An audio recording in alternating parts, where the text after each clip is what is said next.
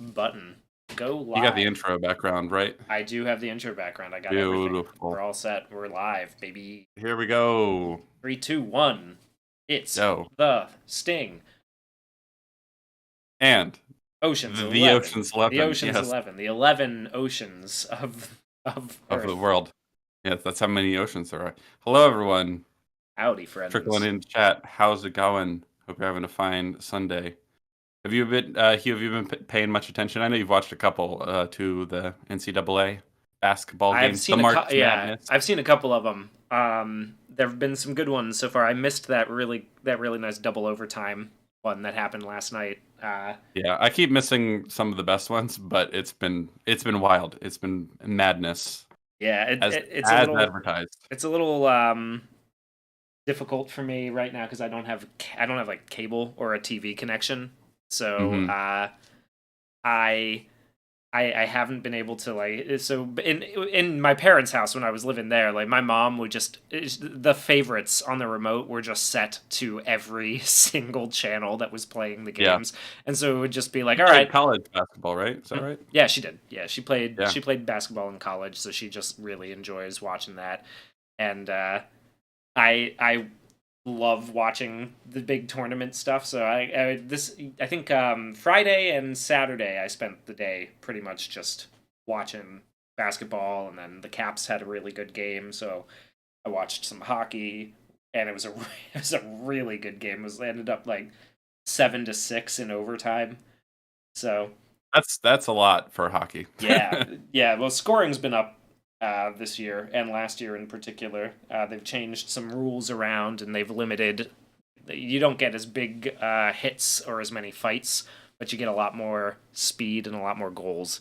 So it's been interesting to see how that goes on. But yeah, Yeah, I've been very much enjoying it. My bracket is fucked, like beyond all. Like I'm doing so bad. It's unreal how bad I'm doing. If I did a randomizer, I'd probably be doing better. It's really bad, but it's been fun anyway. I like this is the most wonderful time of the year. I love it.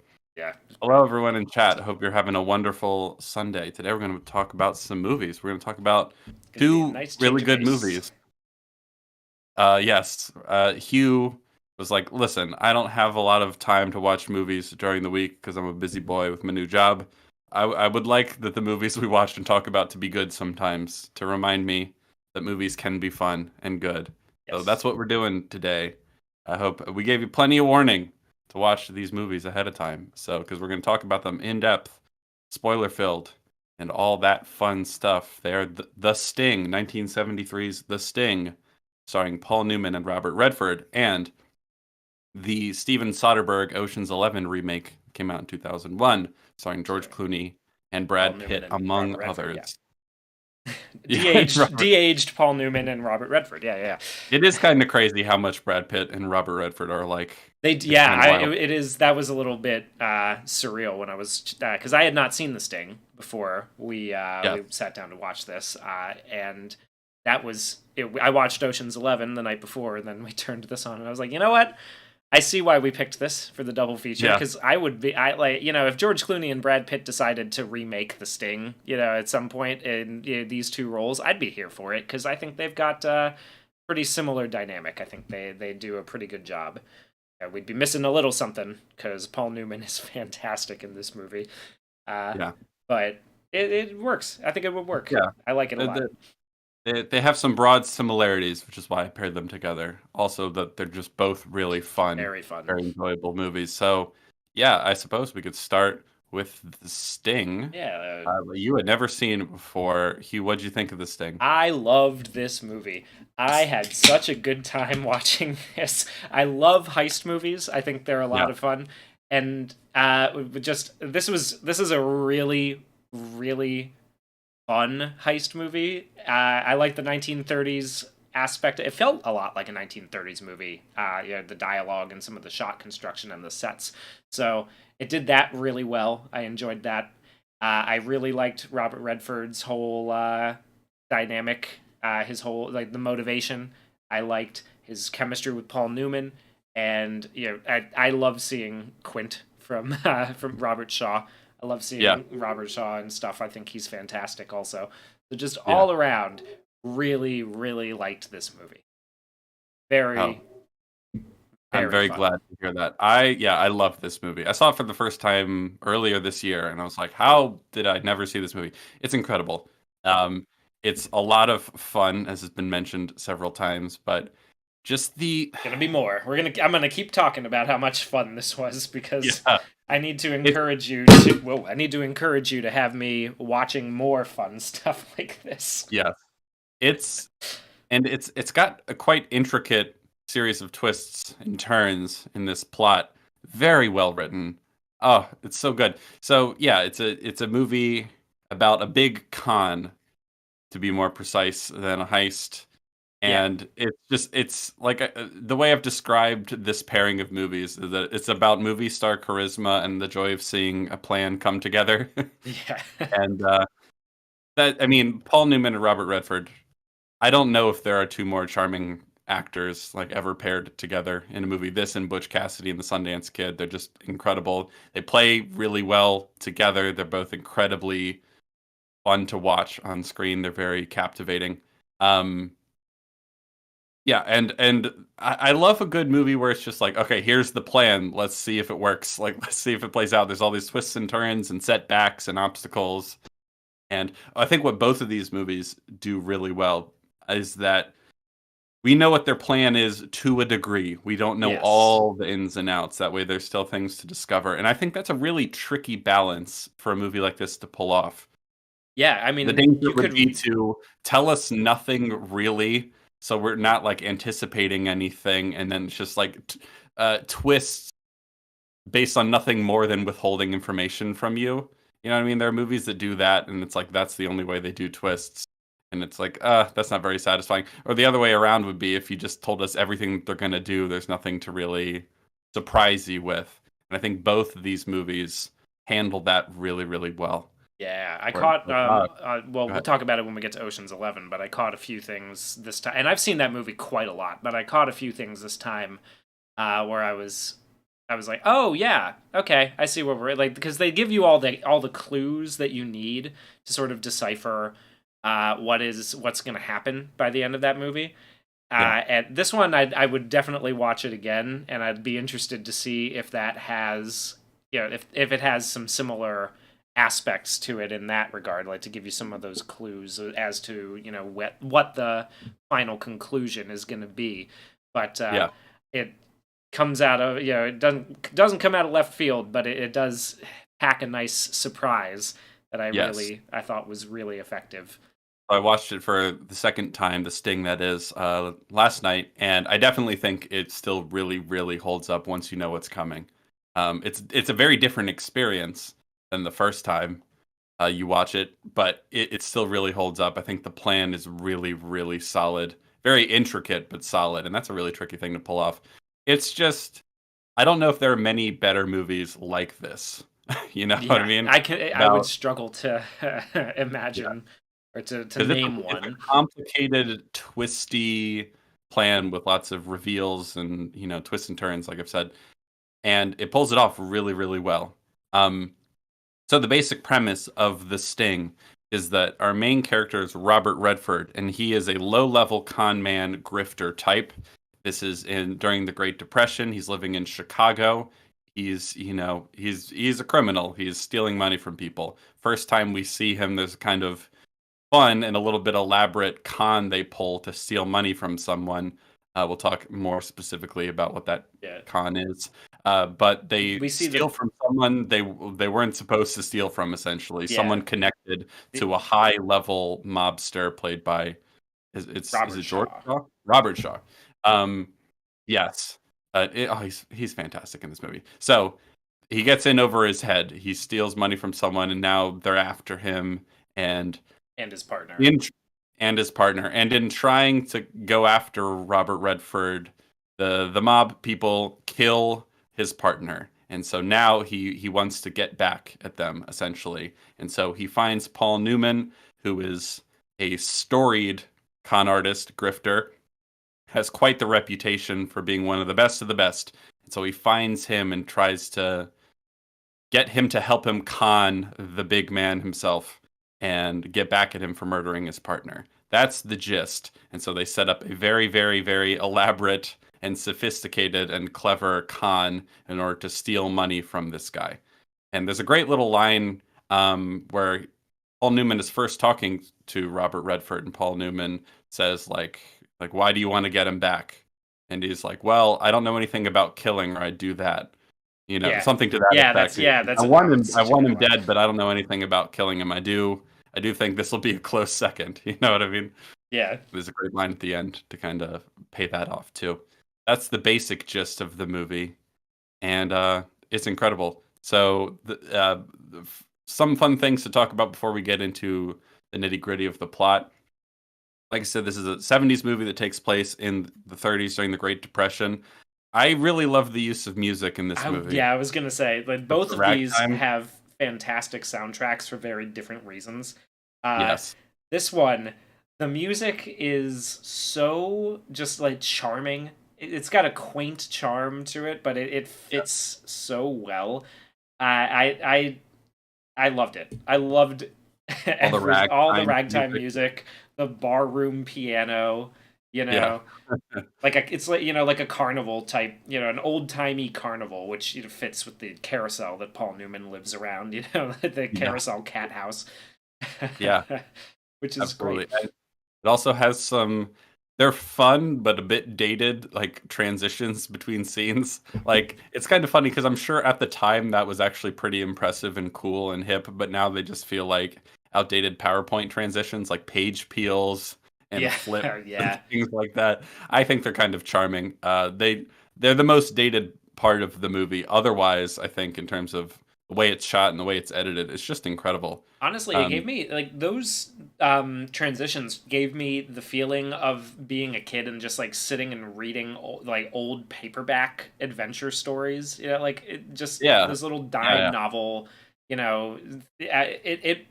I don't know. It was very charming. I enjoyed it a yeah. lot. And the illustrations are gorgeous. The chapter titles give it a lot of. They give you like a little bit of clues as to what you're looking for and what certain things are gonna play. Like there's one I can't remember the one with the train as the main chapter photo. The hook, I think The is what they hook, call that yeah, that's character. yeah, the hook, and it's like, oh, this is we got a big locomotive on the screen, and I'm just like, how? Like, I'm just getting off of work, I'm sitting there like, how is a train gonna play a part in what we're doing here? And then the whole hook of the con happens while they're Yeah, on a train, and I'm just like, you know what? That's good payoff. It's set it up, it paid it off, set them up, knock them down. I'm in. I like it. yeah, yeah. Great poker scene too. It's Oh, really oh my difficult to do a gosh, good yes. poker scene in a movie. There's only a few that I can think of that do it superbly. This is by far my favorite, I would say. This is Oh yeah, one of the best it's poker really scenes. tense too. So this movie has a lot of like we've mentioned very charming old ragtimey piano bar music. But it really knows when to lay off the music too. There are some long sequences with absolutely no music in them, no score. Really, Hmm. there is score in the movie, but the whole sequences, like that whole poker scene, there's no music. It's just it's quiet and it's tense. It's a very tense movie. There's a lot of like very kind of thrilling and stressful sequences Yeah, that are quite fun. Um, so yeah, let's start going through it. Uh, let's do it. first time we see Robert Redford. Well, actually, the first thing we see is we're watching some bookies in Chicago. They're we Doing get a bookie little things. They're doing bookie things, yes, and they get a call from a boss like, "Hey, you guys are behind some of the other offices. You guys need to step it up, whatever, and like you need to get us the money from the weekend or today, whatever it is." And so they send a guy with the money to go take it up to the head office, whatever it is. And on the way, he sees someone chasing after someone who he assumes stole his wallet. He's well, like, he "Help! assumes Help! that Help because that guy!" he's yelling. Yeah, The guy's you know what I running. mean. He's running and yelling like, "Help me! He took my Yeah. money. He's got my money." Uh, And so he doesn't do anything, but Robert Redford is also there, and he throws his briefcase at him to trip him up, which is great. And he like grabs a trash can lid to use as a shield when the guy pulls out a knife. There's some fun stuff in that. yeah, Um, very so the Captain basic America gist, esque. it's what? kind of like in Captain America. I would assume that Captain America borrowed a little bit from that. He picks up Okay, I see what in you mean. in the first movie. He picks up a shield, Yeah, or yeah. picks up a trash can lid to use as a shield. So And so the basic gist of this con, it's pretty clever. I really like it. I like that there are so many different cons in this movie, and they all have names. You know, yes, like oh, classic, the Switch or whatever they call this one.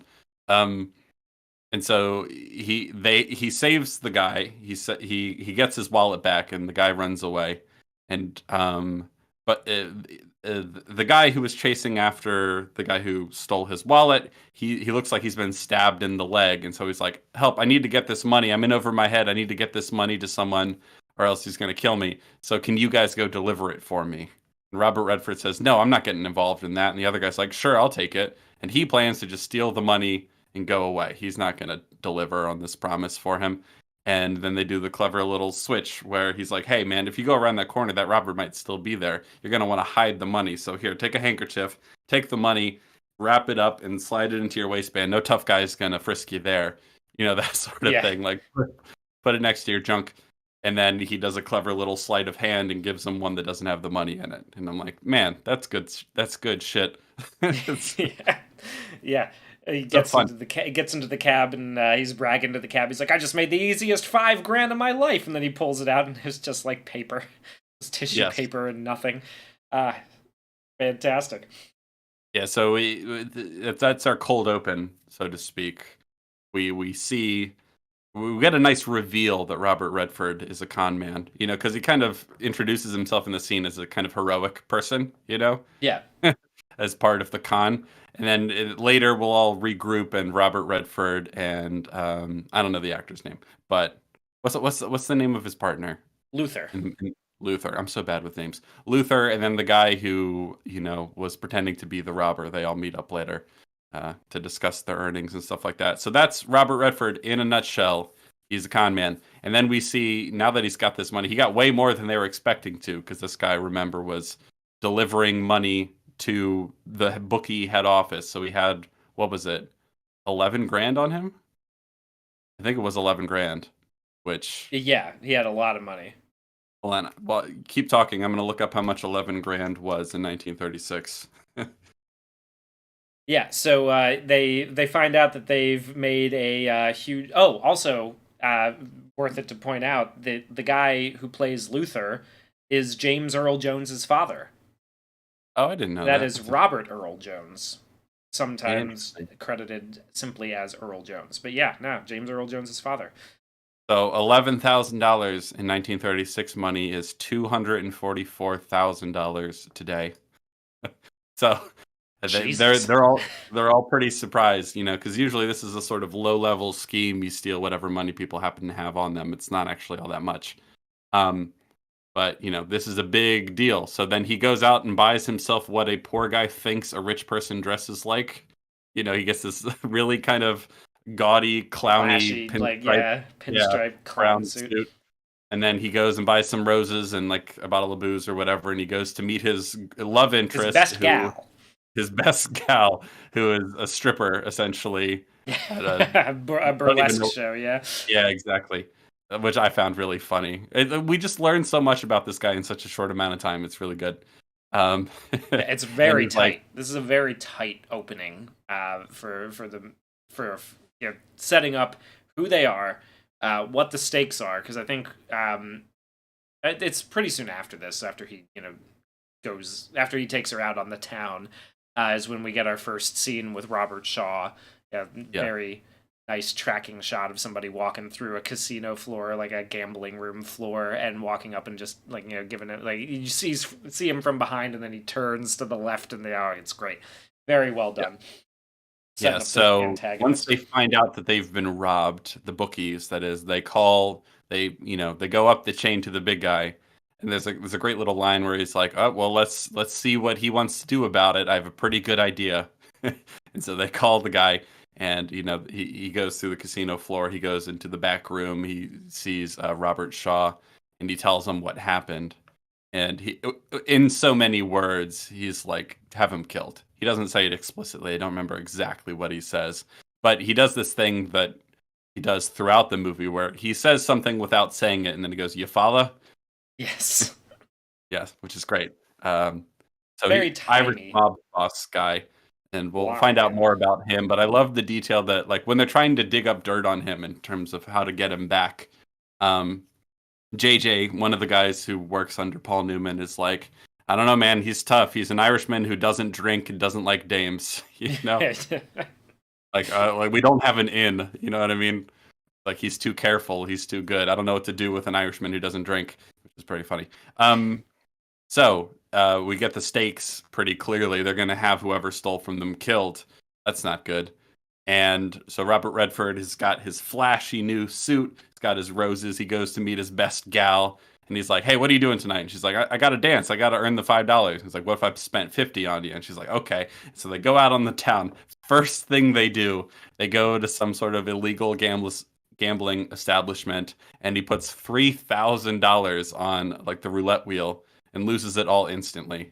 Because yeah, loses it instantly because he puts the biggest bet he could possibly put, one that is definitely going to draw attention, right? And of course, Yeah. this is an illegal gambling thing run by the mob. So the mob guy comes in and goes, "Yeah, take the bet." Like, how the table guy, the guy who's running the roulette table doesn't want to take the bet. He's like, "No, house limit.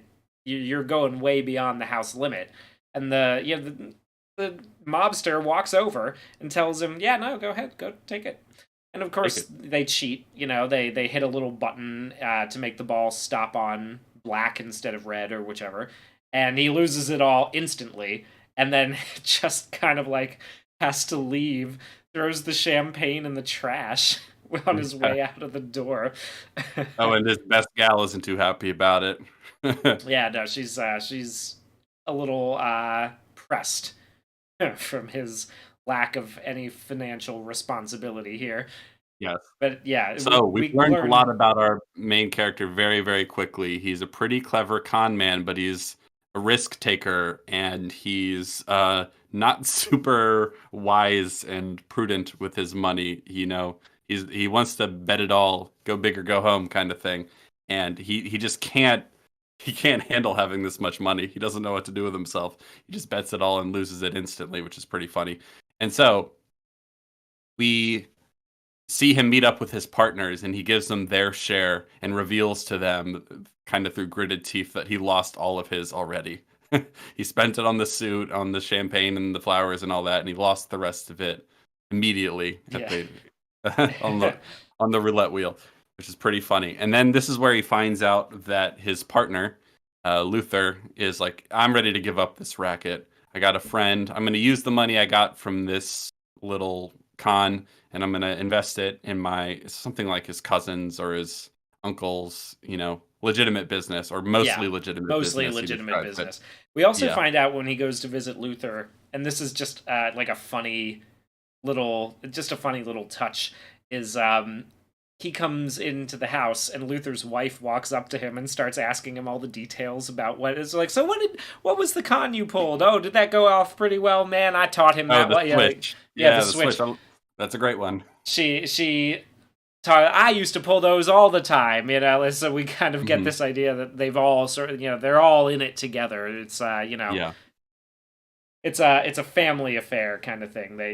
Yeah. They're all in communication with each other. They're all sort of like they're old time pros.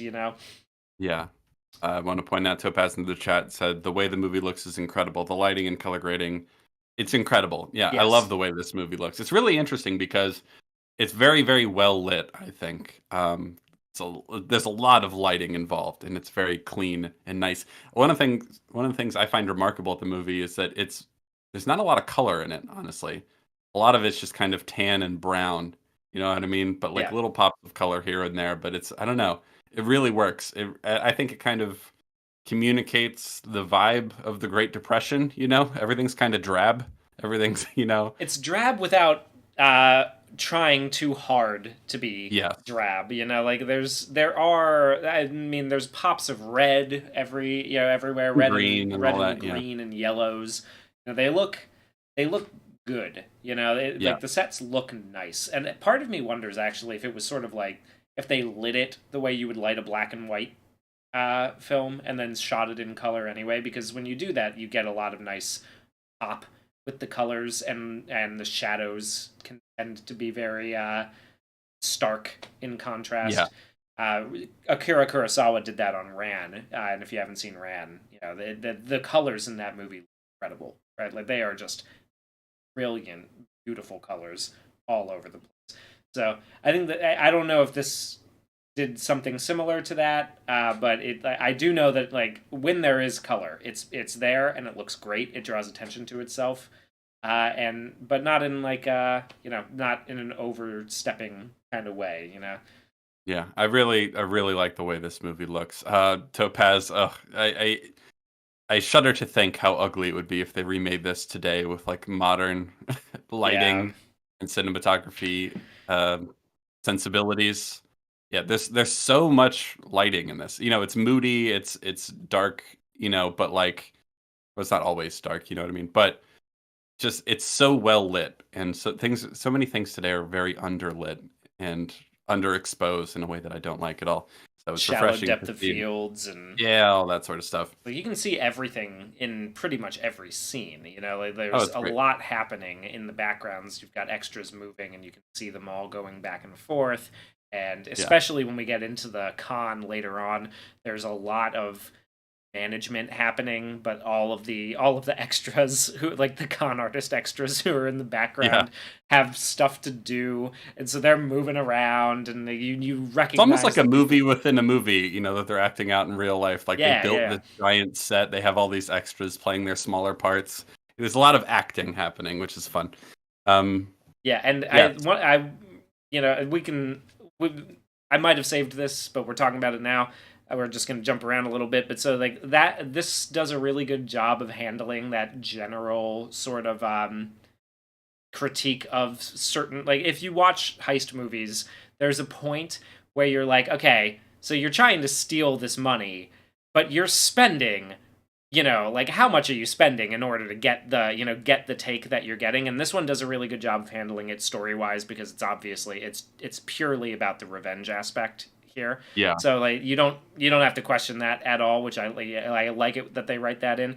Same thing with Ocean's 11 when we get to it. yeah, It's not really about the take for them. It's about sending a message, right? It's not about the money. It's about sending a message. So I think this does yeah. a really good job. They clearly make money here, but they're Well, all kind of yeah. willing to spend a lot to risk it because, as we'll find out, when they kill Luther, um, trying to get their money back and try to make them pay for stealing from them, everyone liked Luther. You know what I mean? In this sort Yeah. of little criminal underworld, a bunch of people are like, "Oh fuck, they killed Luther." Like, all right, well, I'll join your team to get them back. You know what I mean? Because that's unacceptable. You know, there's like a code sort of thing. Yeah. It's an interesting. It's both are interesting movies, and they kind of have some different ethical questions built into them. But both movies are about thieves and con men who shouldn't be likable, but in the movie are anyway. And both kind of do a broadly similar thing where you It's know a, they're low level criminals stealing from people who definitely don't deserve to be stolen from, and so we don't like that about them. But the main heist or con of the movie is stealing from someone who is very yeah. much not likable. You give us a I Robin think Hood sort of dynamic, and we're a on little bit. board. You know, I mean, they're that's not giving it to the poor, but yes, they are yeah, but stealing. yeah. Yeah, It's like an altruistic thief kind of thing, minus the yeah, fact that like they're clearly doing it. Well, I mean, in Ocean's 11, doing it for their own. In this one, turns out not so much, just because they want to get somebody back for yeah. hurting their friend, which is yeah, that's pretty nice. And Topaz in the chat mentions that the new Hollywood era was by far the best at having extras doing background stuff, make things feel real. Yes, absolutely. More more filmmakers who actually watch Spielberg movies from the 70s like Jaws or Indiana or like 80s like Indiana An Jones, Alien, and Alien. you know, Alien's a big one for me because I was thinking about when Robert Redford comes into the establishment before he bets $3,000 and loses it immediately. When he's kind of walking through, we're doing this sort of tracking shot. It's kind of a compound move, but we're moving through the area, and we just hear all this sort of cluttered, chaotic noise and conversations. It all feels very real. It all feels very, like you're really in the space. The background actors aren't props, it feels lived in, it feels real. And I think about Alien, one of the things that really struck me the first time I ever watched it is like the first scene where they're all having, they've all woken up, they're having breakfast or whatever you want to call it. And they're all just kind of talking over each other. And we just kind of pan across the group. We're not really focused on any one conversation right away. It just feels natural and kind of chaotic in a way. And, Yeah. and I like it. I This always think movie of the does shots a in good job of Indiana that. Jones, in Raiders of the Lost Ark, where they've got just so much happening behind the people who are having the conversations that like every and the depth of field is very deep, so you can see it all happening while the conversations are going on, and it looks so much better than just having a bunch of CGI'd extras in the background filling space. There's Yeah. not. Yeah, yeah, this movie does a great job with that, and both of them do, really. Honestly, I think Yeah. some good stuff. So, he Robert Redford, his actual name is Hooker. What's his first name? Do you remember? Uh, Someone in the chat will know. See, somebody will. Hooker meets up with Luther and the other guy who has a name, but I don't remember it.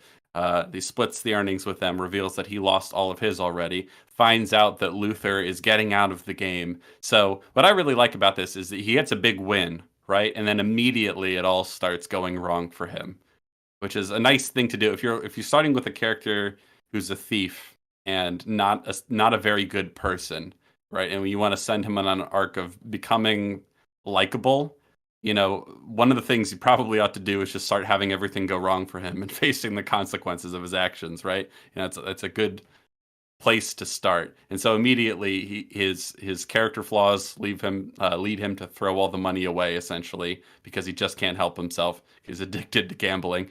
And then he finds out his partner's giving it up. So like now he's on his own and he can't really do this con without other people. And then he finds out that they're after him, right? So we get a great scene, one of my favorite scenes in the first part of the movie. Robert Redford and his other partner, the guy who played the robber in the con, they get stopped by the police, right? And there's a local dick, as they keep calling him in the movie, which is, I think we should bring that back. I think we should call detectives dicks because it's funny. A local guy comes and like kind of beats him up in the alley, and he's like, "I heard that you stole money from this guy. Um, like if you give me a cut, I won't turn you into them." Essentially, that's his con as well. And I like what this movie does in establishing that, man, times are really tough. Basically, everybody has their own con to Yeah, different levels. When Luther talks about joining his cousin's business, he's like, it's mostly legitimate. When we see the cop or this local cop, like his con is to find people who have stolen from other people, and it's like, well, give me a cut and I won't turn you into them. That's his con. So he threatens him, and he's like, well, I don't really care that you lost all your money. You're gonna give me $2,000 or however much it was. yeah, Um, he demands a good point. Well, and Robert Redford lies about how much he got. yes, and he's like, I don't believe you, Yeah, essentially. And so he's like, you owe me this much money, or there'll be hell to pay. And so he's like, all right, fine. And then he gives him some money, and then his partner's like, where'd you get that money? He's like, it's fake. He'll find out soon enough, though. We got to get out of here. And so he's got counterfeit money on him, and he gives it to fend him off. So now he's made another enemy, essentially.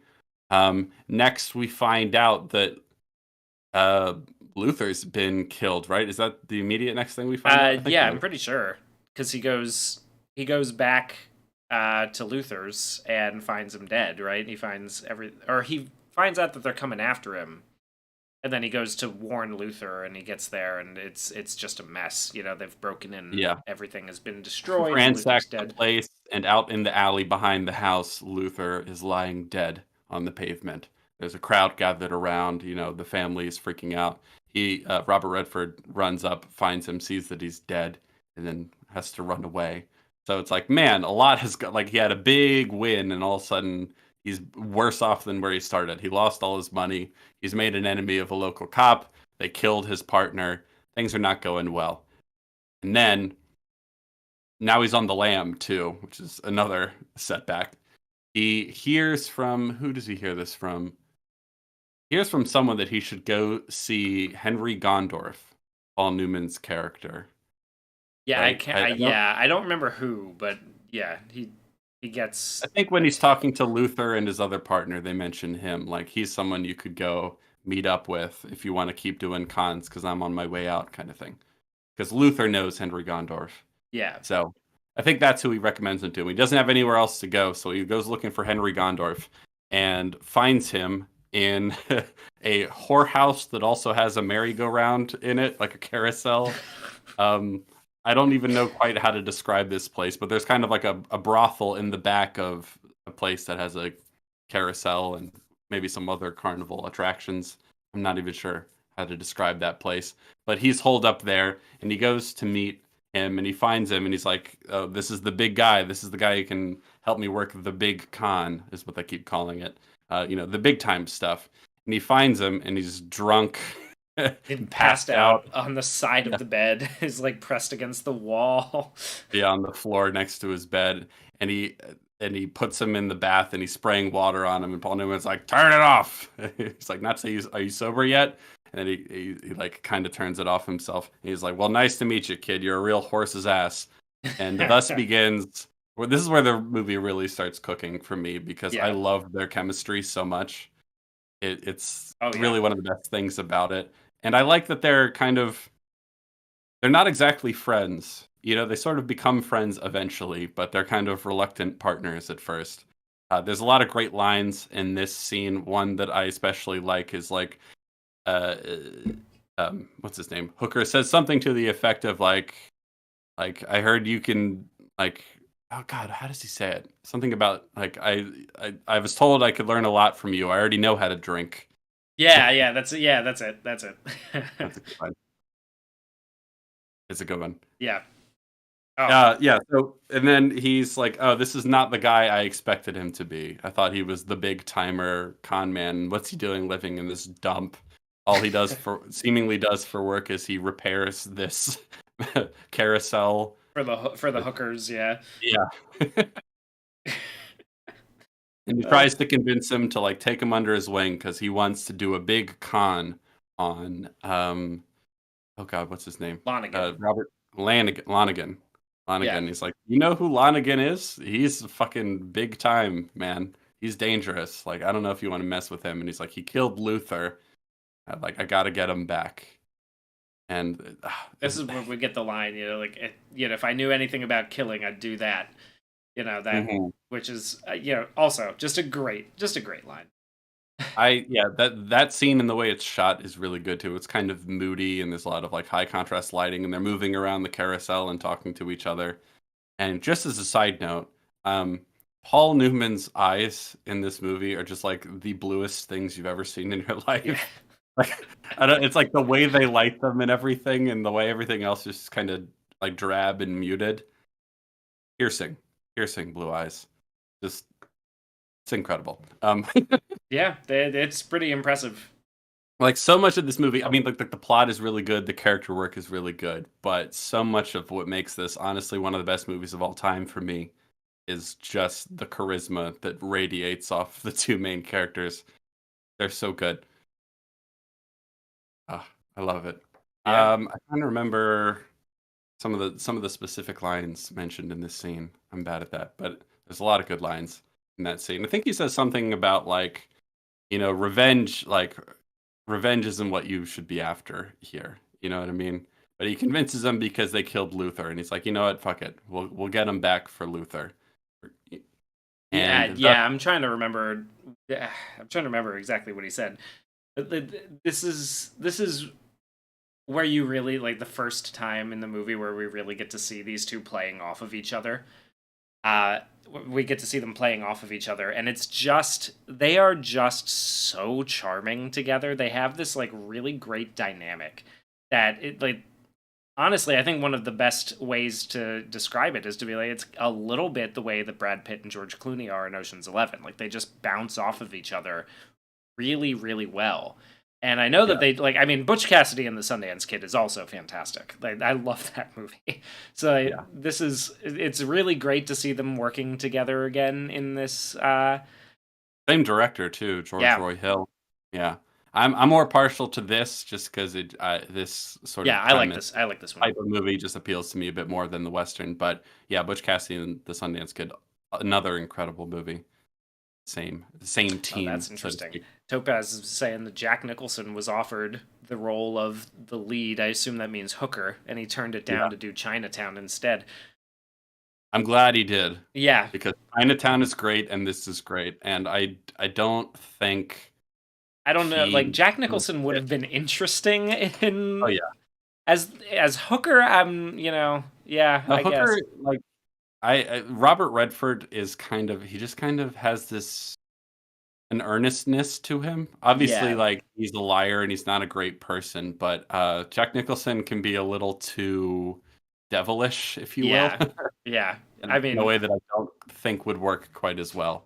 Because one of the things that's interesting is like we get so much of who Hooker is through Robert Redford's performance and all the writing in the initial part of the movie. Like we know how far we can trust him, you know.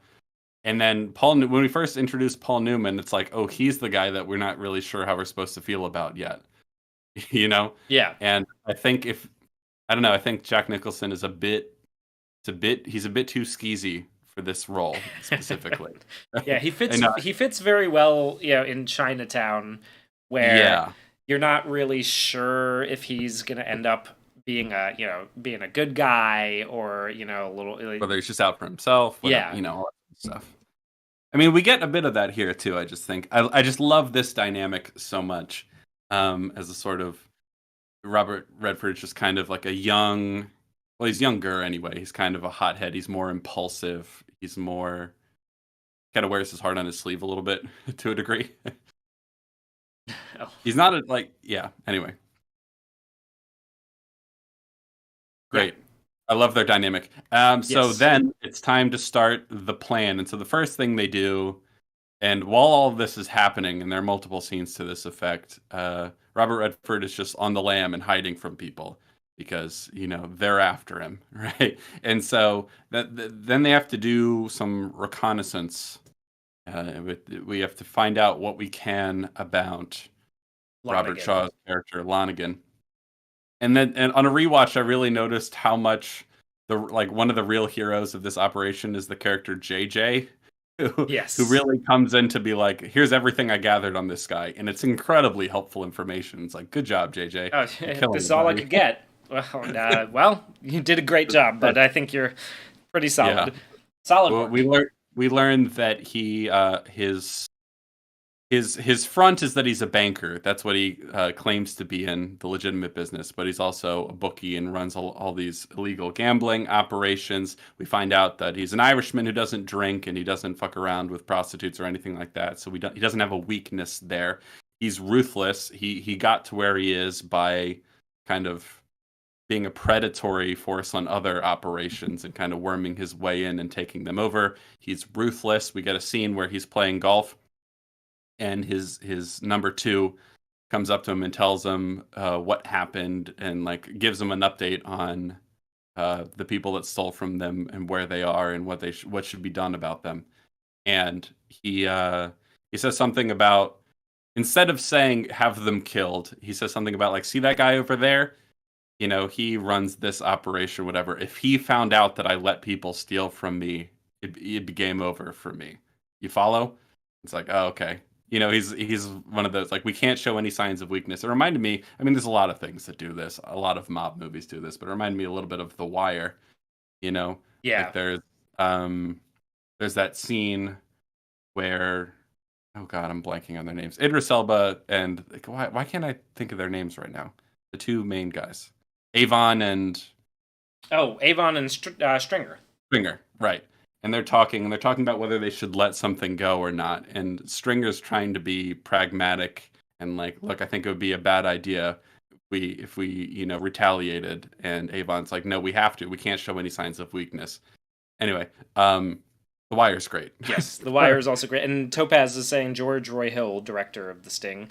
kind of like Peter Yates. He's obviously a great director. I feel he needed one more great movie to get way more legacy love. I mean, he's got so we've got this, we've got Butch Cassidy and the Sundance Kid, and we've got Slapshot. I don't know. I think he's pretty good. I You like think Slapshot? I know you're a hockey guy. I I do haven't enjoy seen it. Slapshot. I think Slapshot is great. All right, I'll check that out at some I point. love that movie. It's Yeah, very funny.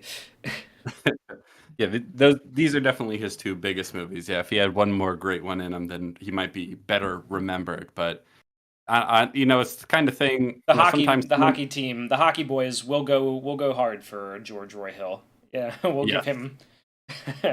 it's the kind of thing for me. I think about this sometimes. There's some directors who have made an then truly incredible movie, and if everything else they ever made was a dud, it'd still be like, man, we're one of the greatest of all time still, just by virtue of having made, I don't know, The Sting or something like that. Yeah, You know what I mean? Even if that's all you ever did, this movie is it's close to a masterpiece. It's really, really good. I would say so. It's pretty up there. Yeah, so we Give, find out. Go ahead. I was gonna say we've got directors, like Rob Reiner, who Oh they God. manage they the hit and miss on Rob Reiner. The hit and miss ratio is what is that, like almost 500, like almost a perfect 500.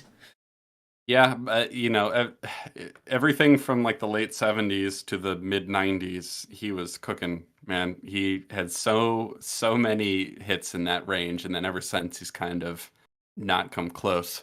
But that he's still one of the greatest of all time by virtue of those movies, I think. Like Spinal Tap and Misery Misery, and When Harry Stand Met by Me, Sally, and Stand Harry by Met Me. Sally, The Princess Bride, A Yeah, Few oh, Good he did do Men. the Like Princess Bride. Yeah, he did. Yeah, like, man, that's enough. I don't care if you never do anything good again. That's pretty good. yeah. You can make a bunch of crap all you want, man. Go for it. You've earned it. Uh, so we learned that Lonigan is ruthless, and we learned that he is kind of one of the more dangerous people in this business. He kills for pride. He doesn't have a lot of weaknesses. He doesn't gamble much. We learned that either he doesn't play games that he can't win, is like how he's described. So like we find out that he plays poker and he cheats, Yeah, right? And so like that's a window in. And then so that's such a great moment too. Is just when he's he plays poker, he cheats. he's good at it He's too. good at it too. Yeah, he's real good at it. Yeah. And I love seeing all the gears turning in these scenes where like JJ's describing everything to them, because it really feels like they're thinking it through and like coming up with the best plan, because the plan they come up with, absolutely incredible. But while they're still finding out information, eventually they find out. So they decide to go with a plan that they call the Wire. They don't tell us right away what the Wire is, but we will eventually find out. We might as well just skip ahead, that it involves setting up a fake bookie sort of sports betting operation on horse racing, with an announcer on the radio.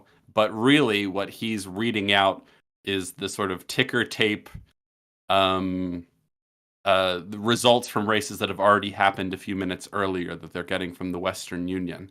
So Yeah, well, and they basically, use that to sort of bait him into doing it. Because like they bait him into the plan by giving him the well, it's fixed, so you're not really, because this is a yes. great thing with Lonigan's character, right? Is like, we know he likes to play poker, but that he likes to cheat. So it's like, Mhm. as soon as you get him hooked on a racket, a gambling racket where he can clean up by cheating, you know that's the that's how they do it, right? Like Not it's about, he's not out to take big risks. He's not Hooker. yeah, He's he does so they have to. he only ever wants a sure thing. So Yes, exactly. And nice foil but too for the but we have to character. do several things to hook him into it first. And so there's different. It reminds me a little bit of The Prestige, where they name the different stages of the trick. This one has that as well. There's different chapters in the story that kind of mirror the con that they're going to pull, right? And Yeah. I don't remember them all in order, but eventually we get to the hook. And the hook involves, okay, well, one thing we know he does is that he plays poker on a train It's a very exclusive poker game, high stakes, you have to put a lot of money up to get into the game. And so their plan is to get Paul Newman. God, why am I so bad with names? Gondorf, Henry Gondorf. Gondorf, Henry Gondorf. I kept thinking it was Gondor, but it's Gondorf, which is I very thought it was clever. Gondor for when I was watching it the first time for a while. Also, Gondorf. And so yeah, because and I was like, oh, so they're like the guy, they're using his last name Gondor as like like Lord of the Rings. Gondor is the the beacon of hope in the face of the darkness, right? I was like, oh, no. I see, not subtle, but no, it's Gondorf. It's an yeah, And so their total plan coincidence, I'm sure. is to it's a very sophisticated plan. They get him on that train and he wants to join that poker game. And the basic idea is that he's gonna show up with a lot of money and play a sucker, right? And so I instead of going through how the plan is revealed to us, I just want to talk about the plan from like a bird's eye view, right? Okay. Because presumably the people watching have seen the movie. Uh, Well, we I gave him hope so plenty of anyway. time. We gave him two Yeah, weeks. If you didn't yeah. watch it, If you're still here and you haven't seen the movie, you can leave. I give you permission to leave and go watch the film. We've already spoiled a little bit, but we haven't spoiled the big stuff, I don't think. Or maybe maybe not. we have. Maybe Anyway, who knows? maybe it's too late. But anyway, so the plan Either way, is it's gonna worth a watch. he's gonna show up. He's gonna play kind of a drunk sucker who's gonna come into this poker game and lose a lot of money. Right? That's the gist. But but he's going to cheat better. Right? He's going to cheat better than Lonigan. Right? And one thing I really like about the way that plays out in the poker scene is he can't say anything about it because if he reveals that he knows he cheated, it reveals that He Lonigan cheated, was yeah. cheating as well. It's great. It's great. And so, but before the poker game starts, they have someone kind of swipe his wallet from him, so he doesn't have his money when it's time to pay him out, right? And so they go into the poker game, and right before the poker game, we're getting like the build up to the game itself. There's a lot of great scenes in here. One of them is that they're waiting in anticipation in their train car, and Paul Newman has a bottle of gin. He's pouring some of it down the drain, takes a big swig. He's like swishing it around in his mouth, and he's like rubbing it on his face. And Paul Newman's like, "What are you doing?" And he's like, "Always drink gin with a mark. You can't tell if you cut it." And he's pouring water into the gin. So he takes a swig of the gin, swishes all around like mouthwash. So he definitely smells like alcohol. Splashes some on his face because he's got to come in stumbling in like he's already drunk. That's part of the con. But then he fills the rest up with water, So that he can keep drinking it during the game, and without actually getting drunk and getting sloppy. Yes, it's great. All these little details are really, really nice. Another scene right before it starts is a really great one. I think I saw it mentioned in the chat already. There's like a card trick scene. oh, While where they're he's waiting, doing all the cutting, yeah, and he's yeah, yeah. he's doing this sort of sleight of hand stuff where he always no matter how he cuts it and shuffles it around, the ace keeps popping up on top and stuff like that. It's really good, and there's a really clever hidden cut to like hide the fact that it's not Paul Newman's hands doing it. Yeah, It's really well done. I mean, you can tell where it is if you're really paying attention, but it's very immersive. I like it a lot. Like when he pulls his hands away from the table briefly, and there's a hidden cut there. Anyway, really good stuff. So he's doing the card trick, and it's really impressive. But then he kind of fumbles it at the last minute, and Robert Redford looks at him like, "Are you what's serious? going on? Are you fucking kidding me? You're the guy." And he's like, and he goes, "You just worry about your end, kid." That's good. uh, Great stuff. God, they're so funny. It's so funny. Like, like the dynamic between the two of them, just like being in this and like not being sure of one another and having to trust each other as they move through Yeah. this incredibly important scam that could get Yeah. them both killed, but they're like, they have to just despite the shortcomings, they just have to trust that each other knows that they know what the other's doing, or that they all Yeah. know what they're up to. And the movie does a really good job of planting seeds of doubt. Yes. Right? The first seed of doubt with Paul Newman, obviously, is that he's a drunk and he's living in some shithole, and it's like, is this guy really the best of the best? Doesn't seem like it. That stuff's really good. The fact that he kind of fumbles the cards out of nerves. It's like, oh, do you really have it in you? With Paul Newman, there's all sorts of seeds planted to sort of cast doubt on like why he's doing this and whether he can keep it together. I mean, the whole idea that he's being chased by the the cop who's after him for giving him the counterfeit money. That's not something he tells Paul Newman. Paul Yeah. Newman finds out anyway. There's a great little scene. Oh, one thing I like about the scene where Paul Newman finds out that there's a cop looking for him for Counterfeit. giving Yeah. him counterfeit money. The woman comes in. We know what's happened already.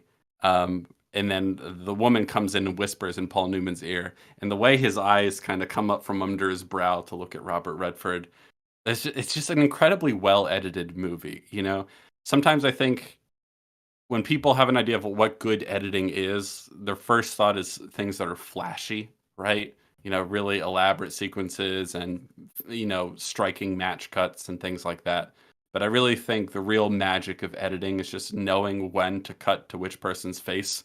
You know what I mean? It's all in like the Yeah. timing of reaction shots. And that little moment where he realizes that he's not telling him the whole truth, right? That there's a cop after him. He doesn't tell him any of that information. The way he looks up at him and the way we cut to Robert Redford and cut back to him, little moments like that are just incredible. That's the real magic of editing for me. It's just knowing Yeah. exactly when to cut to who. And this movie is incredibly well edited. I actually wanted to look that up because it was mentioned in the chat that this movie cleaned up at the Oscars. I think it And won Best Picture, didn't it? it won Best Picture, it won Best Director, it won 7 Academy Awards, and it That's was up good. against movies. It was up against movies like The Exorcist. So Oh shit! Damn, what a yeah, good year. yeah. You keep talking. I'm gonna look it up to see what other Oh, awards it that's what I won. was. That's what I was doing. And hey, wait a minute. But yeah. Okay, then you do it. You tell me. I know it Well, won Best Picture. I know it won Best Director. best editing, Um, best screenplay, best director, best picture, best production design, best original score, best actor for Robert Redford, best cinematography for Robert Surtees. So yeah, it, wow. it really did clean up. I really think it deserves almost all of those. Yeah. Yeah, it's really good. I mean, production design too. One of the things that's really great about it, it's a period piece and it feels very real and believable. But there's some fun production design too, because like they basically build a set in the movie, right? And so that's a really interesting set piece as well. Anyway, there's a Right. lot of good production design. I think it's an immaculately edited film. Really, really solid.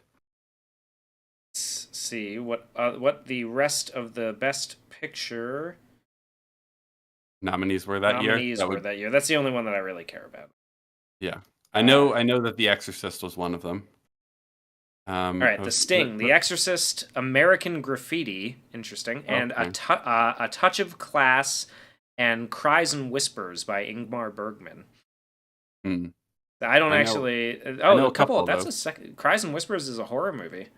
So 2 horror movies for Best Picture in 1 year. That's actually kind of That's surprising. impressive in and of itself. Yeah. Yeah. Donald's angry in chat says devs in bio. um, yes, I am. It's so close I can taste it. It's very very close. Um, um, here's the promise. It'll be out before Alex Garland's Civil War comes out. That's the promise. Yes, because we will be watching Civil War. Unfortunately, I can't help myself. I need to know how bad it is. I need to know. Last Tango in Paris was also the same year, apparently. Yes, yeah, Last Tango in Paris. Interesting. Yeah. Yeah, it cleaned up and I think very deservingly so. So yeah, just a note on the editing, which I think is incredible. I just think it's got such a sense of timing and knowing when to cut to who. So that gets back to the poker scene, one of the best scenes in the movie, and there's some fierce competition for that title. Sweet. So sorry, I went and looked up the as Topaz requested. I went and looked up the Best Picture winners from 1970 to 1980. 1970 was Patton. I haven't seen that one. Never really all that interested in that one, but 7 Oscars. 1971, The French Connection.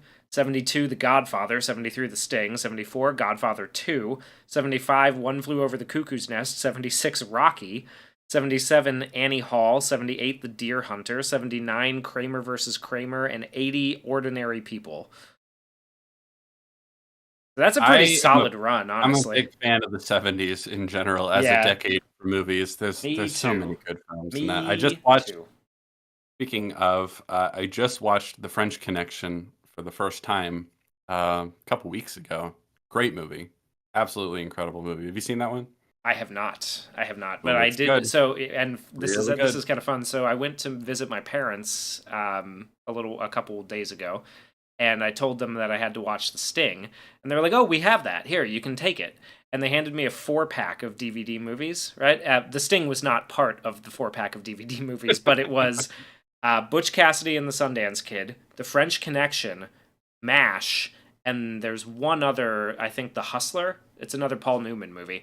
But Okay. so I got a gift of 4 very good movies from the 1970s that I am super excited to watch and rewatch because man, I do like Butch Cassidy and the Sundance Kid. I really like that movie. Well, Butch Cassidy, that's the late 60s, right? Is it late 60s? Yeah, yeah. Okay, Yeah. yeah. But But, yeah. close enough. 70s movie stars. Yeah. So, anyway, we're talking about the poker scene. One of the best One scenes. of the best in the movie. There's so many great details. You know, one of the most fun things about the movie is watching these characters act and perform and lie, you know, when you know that they're lying and stuff like that, and you get to see how convincing they are at it. Very, very, very fun. So time for the poker game. And Paul Newman he barges into the room, he bursts through the door drunkenly. He's like, "Hey, sorry if I'm late. I had to take a crap." he like he walks over to the table and everyone's kind of annoyed with him already, but he's playing the part of a drunkard who's, you know, ready to throw all his money away. And he shows up to the table. He shakes everyone's hand. He's like, "Hey, how you doing, guys?" And he does he does this great thing that to like antagonize Lonigan, where he keeps saying his name wrong, like Linehan and all sorts of other things like that, and he keeps getting under his skin. He also shows up without a tie, and they're like, "Hey, you know, we demand a tie. You have to wear a tie at this table. This is a gentleman's game." And he's like, "Oh, okay, yeah. Give me if you, you feel free to give me a tie." And then later, he's like blowing his nose on it, and all this sort of stuff meant to antagonize him and get under their skin. He's really, really good at it. He plays the part incredibly well. Yeah, let's see. Cover Ocean's 9. No, I won't. Funny thing about, we'll talk more about it, but I still think it's hilarious. Absolutely hilarious that when they did the all-female reboot or prequel, I guess you could say, of Ocean's 11, they started with 8 on the assumption that they would be able to make 9 9 and and 10. 10. That's so What a funny. bold move, dude. The Hubris, hubris. pure hubris. Yeah, so We could do a French Connection. We could honestly we could just do like a Best Picture winners of the 70s kind of like a whole thing on so that. That'd the be poker fun. game. Anyway, Talking about poker the game. poker game. Best Uh, favorite scene. yeah. Yeah, he barges in drunk, all that sort of fun stuff. I love when he shows up late. Yeah, And he's like acting drunk, sauntering in with his bottle of gin and everything. It's so fun when you know why he's doing it, and he doesn't have to tell you, he doesn't have to yeah. explain to the audience, so like, yeah, I'm gonna do it because it'll throw them off, it'll make them angry and kind of like, they Agitated, won't but also agitated and they won't know what to do, but they'll think they can take advantage of me, you know? yes. Yeah, they don't need to explain the why necessarily. It's pretty obvious why this will work. And I love all the details, like everything he does to like get under their skin. I said it already, but like when he barges in, he's like, "Hey, sorry I'm late, guys. I had to take a crap." He's crude and all that stuff, and they fancy themselves gentlemen, so they don't like that. He's not wearing a tie, and so they make him wear a tie, and then later he's blowing his nose on the tie and stuff like that. He's such an asshole about it. God, and Robert Shaw is so like he's so good as like the sort of like stuck up Prideful. prideful like what's the word I'm looking for? Like old money, is that it? Like it's not even that. It's just like he has this idea of himself of like classy. He thinks he's Mhm. classy. So he's like, Yeah. we require a tie at this game. If you don't have one, perhaps we can lend it to you. I was like, Oh, thanks, man. Yeah, that'd be great. yeah. It's Speaking so of funny. I love Speaking of, them like, how playing off. people think about themselves and, like, their money and stuff like that, so when Robert Redford, he buys that really what he thinks is a really nice suit. It's what a poor guy it reminds me a little bit of Elvis, the way Elvis kinda dressed like what he thought a rich person would dress like. Yes. Oh God, You yeah. know, there's a little bit of that with his, like, kinda gaudy pinstripe suit, and then later it's like, "Well, if you're gonna, play this part, we need to give you, like, a real makeover." And so there's, like, a makeover scene, which is fun. Where, like, it all plays with music over it, like, you don't hear what they're saying, but, like, they, like, give him an actually nice haircut, and they give him an actually nice suit, and all these details. It's really fun. So, we're back to the poker game, and he's cleaning up, Yeah, right? he's he's He's doing doing very really well. well, and he's taking money, and some of the other guys at the table are annoyed with him because he's an asshole and because he keeps beating them and all that stuff, and he's betting really aggressively and stuff like that, and he's, like, making fun of them for losing and stuff like that, things they really don't like, and then at one point, um, Lonigan says, like, "Why don't we take a break? Tempers seem to be rising a little high here."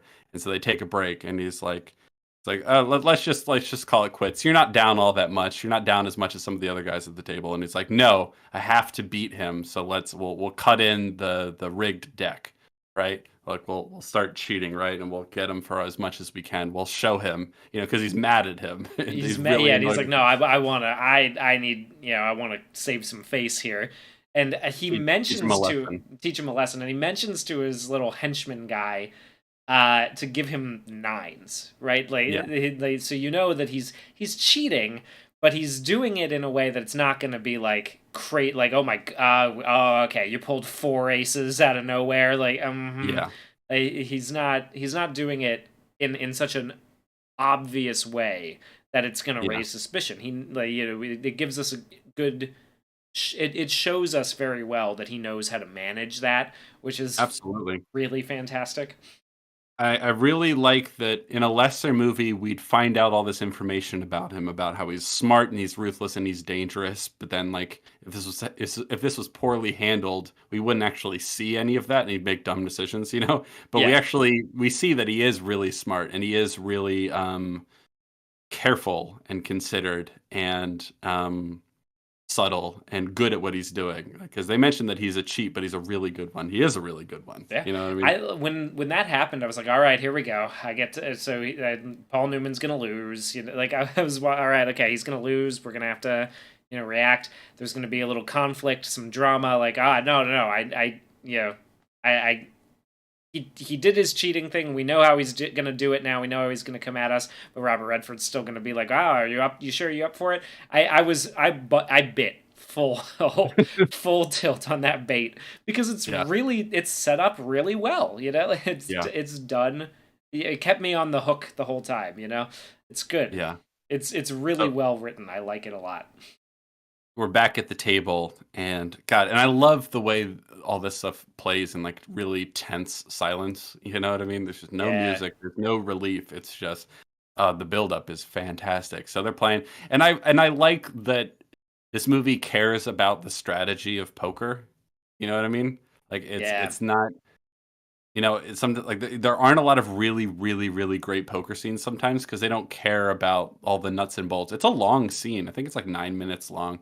It's something like that. It's a long sequence where we see the whole game. We see every bet. You know what I mean? We see how many cards they're asking for. Well, we don't see Lonigan's hand, but we see Gondorf's hand. He's got such a weird name. But, like, we see all the details. We see the thought process, and then, like, they're betting and they're raising each other like crazy. They're and like, it's like, the way that I want to also call out how good Paul Newman's his performance is, especially in this scene where they're about to like reveal the cheat, because he's yeah, looking around at everybody behind him, like acting like they're gonna try to peek over, at Yeah. his cards. And he's doing like he's really hamming it up in the amount Yeah. that he's like being distrustful, and he slowly slides each card into view for us, which is Oh, like it's it's really good. believable, but it's a Hmm. great way of showing us and keeping the tension alive in the scene, because we get to be like, what's he got, what's he holding, you know. Okay, he's got one, two, three. Oh, he's got four threes. You know, like it's you don't Yeah, see him all at once. He kind of fans them out slowly and deliberately. yeah, it's nice. It's really, and then Lonigan does something similar where he kind of looks at it, and like we get to the confirmation. Like, yep, there's four nines there. That's what he had requested. He wanted the full of nines. There we go. And it's a the other thing about the cheating scam is that he makes sure that they give Gondorf a four of a kind, so that he's gonna think that he's gonna put a big bet down, right? Yeah.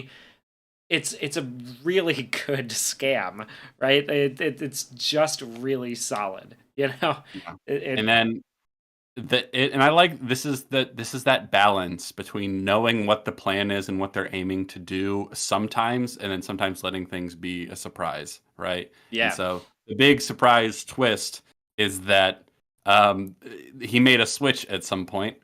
Paul Newman did, and now he has so Lonigan goes first, and he puts out his four nines, and we think that he only has four threes. And he puts his hand down, and he has four jacks, and that is an utter shock to everyone else at the table, especially the goon behind him, who's like on Lonigan's side, and Lonigan himself.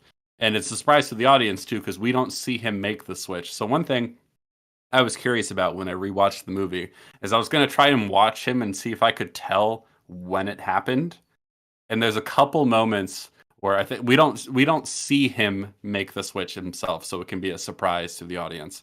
But there are a number of moments I think he could have pulled it off, because there's a few moments where he says something provocative to kind of get under the skin of Lonigan or some of the other guys at the table, to kind of like distract attention away from himself, and he makes some gesture like taking a match and kind of like waving it through the air to like blow it out yeah, kind of thing. He makes some of these distracting gestures, and it's like I think it happened somewhere in one of those. You know what I mean? Like he's doing things to distract attention, like away from the other hand. You know, yeah. classic sleight of hand stuff. I like that because we don't see how it happens, but it's totally like if you're really paying attention, it's totally believable that there would have been a moment where he could have done it. You know, I don't know. It's Yeah, no, just yeah. they nail all the details. And they give you enough information beforehand by showing how good he is with the cards, and like the trick to get the ace, up top every time. Yes. They give you enough information to know that it's a possibility, and then they just like, yeah, they bait you with the slow slide of the cards to see the threes, and then yeah, there's the reactions between the two of them. The bet goes up, and then he hits the jacks down, and it's a surprise to the audience where you're like, oh my god, he actually, wait a minute, hold on. The And fucker did fuck, it. this fucking guy, he did it. That's why he's the goat. And right back to the editing thing, because in this moment, like when he cuts to Lonigan, when he cuts back to Paul Newman, when he cuts to the other people in the room, all of that stuff is just impeccable. It's like the perfect cut every time for like getting all these reactions and in order, and like revealing what they're thinking without Yeah. saying anything. Oh, it's so good because the look on Lonigan's face is fucking priceless. You know, like because you can see all the gears turning, because he's like, I know you cheated because I was cheating, like, but I Yeah. can't say anything.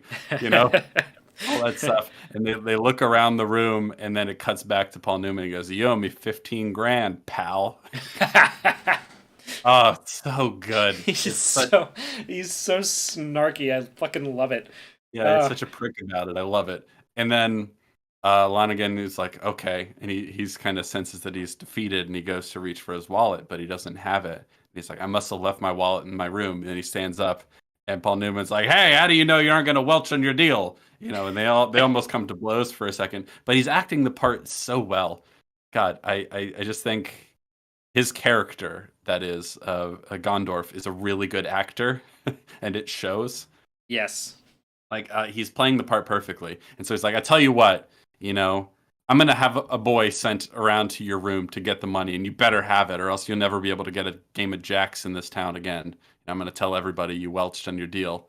That won't be good for you. And there's too many witnesses there. I think this comes up in a conversation with his head goon.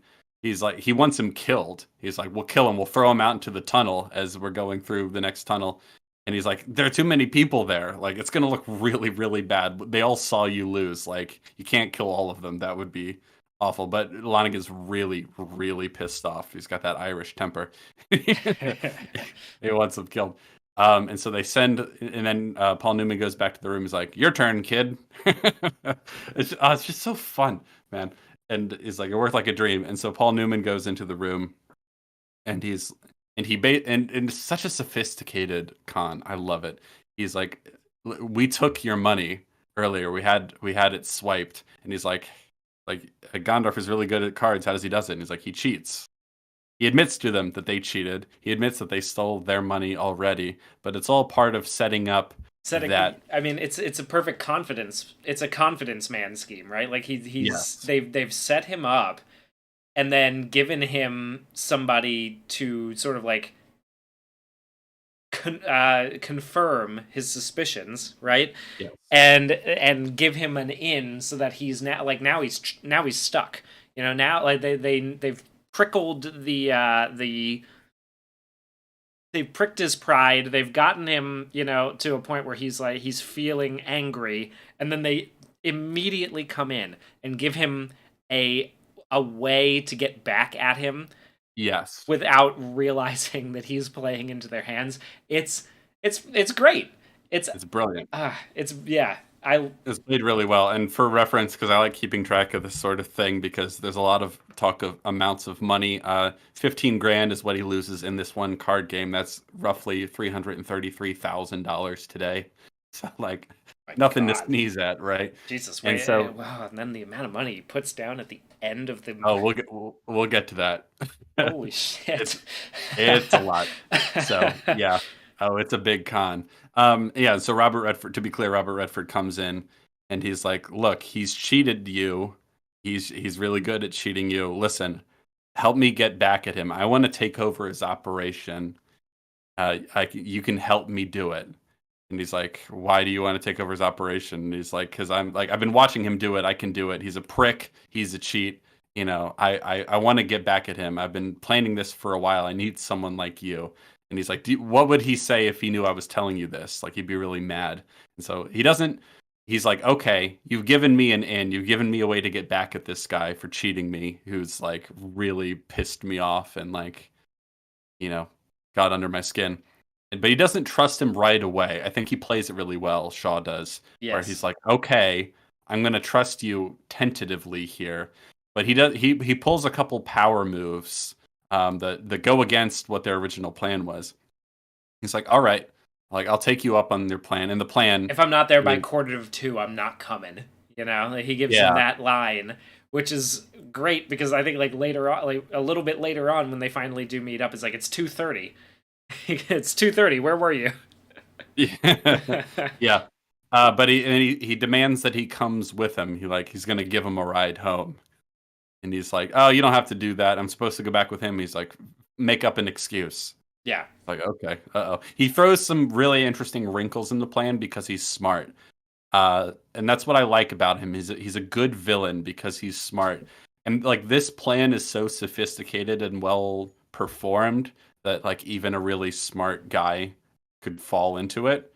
You know, part of it is that his like pride and like anger gets the better of him, but they don't make him stupid. And I think that's another that's another really nice touch, and difficult, for a writer to pull off well. You know. Yeah, because that's the danger, right? Like, in order to have our heroes defeat the guy, they have to make him kind of stupid, but they don't, and that's it's really tricky to do. And I think that's one of the things that is so masterful, just about the nuts and bolts of this plot. You know, character decisions. He throws a couple interesting wrinkles. One is like, no, you're coming with me. I'm going to give you a ride home. And he's going to ask him more questions. And there's a lot of really fun details. Like when he's driving him home, he's like, where you from, kid? And he says like, oh, I'm from 5 Points in New York, which is a very deliberate lie because they find out that Lonigan claims he's from 5 Points, but he's really from somewhere else. It's like I think it's like a nicer area. He kind of claims to be from a tougher area than he actually is, right? I think it's something along those lines, if I'm not mistaken. And so the lie to tell him that he's from 5 Points is to kind of ingratiate himself with him. There's another detail. These things aren't made explicit. We're not told why he's telling these lies specifically, right? But the other lie that's smart is that he tells him that a hooker tells Lonigan that his last name is Kelly, which is an Irish name, another way of like getting on his good side, right? Yeah. Little details, they add up. Really good stuff. I like all that. They play him really well, and the lies are very deliberately crafted. It's good stuff. It's really, yeah, it's really, They're really good sneaky stuff. and clever, and that's it. I love movies like this. And the villain is like, if you're looking at it from the perspective of the villain, he's doing everything that he should be doing in order to, win, right? And they've just outdone him. Yeah, like they've outsmarted him, even though he is, smart, right? Like they play on him in a way that makes sense. That They doesn't do make they him an do find idiot, his weakness. Yeah, His weakness is his pride and his anger, right? And like that's how they get him. yeah. But Jen points out in the chat, meanwhile, Robert Shaw has a hitman trying to kill Redford's character, but he doesn't know it. That's another fun detail because, Lonigan is trying to get back at the low-level con man who stole from the bookie and stole 11 grand, right? Yeah. They killed Luther. They haven't found the other guys yet. So there's kind of two factions looking for Robert Redford. They're looking for Hooker, that is. And one of them is the cop who tried to grift him like a cut of the money and he gave him fake bills. And the others are the goons that are working for Lonigan. So it's kind of funny that he's in the con as Kelly, but meanwhile he's the guy he's really looking for that other con. Yeah. There's a dramatic irony there that's a lot of fun. Speaking of little fun details, because I think a lot of the dialogue is very, very, very clever. And there's a lot of good lines. There's a lot of memorable lines. Another one that comes up, it's before the poker scene. They're tailing Lonigan right before they get onto the train. They're in the train station. They're kind of watching him from a distance. And this sort of like hothead, cocky Robert Redford says, like, oh, he's not as tough as he thinks he is, talking about Lonigan. And Gondorf says, yeah, well, neither are we. Yeah, that's Great. That's a good line. It's very much the don't get cocky kid. Yeah. Yeah. But it's a great line. There's great little moments like that scattered all through this movie. Really solid lines like that. So the plan, the hook was the poker game, and so now they have a hook. And Robert Redford's like, hey, if you want to get back at him, we have this scam where we can bet on horse races, and it'll be a sure thing, and we can get a lot of money from him that way, right? And I think he says something like, I'll front the money, and the money you lost in this poker game will come out of my cut when we do the big con on Gondorf, right? Yeah. That's the gist, right? So they're gonna do a test bet on a horse just to prove that his system works and that it's a sure thing and all, for a small amount of money. And then later we'll get him for a big amount of money, and they'll split it 50-50 or 60-40, whatever it is. And he's like, I'll pay you back the money you lost in this game out of my cut. He's like, you'll pay it out of your own cut? And he's like, yeah, I really need this. I want to take over his business. I want to get him for all he's worth. And you're my way of doing that. That's how Hooker's playing it for him. He's like, you're my way of getting back at this guy. It's something I've been wanting to do for a long time. So I'm kind of desperate too, Yeah. And that plays well. And he says like, so he's going to meet him at a diner. He's going to get a phone call telling him which horse to bet on. He's going to go in. He's going to put whatever it's like, I don't know, $5,000 or something. Some smaller amount for Yeah. What they consider a safe amount on a horse. Yes. And breezing through that scene, though there's some good moments in it as well, he gets a call. He gets told what horse to bet on. He goes in, and we see their operation, this very elaborate set they've built. And we see this earlier in the movie. They just buy this warehouse or rent a warehouse anyway. There's great little moments where they're building the team of like lesser characters. They don't get as much screen time as say the supporting cast in Ocean's 11 do, but they have their nice little moments too. One Yeah. example that sticks out for me: they're renting the warehouse where they're going to build this bookie's office. And there's a guy when they're talking about who they're going to con. There's a black guy who I think he's part of the operation. I don't remember exactly what role he plays, but they're going to pay him a certain amount of money to help build this set or whatever. And he's like, "Do you want to be paid a flat rate or do you want a percentage of what the con is?" And he's like, "Well, who are you conning?" And they say Lonigan. And he goes, "Oh, flat rate." Yeah. Yeah. It's a great little moment, He you know, looks because at them in so like they're many, crazy. Flat rate. yeah, yeah, it's like, Yeah. no, you paid me up front. I don't want a percentage of the nothing you're gonna get. I don't want a percentage of being dead, essentially. Yeah. There's a lot of nice little moments like that. There's a guy who they're kind of auditioning people. They get a list from a local guy of people who might be good candidates to join their team. Because it's a rather sophisticated operation of extras and smaller bit parts. They're putting on a play, essentially. Yeah. And so they're looking for actors to fill out the roster. And there's this guy who comes in and he's like auditioning, essentially. He's like, I've been doing this con for a long time. And they're like, "Do you know The Wire?" And he's like, "Oh yeah, I know The Wire. I've done it plenty of times." And he's like, "I have some specialties. I specialize as an Englishman." And he kind of twists Yeah. his mustache. And they're like, "All right, you're hired. Go grab a suit off the Grab a rack." suit and make sure it's a tweed one. Yeah, and he's like, "Oh, don't worry. I have one of my own." He's like, "I come prepared." And then the other guy is the robber from the initial con. He's like, "I'm not on the list. I don't have any experience, but I want to get back at him for Luther. Can I join the team?" And he's like, "All right, you're in, kid." There's like surprisingly wholesome moments thrown in here. Yeah. It's great. Yeah, so there's a lot of great little We've got details and along this is the the way. part where we start to get the the movie within a movie kind of thing. So like Sorry, you cut out on my end oh through yeah, Discord. no, this is the part where we start to get the movie within a movie kind of aspect to it, Yes. where they're casting. Yeah, they're basically just running their own show, and they've got to got to costume everybody, and They got to make rent a sure- theater. They got to find all build these a actors. set and get all the Yeah. props and everything, and Yeah. And they do a really good job. I kind of like some of the details that, like, in that set, there's horse paintings on the wall and there's horse statues along the bar. It's just like horses everywhere. It's pretty funny. yeah. Yeah, it's a movie within a movie. I thought about that a lot on a second watch too. Is that there is a kind of you could get a lot of parallels to like the filmmaking process in this, or like the theater process, perhaps. And that's always fun. I always like movies about movies. Not that that's explicitly what this is, but there's Parallels. Yeah, there's exactly. parallels you can draw for sure. So we're back to the main con, and Lonigan goes into the operation and he bets on this horse, and we get some of these bit parts who are acting like normal, everyday, degenerate gamblers, and they're doing a really good job. And we hear over the radio that the horse he bet on won, and that's great. And so the first deal goes well.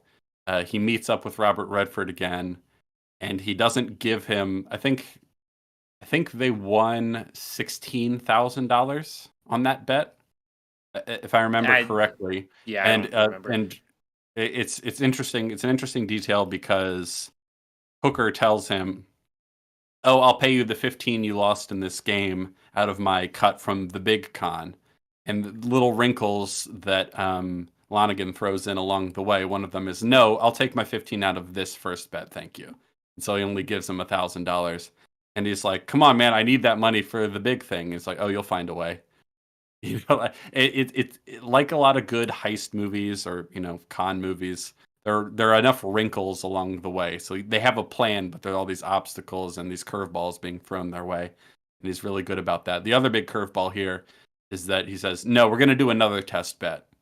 And he's like, "No, come on. If we do it too many times, it'll make him suspicious." And he's like, "No, I think we'll do another test bet." But he has no power over him, so he just has to be like, "Oh, okay." And he's like, "Also, I need to know how you're doing it." Yeah.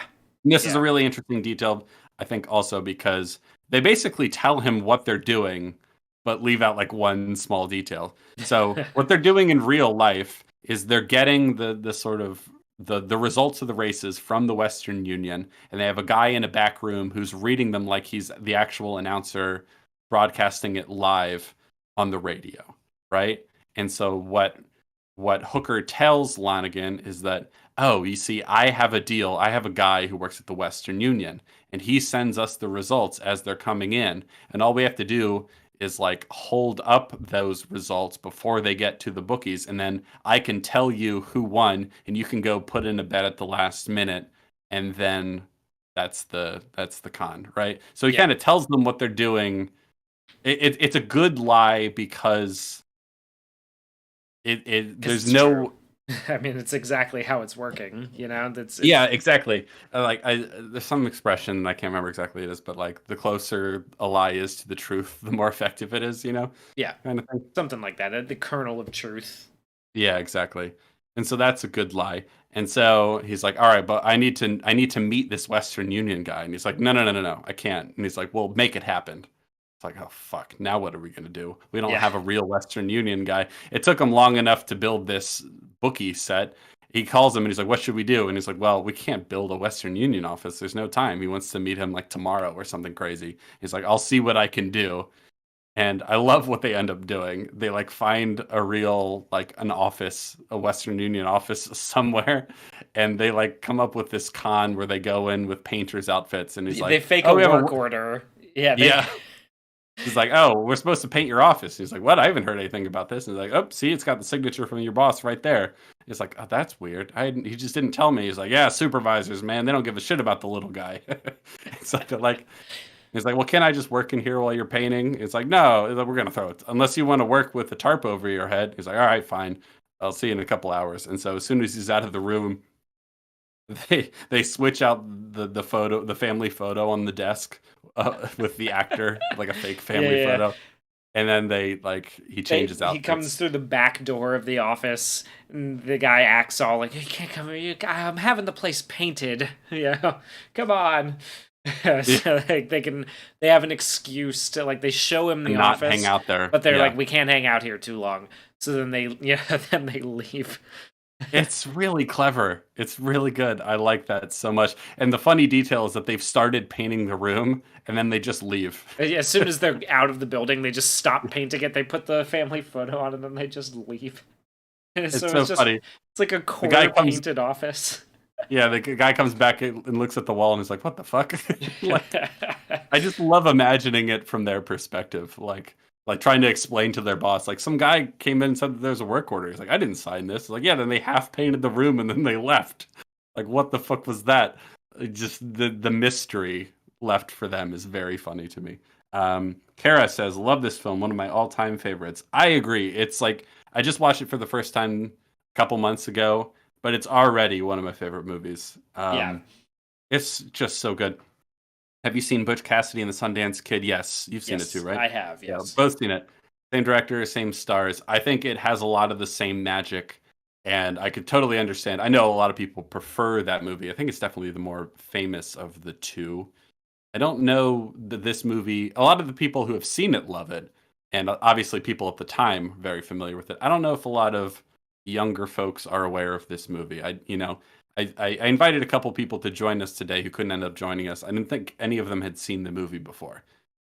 So I'd love more people to see this movie and for it to live on because it's really, really good. Butch Cassidy and the Sundance Kid seems to have It a has some more, more cultural pull, I I guess think you could call so.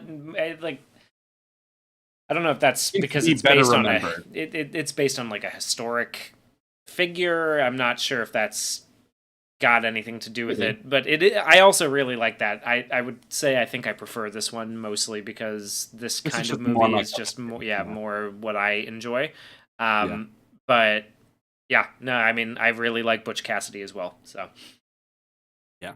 Both really Paul good. Newman This is is just I've seen a lot of movies with Paul Newman, and I gotta say I like them all. The Great yeah. Escape. I even yeah I know I don't know if this one is a huge hit now, but there's he was in a movie of Exodus, is like the fictionalized Oh, story of the right, right, founding of right, right. Israel. And I watched it because Mad Men is one of my favorite shows, and they have a whole episode about Don reading Exodus. And I read the book and I watched the movie, and I gotta say, I really like that movie too. Very, very entertaining. Oh, Cool Hand Luke, Cool another Hand great Luke, movie. yeah. Yeah. Oh, The Great one of his Escape. one of his last movies, and I think people kind of sleep on this movie too. I quite liked it. Is Sam Mendes's The Road to Perdition? Have you seen that? I have not seen that movie, but I It hear is very good things. it is good. I like it. It's got Tom Hanks, an older Paul Newman. Paul Newman's kind of something of a villain. Uh, it's really there's a lot. It's a good movie. I think it's based on a graphic novel or a comic book, depending on who you ask. Yeah, The Road to Perdition. That's a good movie. I like Oh, that. And I mean, skipped over yet another one of Slapshot, Paul Newman again. Yeah, like yeah, that movie a lot. Same director as this and as Butch Cassidy. So really I'll have to check that out. running the I've heard good gamut. things. He does a lot of Slapshot My two, is very much like a very much a comedy. So yeah, it's I interesting. have two friends that are really big hockey people. It's you and my friend Torin, and he also really likes that movie. So I'll have to check it out at some point. Absolutely, yeah. Anyway, The Sting. So, um, yeah. So now that they've met with the Western Union guy, they've explained the con to him, and they're like, "All right, we got to do another bet, right?" And this is not part of the plan. They thought one test bet would be enough, but he's demanding another, right? And so what they do on this next one, I find really interesting. They they shut him out. Yeah, they shut. Yeah, which is I think this chapter is called the shutout, if I yeah, remember this is a correctly. nice this is a nice touch too, because like they're sort of on the back foot a little bit, right? Like he's demanding a second test bet, and it's smart of him to do that, right? Like it makes sense for his character because he's a very calculating kind of person, and he's demanding the second test bet because he's like yeah, he's trying to maintain the power dynamic, but they manage to delay him, right? Where they have one of the extras kind of get in front of him as he's trying to place the bet and Hold hold up him the up line. Yeah, just enough that he cannot place the bet anymore, and that way they don't have to they get a little bit of the upper hand. Like he yeah, gets in line, he tries to make the bet, he can't make the bet, but the one he was gonna make ends up winning anyway, which yes, is a really smart Jay in the chat, I agree yeah, 100%. Really smart psychological move because it shows him that it's working, but it doesn't give him the reward. So then he's gonna want to come back even more the absolutely. next time, which is And brilliant. it's totally Great writing. believable too. They don't have to make up something incredibly contrived because there isn't a lot of time between getting the results and having them being read, you know, at the horse betting place. So he doesn't actually have a lot of time. It's got to happen quick. So if there's enough people in line in front of him, well, you're shit out of luck.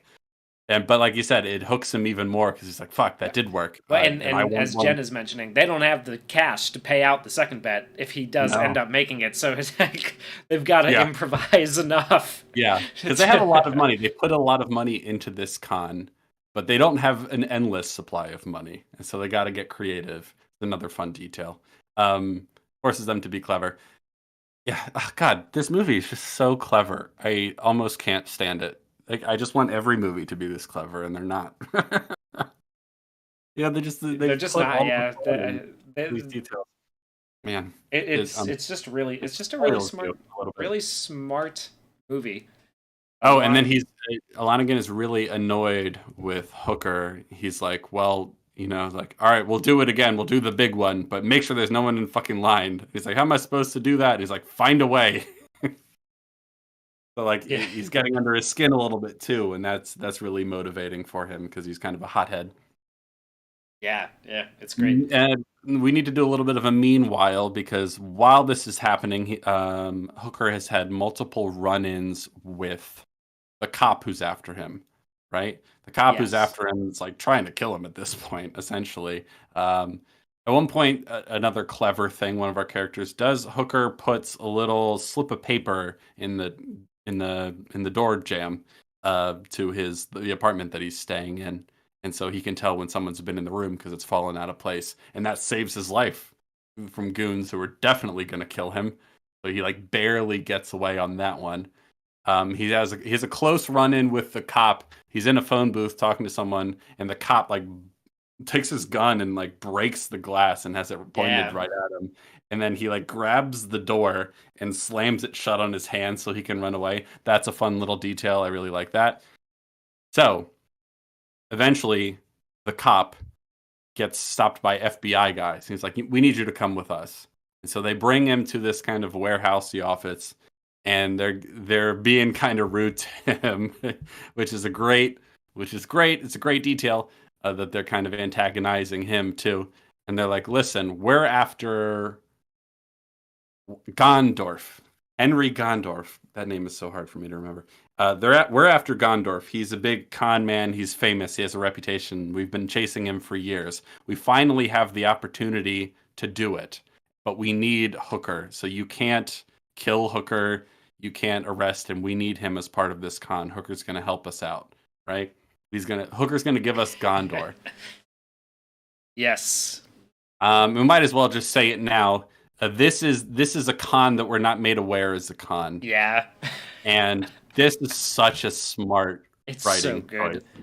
It's Did so you good. did you buy this as well? I bought it Everything that follows 100%. from Yeah, this? I was like, Yeah. oh shit, So did I. okay. And I bought it right up until the point at the end where where Paul Newman pulls out the gun.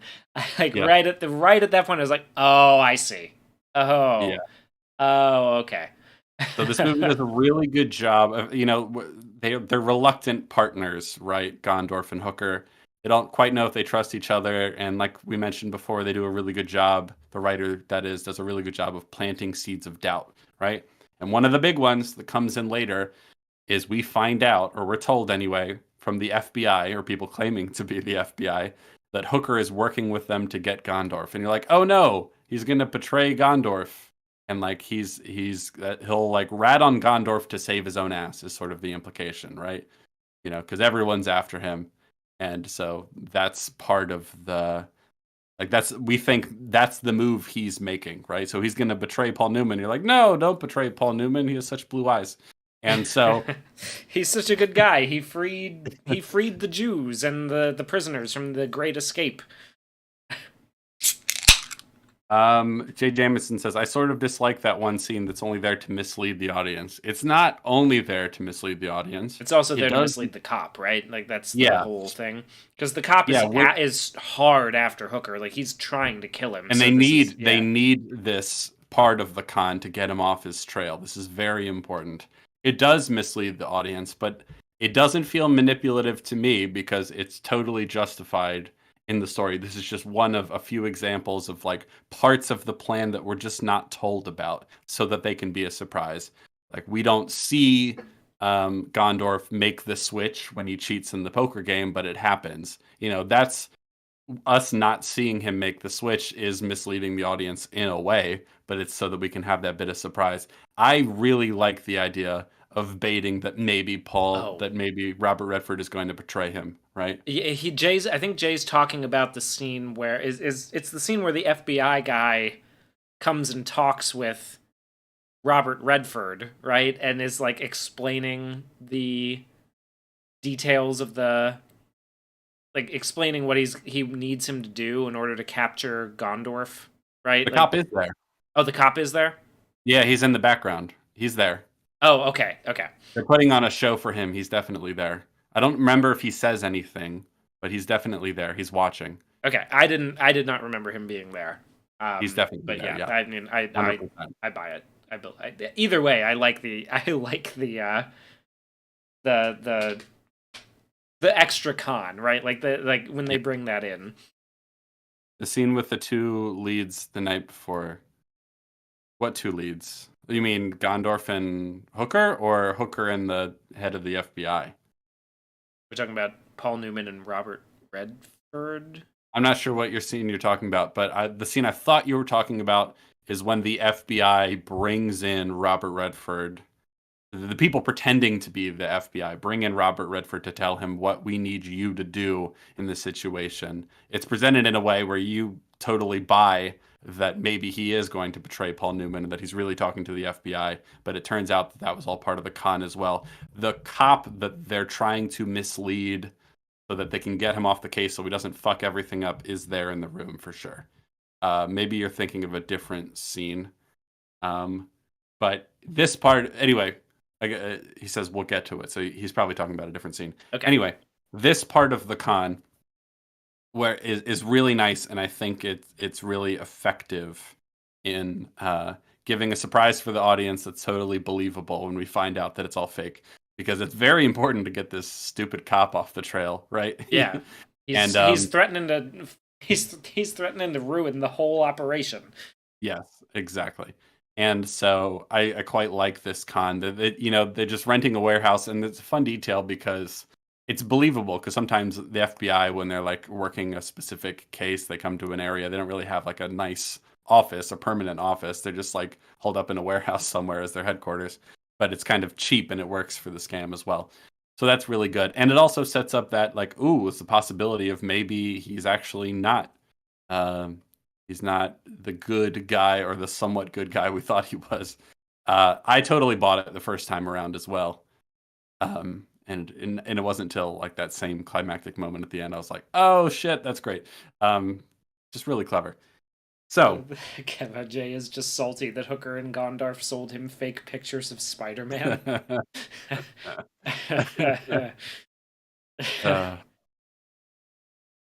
Can't believe they would mislead me like that. Yes, so that's one of the meanwhiles. Another meanwhile is that while we're building up to the main con, Robert there's the Redford, woman in the diner, right? He's Yep, romancing the woman in the diner.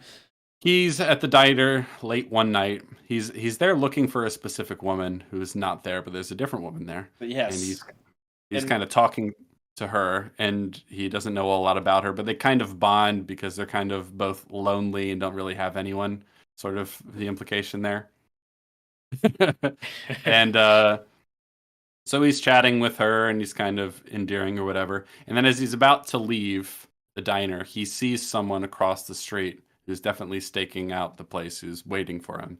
And he says to her, he's like, is there a back door out of here? And she's like, what's wrong with the front door? And it's like, because there's a guy out there. And he keeps stepping on her when she tries to like question him. It's like, look, I don't have time to explain. All right, I need you to go into the back room. I need you to open a window so I can get out of here. And then you need to go into the bathroom and close the door. She's like, what? And he's like, just like, if you do what I say, everything will be Jake, which I love old slang like that. It's fun.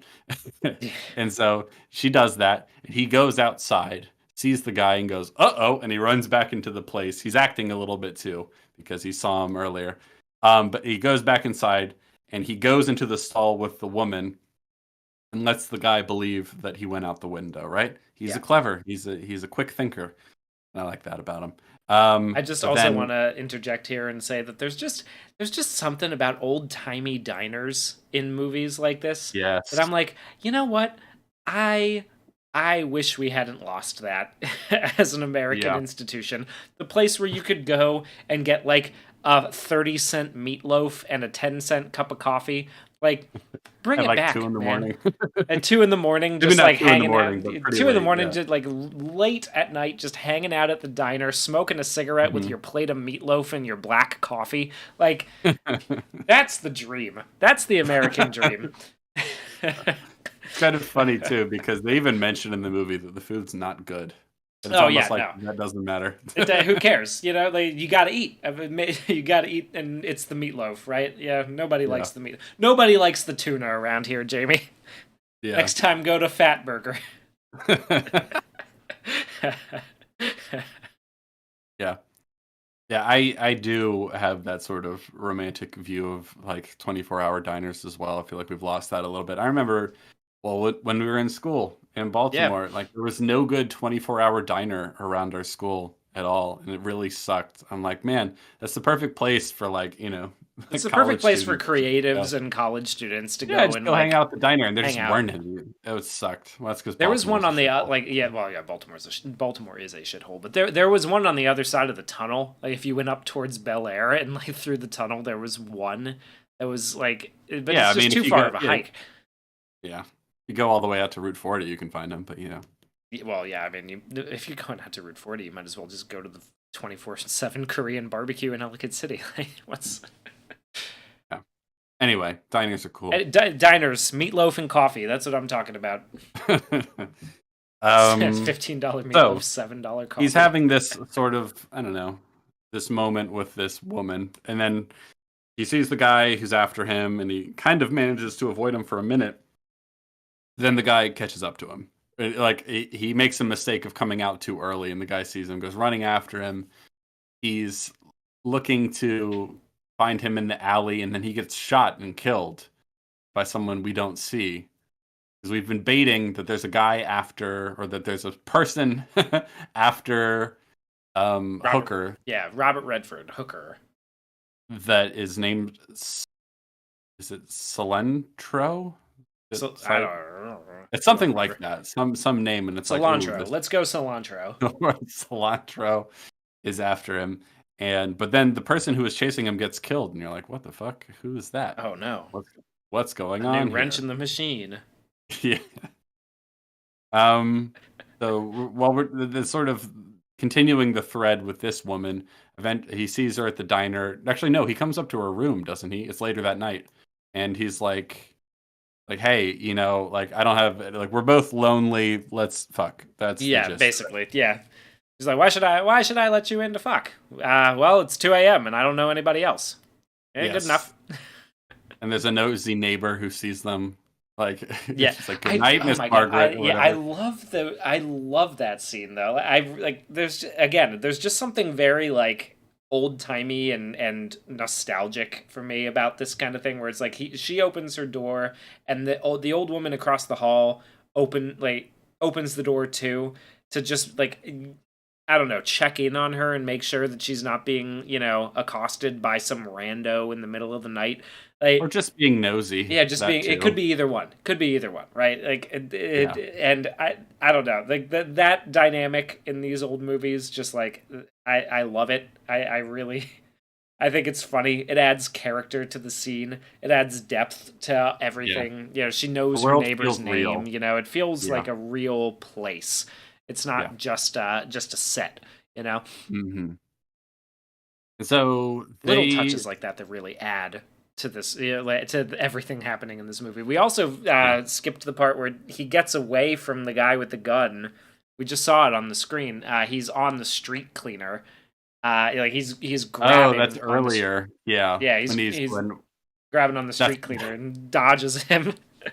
oh, that's a really fun scene. And because there's no cut in that either. He's actually doing it. It's pretty fun. So this is when he goes up to his apartment one night and finds that little slip of paper in the door jamb has fallen to the ground, so he knows people are in his place.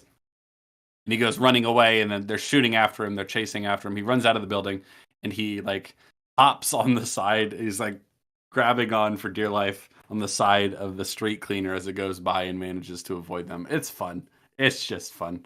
That's movie magic right there. It's great. One word for you, Um, Jamie. Movies. movies exactly.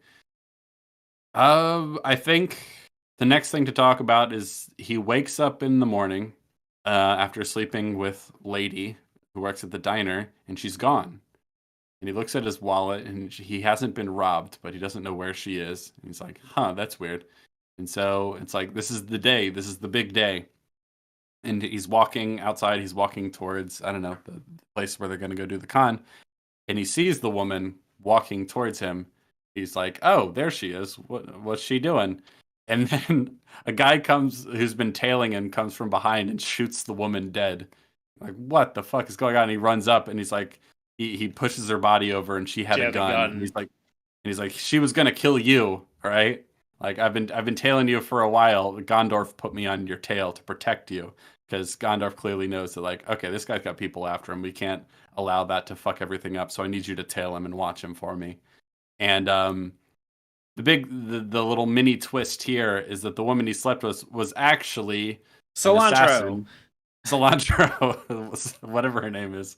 Uh, the hitman hired by Lonigan to find the con man who ripped him off at the beginning of the movie. And oh my gosh, don't you know it? She was gonna kill him. And he's like, why didn't she just kill me in the night? It's like, well, too many people saw you together. So there's little payoffs. Like the nosy neighbor isn't just a fun detail that like fills out the world. It's also a reason why she didn't kill him in the middle of the night. Yeah. Stuff like that. It's good. Very good. Also, the guy who was chasing him at the diner is killed by Celino. Yes. That's that. The mystery person off screen who kills the person tailing him from the diner is Celino. I like cilantro better. And which makes sense because she was right there as well. Yeah. So it's like it's the obvious choice, but you don't put it together until already like after it's already happened. Which is another another great thing about this movie is that happens quite a lot, right? Like the obvious choice of what is happening, or you know it's going to happen, right? And like this, we're going to get to that in the next scene, right? Where at the end when the FBI comes in the middle of the FBI air quotes comes in the middle of the sting.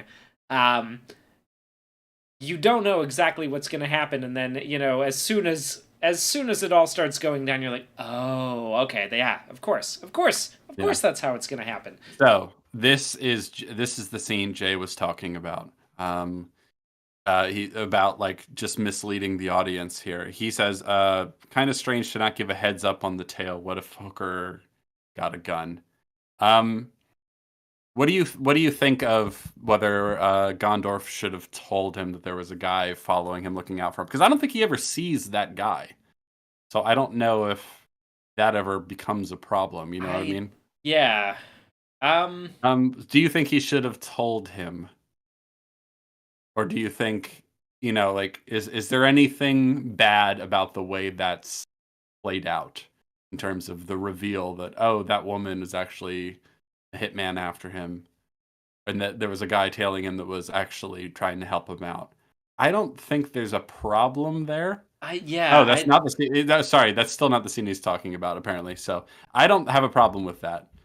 I don't think there's anything especially wrong with Paul Newman not telling him that he put a guy on his tail to watch him, because also Paul Newman doesn't really trust him 100%. Yeah. You know what I mean? So there's reason to have a guy tail him without telling him. They're not like strictly friends. Yeah, he's like, making sure tail him that just to make sure he's. Yeah, exactly. So I don't have a problem with that. It's an interesting. I kind of. It's kind of an old timey twist. Oh my god, this like feared assassin that we've been hinting at is actually a woman. What? What? A broad? A lady assassin? So What's she gonna do? Wash dishes at me? That's kind of a charming old twist.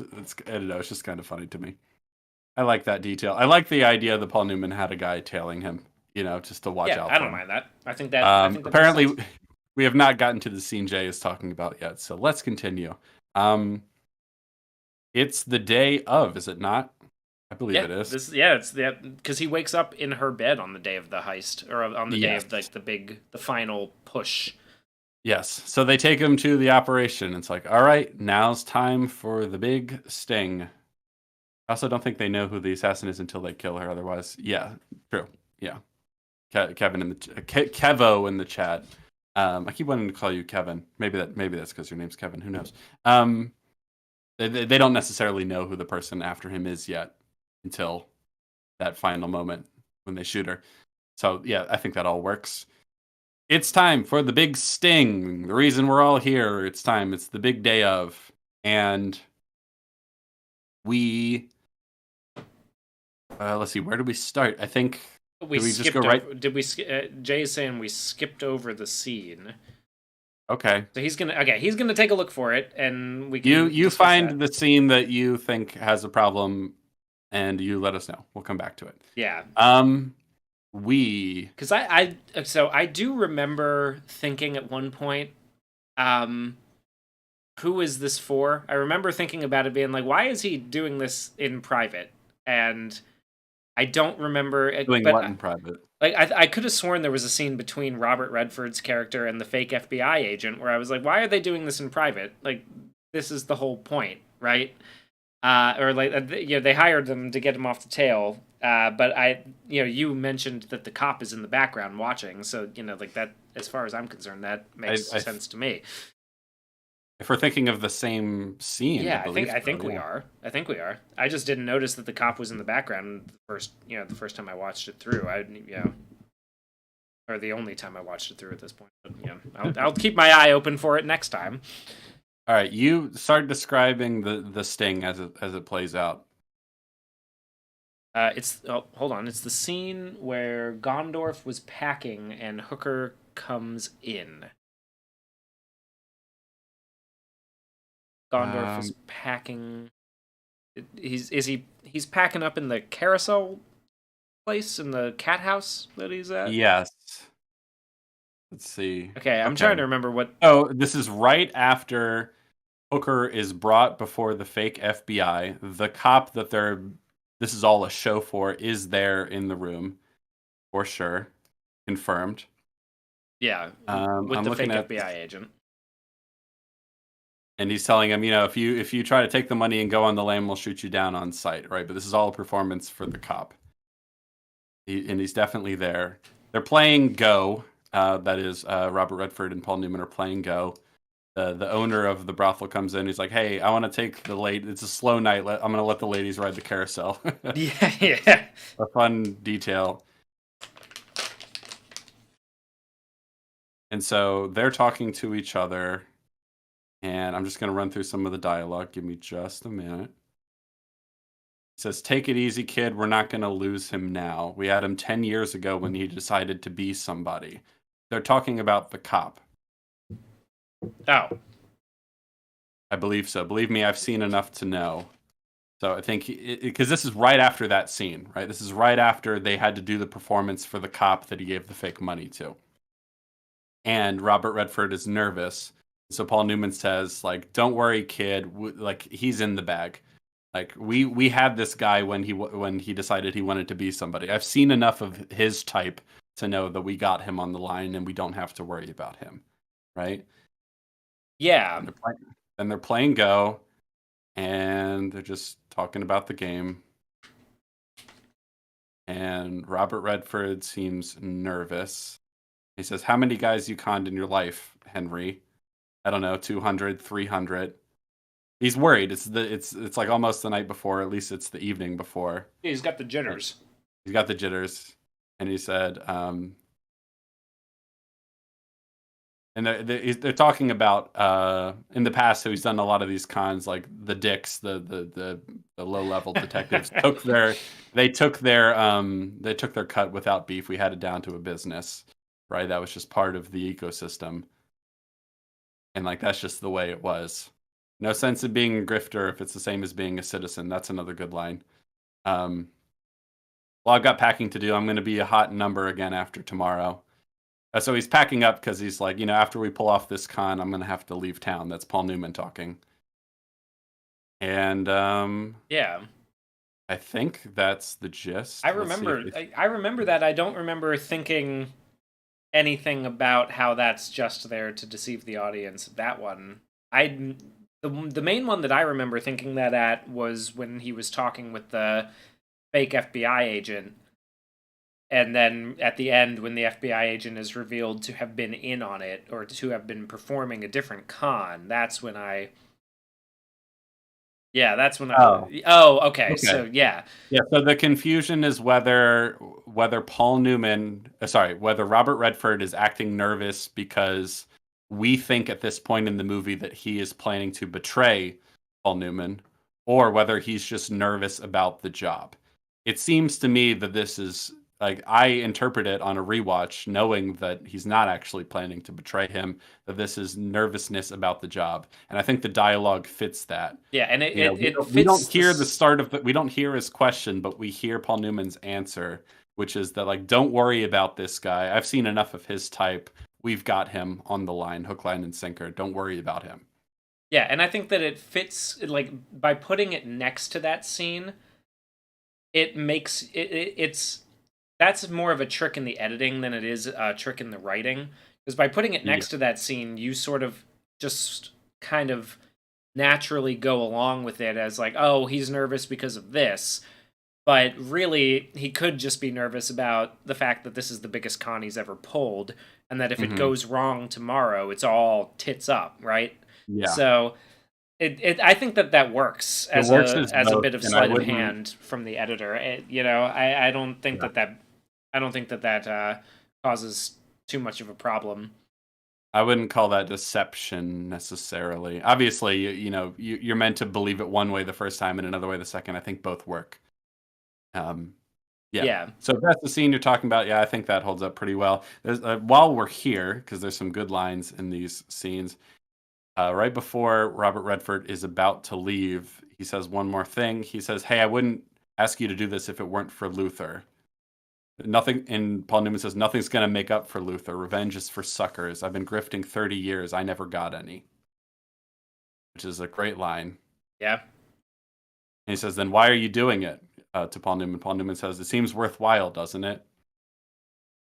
Stealing from this guy Just stealing because from the he guy, deserves pulling off the yeah, because he deserves it, it, and you're and because pulling there's off a a lot of big money job. involved. Yeah. It seems like we'll get a lot of money from this, and also he seems like he deserves it. It's not so Love of much the revenge. game, I'm Yeah, doing it because he's trying to instill in him as best he can that like revenge shouldn't be what you're aiming for here because this will not satisfy you. yeah, This is not going to make up for Lonigan. If you're doing it, sorry, if this is not going to make up for Luther. If you're doing it to get revenge, this isn't it, Chief. This isn't going to do it for you.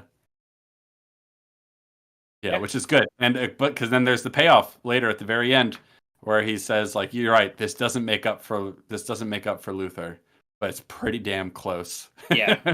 And that's such a great moment. And okay, so before we jump ahead to the aftermath, it's time for the big sting, the reason we're all here. So just as all the other previous test runs before, Lonigan goes to the diner across the street and he gets a call telling him what horse to bet on, right? And it's I don't remember the name, doesn't matter. He tells him what horse to bet on, tells him who's going to place, who's going to come third, all that sort of stuff. And When we see he that walks. really good scene of the guy who's looking over the ticker tape, they're like, "Come on, man, we gotta get a name here soon." He's like, "I'm looking, Yes. I'm hunting for one." They're trying to Yeah. find one that has good enough odds that it's gonna make a big payout, right? Like, Mhm. one that's gonna tempt him enough, but not be so crazy, like or like that it'll put him over. And they need a good, a good come from behind thing to they basically need the perfect target from Yeah, the horse perfect races. race. Yeah. And so they find one eventually. And JJ, the real kind of unsung hero of this whole operation, he's the guy who finds all the information about Lonigan that helps them figure out how best to play him. And he's the guy searching through all these like miles and miles of ticker tape looking for the best races, and the guy who's performing the radio announcer. There's a fun scene the first time we see the operation. They come in and let him know that it's gone, and he kind of slumps back in his chair, and he's like, "Ugh," after talking that much. There's some fun details for JJ, who like he's kind of a shining star on the team. He's doing a really good job. Yeah. He's doing a lot for them. Anyway, so they tell him who to bet on, and so he goes over and he walks into the operation. Oh, every time we've seen this play out, I like to point this out because I think it's one of my favorite shots in the movie. We see a guy who is up on the second floor above the diner who can watch him to know when he's coming over into the horse betting establishment, right? And so he can press a buzzer that rings a bell in their operation so they know when he's coming, right? And there's so many shots in this movie that are just really good, but one in particular is we're looking at Lonigan looking out the window of the diner while he's waiting for a call, right? And we see him through the window and we see the reflection of what's happening outside. It's a good shot on its own, but then the camera zooms in and kind of tilts up and we're like looking through the reflection, and we zoom in, we see the guy looking at him through the window across the street. You know, this Yeah, I that is really such a it's a good great shot. shot. Yeah. It's a great like compound move.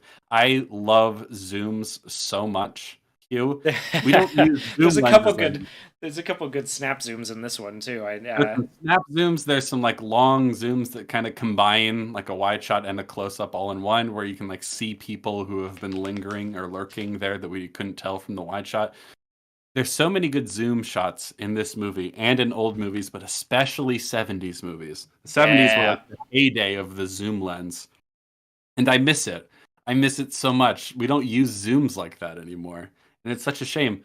I was watching The Conversation, another great movie for zoom lenses, because there's a lot of like really long lens like surveillance. The movie's all about surveillance. It's like a surveillance thriller, and so there's a lot of great zooms in that as well.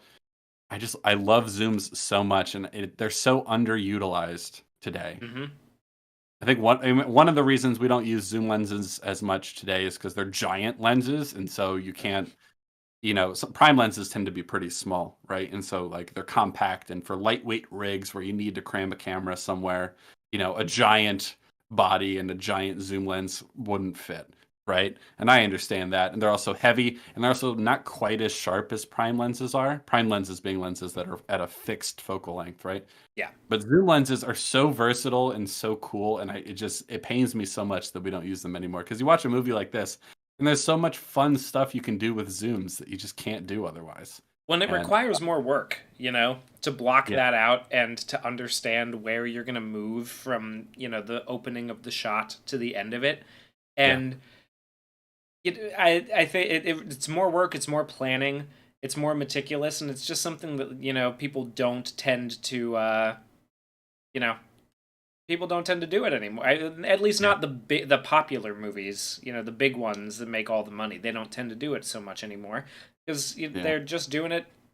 They're doing it as quick as they can, right? They're getting it out and putting a product on the screen, and there's a little something lost there, you I know. miss that's my soapbox. More zoom lenses, please. More zoom lenses, more extras in the background actually doing stuff. Let's make it happen. We need 2024. we need more lighting, less shallow depth of field. These are other things I'm going to fight for. Yes. Um, it'd be nice if filmmakers weren't allergic to the color green as well. A lot of modern movies, they just remove all the green from it for some reason. Drives me nuts. Anyway, so he gets the horse that he's supposed to bet on. He goes into the operation. He goes up to the desk and he's like, "I'm betting." Five Was it hundred thousand. He gives them 500,000? 500,000, which in 19 this is what 1934, 36. Yes, it's 11 million. Gee, Jesus fucking Christ. $11.1 million. That's how much he's betting on this. And as soon as he says that out loud, everyone in the it's such a good, like all the extras are doing a good job too. They hear him say that and they all turn to look like, what the fuck? That's crazy. you know? And so the guy behind the desk is like, "Oh, we can't accept that. We can't accept this bet. It's too high. There's a limit." Which is a nice Nice callback. callback. Nice Yes. callback to the roulette table. There's so many of them, Hugh. I love it. It's just little things that you think are just nice details that flesh things out, but no, they're setups and payoffs you didn't even realize. So the same sort of thing happens. He's like, "Let me go get the manager," and he brings Henry Gondorf over, and he sees him like, "Oh, you again, huh? You want to bet $500,000? Sure, let's take it from him." I think he says "take it all," which Yeah, is a take it funny way all. of saying that. Like, yeah, we're gonna take all your money. He's uber confident, and at one point it's either no, sorry, it's not this time they run the scheme. They run this sort of. I think it's in one of the test runs, but there's a little detail that I like where Gondorf is really rude to Oh yeah, Hooker. he's rude to Hooker, and he's also like when he sees Robert Shaw Lonigan, when he sees Lonigan come in and place a bet, he's just like, be careful with him. He has a tendency for betting money he doesn't have, just like Yeah, throwing jabs at him just to yeah, just piss him off rubbing, even more. twisting the knife. He does it constantly. It's so great. But I really like the detail of him being rude to Hooker. He's like, "See those goons? Get them the hell out of here." And he's like, "I can't." And he's like, he's rude to him, and he does it in front of Lonigan. And that's just another little detail, because all the details matter and they add up. Like putting it in Lanigan's head why Hooker might not like him, right? Why Yep. Hooker might want to get back at his boss because he's rude to him and he doesn't respect him, right? All those seeds planted, they really matter, right? Anyway, so he says, "Yeah, go ahead, let him make that bet if he wants to. We'll take all this money." And so he places the bet, and now the race is on, and so he sits down, and The guy what's who's his playing name? the Western Union rat, Yes, you the know, Western the Union Western Union. Uh, what would you call that? The guy inside they have at man the Western, yeah. And so he comes up, he sits down next to him, and he's like, "How's everything going?" He's like, "Don't worry, I bet $500,000 on the name of the horse. Doesn't matter." on the horse And he to goes, win, and the guy goes, "What? "Yeah, What? You were supposed to win bet win. You were supposed to bet on him to place." the place." And he's like, "Oh fuck!" And he panics and he runs over. It's like, "There's been a mistake. Give me my money." And he's like, "We can't. The race is already on." And then before we even hear the result of the race, the FBI comes storming in. And like when you're watching it for the first time, when you don't know that the twist is coming, I was like, "Holy shit, this is so chaotic! Like, what is happening?" Like the FBI comes rolling in, and so does the cop who's been after Hooker from the beginning. And they're like, "All right, everybody, get over on the wall. Like the jig's up. Because this is an illegal operation." They raid the place. They come in, and then um, they find Gondorf, and they're like, we have him. Let's take him into custody because he's the guy we're after, right?" And he says to Hooker, he says like, "All right, Hooker, you're free to go." And you're like, "Oh no, he betrayed them. How could you betray him? His eyes are so blue." And then as he's walking away, they play it really well because they're, obviously they're acting in the scene, and they play it really well, I think. And Yes, so he kind of gives him this look like, "Oh my God, I can't believe you betrayed me." And he gives him this like, "Well, them's the breaks look." them's the And he walks breaks, and away, he turns and then and he walks pulls out a away. gun and he shoots him in the back. Paul Newman shoots Robert Redford in the back, and as soon as this happened, I'm like, "Oh, I see. I get it. Yes. I'm bagging what you're raking. I'm picking up what you're putting down." It took me like a couple seconds longer than you, the first time I watched it. So he shoots him, and then the FBI shoots him, and I'm like, "Oh fuck," because like this is a '70s movie, all right. It is very possible that they Very both possible that they die. just kill them at the Yeah, end. some of It these '70s movies are incredibly bleak. would All have been a right, very big, a good callback to the original Ocean's 11, actually, which if has a that were. surprisingly bleak ending. Yes. We'll talk about that. Uh, because I totally thought it was possible that they just both end up dead. Like that is totally possible. In the '70s were all about things like that, doing movies where the Conversation's one. The Conversation is like a super bleak ending. Anyway, there's a lot Chinatown, of the Jesus. Chinatown may be one of the bleakest of all time. So it's totally possible, as far as I'm concerned, that they're both actually dead, and that's how it all ends. Like everything just blows up in their face. Um, and so when I clued in was not the reveal. It was just ever so slightly before it. When they go up to Lonigan and they're like, "We got to get you out of here." I was like, "Oh, Ah, I okay." see. And he's like, "No, but they have like I have $500,000 in there." And it's like yeah, like we don't want the police, like we don't want anyone finding you here with these two dead bodies. We got to get you out of here. And I was like, "Oh, I see it. Here it is." And then they get him out of there, and as soon as he's gone, he's like, "No, my money's in there." And he's like, "Look, like this is dangerous for you. You got to get out of here. Like this is a super bad look for you." Because one thing they've mentioned several times in the movie is that he's very careful. They mentioned this when they're doing reconnaissance on him. They mentioned that like he never shows up at these establishments. Right? He runs everything from afar. He doesn't get his hands dirty. He doesn't show up at his own like gambling establishments for fear of them being raided while he's there, right? Yeah. And everybody knows this about him. He's very careful. He's very hands off, right? And then they're like, "We got to get you out of here," because it's believable because they're corrupt. They all benefit from him to a degree. They're like, "We got to get you out of here, man." I was like, "Oh, okay." And so then as soon as he's gone, he thinks he's just lost that money for good. First of all, he lost the bet. He knows he lost the bet, so he doesn't have legitimate grounds to that money. And this is a disaster for him because they just got raided by the FBI, who are looking for Gondorf. They don't really care about him. They're not going after him because he pays off politicians and stuff like that. There's reason to assume that he's connected enough that like they're not after him. They want to protect him and get him out of there because everyone kind of benefits from him to a degree, right? Yeah. And so they lead him out, and as soon as he's gone, the guy pretending to be the FBI walks up to Robert Redford, who's dead on the ground, and he's like, "He's gone. You got away clean, kid." And he like gets up and he like wipes the fake blood from like a packet, like he like squished in his mouth, some like movie prop kind of squib thing. And then we look over at what's it called? Oh, I love Newman. that they have squibs and stuff. It's just such a production. Yeah. And Henry Gondorf gets up and they both look at each other and they both smile. It's so satisfying. It's unreal. It's so good. It's such a like fun, triumphant moment. It's a fun twist. It's a fun reveal that they pulled it off perfectly. Yeah. Right. It's hard to imagine. There are very few movie endings that are as satisfying to me as this was the first time I saw it. I was like, man, Yeah. what a It was movie. What a picture. what a picture. And then they they go to leave, and like they don't even. I think this is when Gondorf says to Hooker, "Is like, so you're not going to stick around for your cut?" And he goes, it doesn't make up for Luther, but it's pretty damn close. And then they leave without taking the money, and then Oh, it's even better because you're right, but the specific line first he comes up to him, he says like, "Man, like it doesn't make up for Luther, but it's pretty damn pretty damn close." Like, close. yeah, like this is quite a thrill, to pull it off and to fuck this guy over. Um, and the other, well, I mean, in terms of cleaning up details, the fact that he'll think they're both dead now is also great. You know, Yes.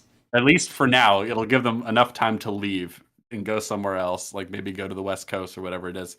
And so, like, they're celebrating the feeling. And it's like, all right, time to tear this place down. We got to be quick, as quick as we possibly can. They're gonna tear this whole fake set down, and it's like we'll meet up at wherever to divide the winnings. And as they're leaving, Newman says to Redford, he says, "Oh, you're not gonna stick around for your cut?" And he's like, I would just gamble it all away anyway."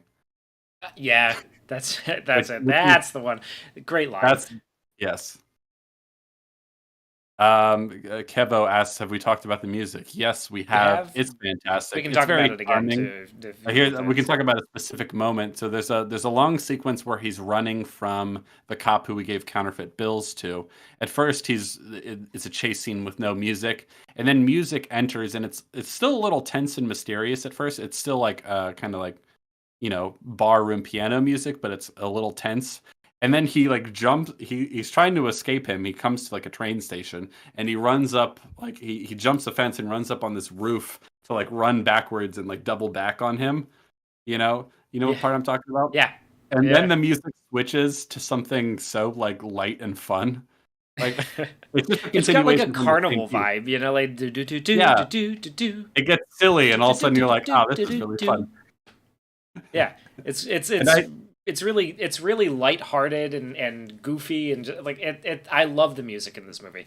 It's so good. The music Yeah, just it fits the vibe perfectly. It's old yeah, timey enough, but it's fun. It's got that really just like honky tonk barroom piano. It's great. It's and there are several pieces that play, all of them really good, but the big one is the Entertainer, right? yes. Arguably one of the most famous ragtime pieces, Scott Joplin. Incredible piece of music, and it's played at the very beginning with the main credits, and then it plays at the very end too.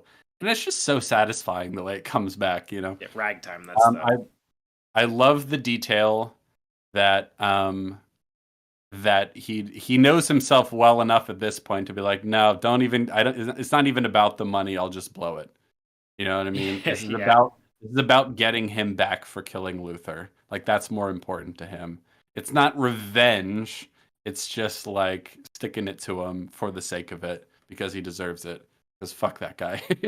and it's almost I like this sort of realization that like it's not about the money for me anymore. Like I can't be trusted with money. I spend it like because I'm an idiot.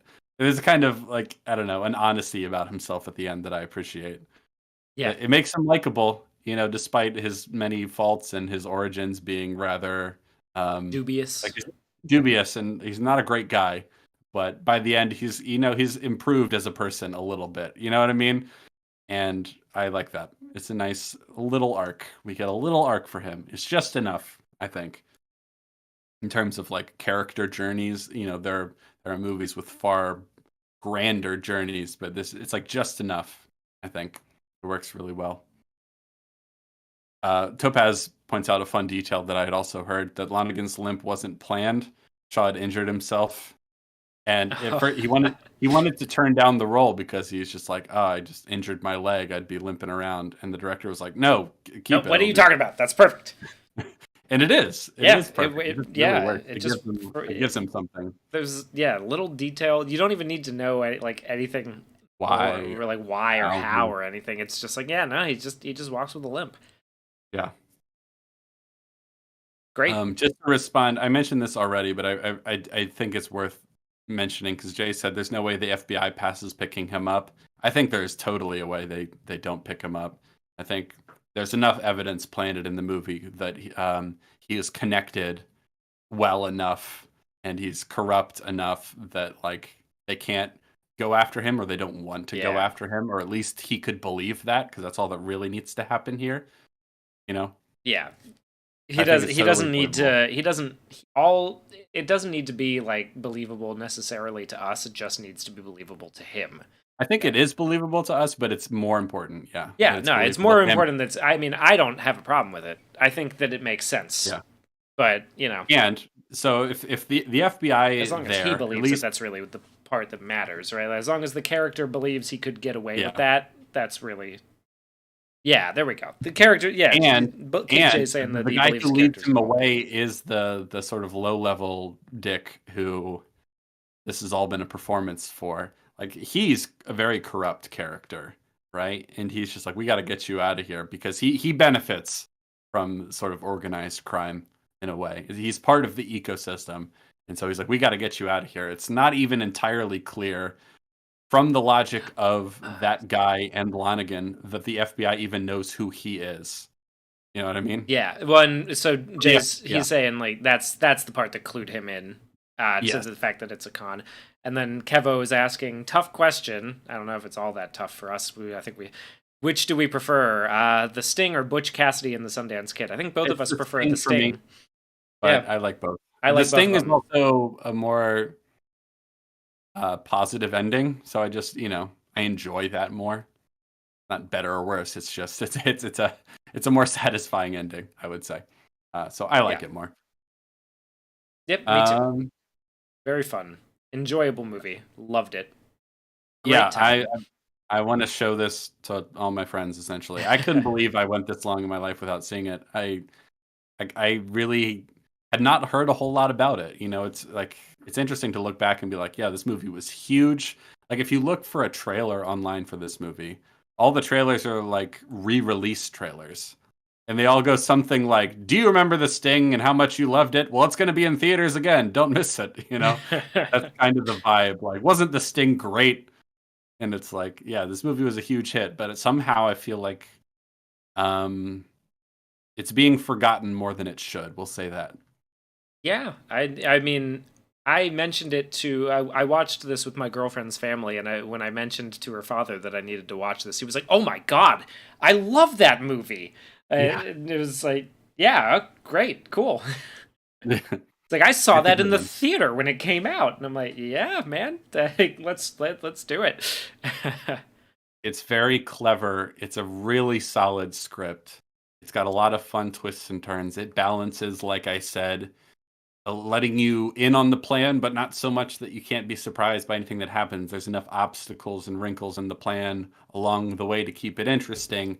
There's interesting character conflict between the two main guys, and you're not sure whether you can trust them. It's played well enough that you can believe that they actually just die in the end, but they don't. So they earn the satisfying happy ending by really making it seem possible that they could die. The villain is thoroughly tricked, but he's smart enough that it feels satisfying when it happens. It's not like he's just a dumb guy who falls for a silly scheme. Yeah. It works so well on every level. It's just a really good movie. Really, I always really like I always like movies where like you get to see characters act, like the characters are acting. You know what I mean? Sometimes it's fun when you see like good actors playing bad actors in something. That sort of thing can be fun. But like when you know that they're lying and you get to watch them and like really observe them carefully to see like how good they are at lying, like I Yeah, like that sort of thing a it's lot. awesome. Yeah, it's a pretty visually stunning movie. There's a lot of great cinematography. Like I said, we've mentioned it before, but really, Paul Newman and Robert Redford, like two of the greats, and Robert Shaw too. But like, Yeah. man, like those three central performances are just absolutely top notch and really elevate what's already a good script into just an incredible performance. They sell every detail, and a lot of it is just the look on people's faces in moments of tense silence is like a big part of what really works about it. Mm-hmm. A lot of great dialogue. If you're a dialogue enthusiast, there's a lot of great moments in this. It's got a very 1930s, like transatlantic rapport to it, but it's good. It all flows really well. It feels like a 1930s movie. Like it's got a lot of or it feels like an earlier movie. Yeah. It's from the 70s, but it's got that nostalgic feel for watching something like Casablanca or Yeah. yeah, like it's something from that era. It's just In terms of the way people talk and the way they act and yeah, some of the it's culture and really well directed, line. really well performed, really well written. Mhm. It's just a masterpiece. It's really Yeah. really good. Oh, yeah, we've talked about the music. There's another element I wanted to say. What was it? Oh, incredible pacing. So I am a big fan of how slow and deliberate this movie is. I mean, there are slower movies for sure, way slower movies, but this movie isn't like it's so good that it doesn't have to worry about people getting bored. You know what I mean? It doesn't feel like it needs to speed through things to like keep your attention. There are long sequences in the movie where there's no music at all, and we're just kind of watching people walk through a space or like, letting moments hang and breathe. You know what I mean? This is not a movie for people raised on TikTok in terms of the pacing. You know what I mean? It's not trying to appeal to that, but I think it's the kind of movie that people who are used to really fast-paced entertainment could could appreciate how slow and deliberate it is because every detail is well placed. All the aspects of the movie are working so well together that it's never boring. And I think it was mentioned before by Topaz that this is a good movie to show to people, especially I think, the Zoomer brained types who are used to very fast paced entertainment that's always like desperate not to have them be bored. This is a movie to show how powerful it can be to just let movies breathe and go at the kind of a slower pace because it's so well executed. There's not a moment of boredom for me in the entire movie, and there are long sequences where like little is happening at first, and we're building up to things. And yeah, I just think it's great. I wish more movies were paced like this these days. There's something very refreshing about it. When it's done well, you can really sink into the movie. See, I don't even have a good sense of how long this movie is. I'm going to look it up right now, but I don't really, I never really felt it once in the entire movie. How long is it? It's 2 hours and 9 minutes. Yeah, it's just it breezes by. Great. This and American Graffiti both came out the same year and really nailed the nostalgia for the era the film takes place in. I still haven't seen American Graffiti. I'd like to. Um, Never seen it. I think I completely misunderstood which ocean movies you guys would be talking about. Oh, did you watch the original, the '60s one? I tried to specify in the tweet and community post that we'd be talking about the Soderbergh 2001 remake and not the 1960s original, though we will be talking about that uh, I'm sure a little bit. Yeah, we're talking about the Soderbergh Ocean's 11 with Brad Pitt and George Clooney next. So Ah, yeah. there you are. Well, yeah, I am back. I have returned. we're moving on to Ocean's 11, the Unless the you, unless Soderbergh. actually, you know what? I need to step away for a hot second. Okay. Give us some nice closing thoughts on this thing. Well, my closing thoughts on The Sting are, I knew I liked Butch Cassidy and the Sundance Kid. This movie is like, I like this. I think I prefer this one. I think they're both great movies, but I prefer this one. Robert Redford and Paul Newman. We've said this already. I'm gonna keep saying it.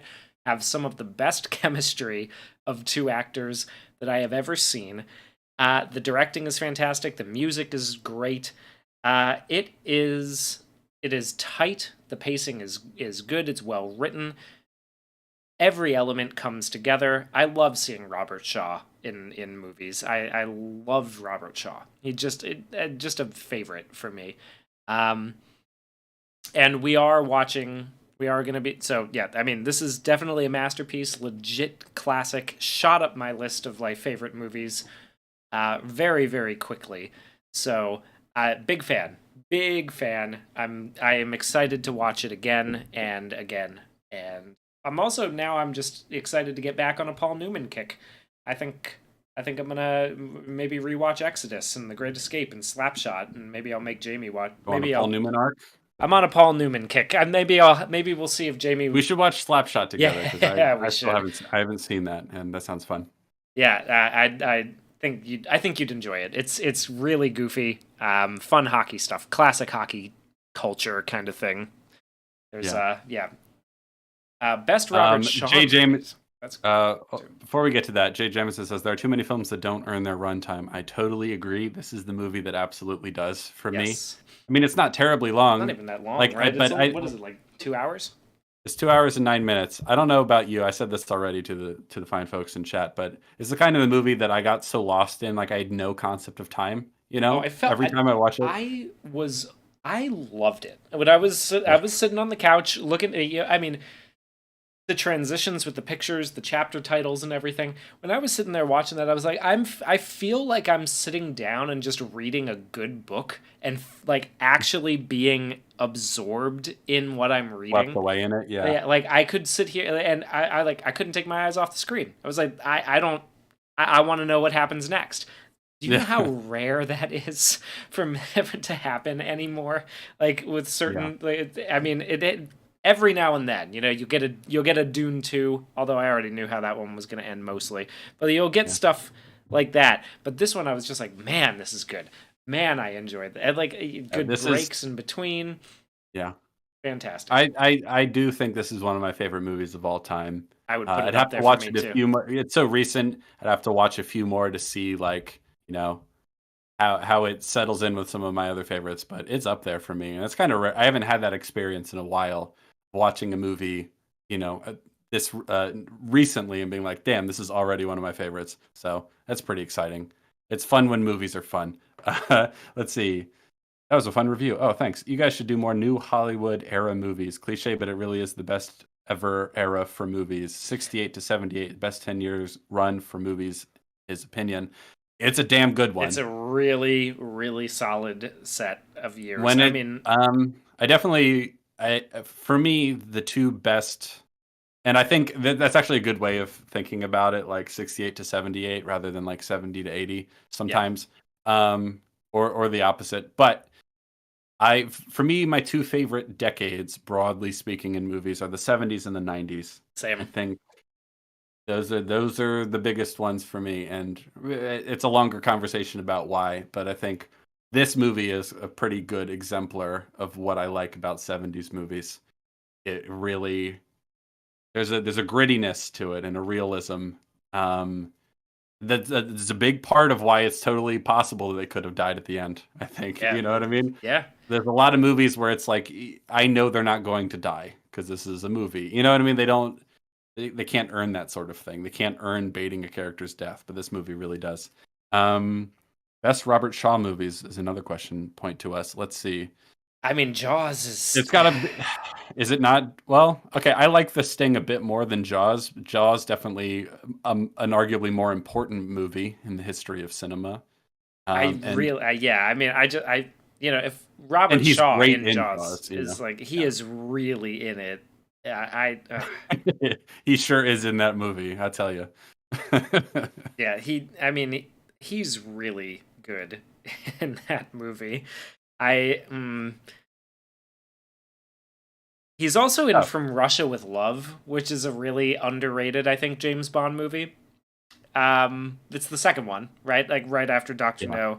But he's really fun in that movie. He's the guy who strangles him on the train. He has a great fight scene with Sean Connery. Uh, I'm this looking is through really his up there. I'm looking through Uh, his IMDb, and for me, I actually haven't seen a ton of movies by him, so it's either The oh, Sting or he's in Jaws. Robin. He's plays a really okay. So Robin and Marion is not a like not one of my favorite movies. I'm not a huge fan of that one. That's the one where Sean Connery plays Robin Hood. But Robert Shaw is the villain in that one too. You know, like a little callback to From Russia with Love, and he's really good as the villain in that movie. I think he does a great job. He's probably my favorite part of that movie. All things considered. So yeah, I Jaws and The Sting, and those are probably It my two really favorite can't be ones. overstated just how good he is in the thing. Like he's a fantastic antagonist, Yeah, and and he I don't he know, one brings one some of of the that better energy to ones. that Robin Hood movie that he's in too, where he's opposite Sean Connery. He has some really good villain energy. So yeah, we don't have to watch that one. Sean Connery as Robin Hood is real. It is kind of funny. It's a funny little anomaly of a career, but I like him in that. I really do. What about the oldies? I'm a sucker for young Gene Kelly and Katharine Hepburn. Yeah, Oh I'm a yeah, big fan of a lot of those kind of movies too. Gene Kelly, in my opinion, is the greatest of all time musical actor performer. I don't think there's anyone better. yeah. He's the best dancer to ever show up in a movie, and he's got a pretty damn good singing voice. Singing in the Rain is probably my favorite movie musical. So, don't get me wrong, I'm not a hater on 30s, 40s, 50s, even early Oh yeah, 60s no. movies necessarily. I Casablanca just is one of think my favorite movies I ever. think Also, there's a strong case to be made that Casablanca is the greatest movie of all time. you could certainly, yeah. It's one of those ones where like it swings back and forth between Casablanca and like The Godfather, probably for me. Like great, like I just think those two are fantastic. You know, like Godfather from this era, and then Casablanca from a little bit earlier. But yeah, Really quick, you're cutting out a little bit on my end. I know you aren't on the stream's end because you're going yeah. I directly through don't. your micro, but I just want to make sure that I'm not cutting out on your end. No, it doesn't. I don't hear you cutting out. Oh, okay. Well then that's good. Then neither are I they. also I Some forgot Robert some Shaw's in Pelham 123, which is awesome. I love that. I really like that movie too. Between the Sting, Pelham 123, and Jaws back to back to back. So yeah, Oh, we've been asked if we've had a chance to see Margin Call. No, not yet, but I remember that is on my list. It's one I definitely want to see. I think that was recommended to us a stream or two ago. And it's on the list. I think we Billy have had a not hell of watched a that work movie. ethic. You had to be on your A game to perform with that guy. Oh yeah, he's the Oh greatest yeah, for a there are reason. parts of Singing in the Rain where I get exhausted just watching him do Yeah, what yeah, he's doing. I'm like, holy yeah, shit. yeah. It's wild. This is a big soapbox for me is that there's a case to be made, argued on both sides, whether modern movies, at least in the last 10, 20 years, are worse or the same as movies from other eras. I think I'm more on the camp that they've gotten worse on average. Not to say there isn't great movies, and not to say that there weren't bad movies, even in the 70s and 90s, for example. But where I think the line is so obvious that no one could possibly disagree if they had any taste at all is that modern movie musicals are trash compared to Oh, the old ones. dude, they suck. We have totally forgotten how to make a good movie musical to the point that entire generations of film goers think they don't even like musicals because they haven't seen any good ones. And that's I so don't like modern musicals. I'll tell you that it's such a much. shame, man, because the good ones are fantastic. Like whenever I hear someone say like, "Oh, I don't like musicals," it is always possible that that's just not their cup of tea, right? There's certain types of movies I don't go for as much, right? But I'm like, but man, have you seen any Gene Kelly movies? He's the greatest. Yeah. Yeah. Anyway, I think it's time to move on to our second film in our Let's double do it. feature. The 2001's 2001 Ocean's Steven 11. Soderbergh's remake of Ocean's 11, starring a whole bunch of people, but notably George Clooney and Brad Pitt playing the Paul Newman and Robert Redford types, respectively. Also, Matt Damon and Don Cheadle doing a terrible Cockney accent, One of unfortunately. the worst British accents I've ever heard. Listen, Casey Affleck barely doing much of anything, but he's killing it in what he's yeah. given. The big Scott blemish. Conn, love it.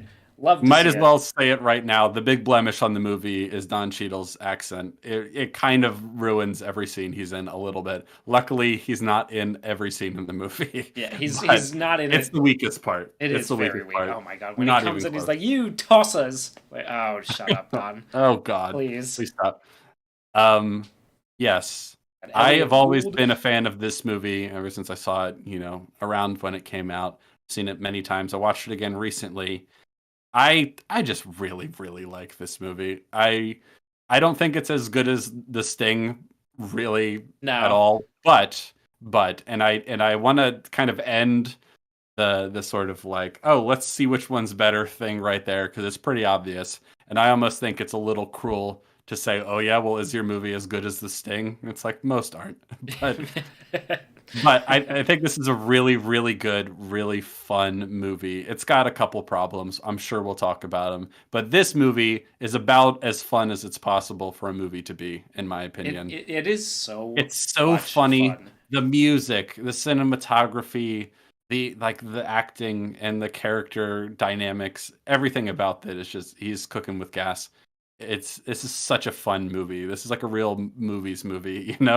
It's just fun. It just works.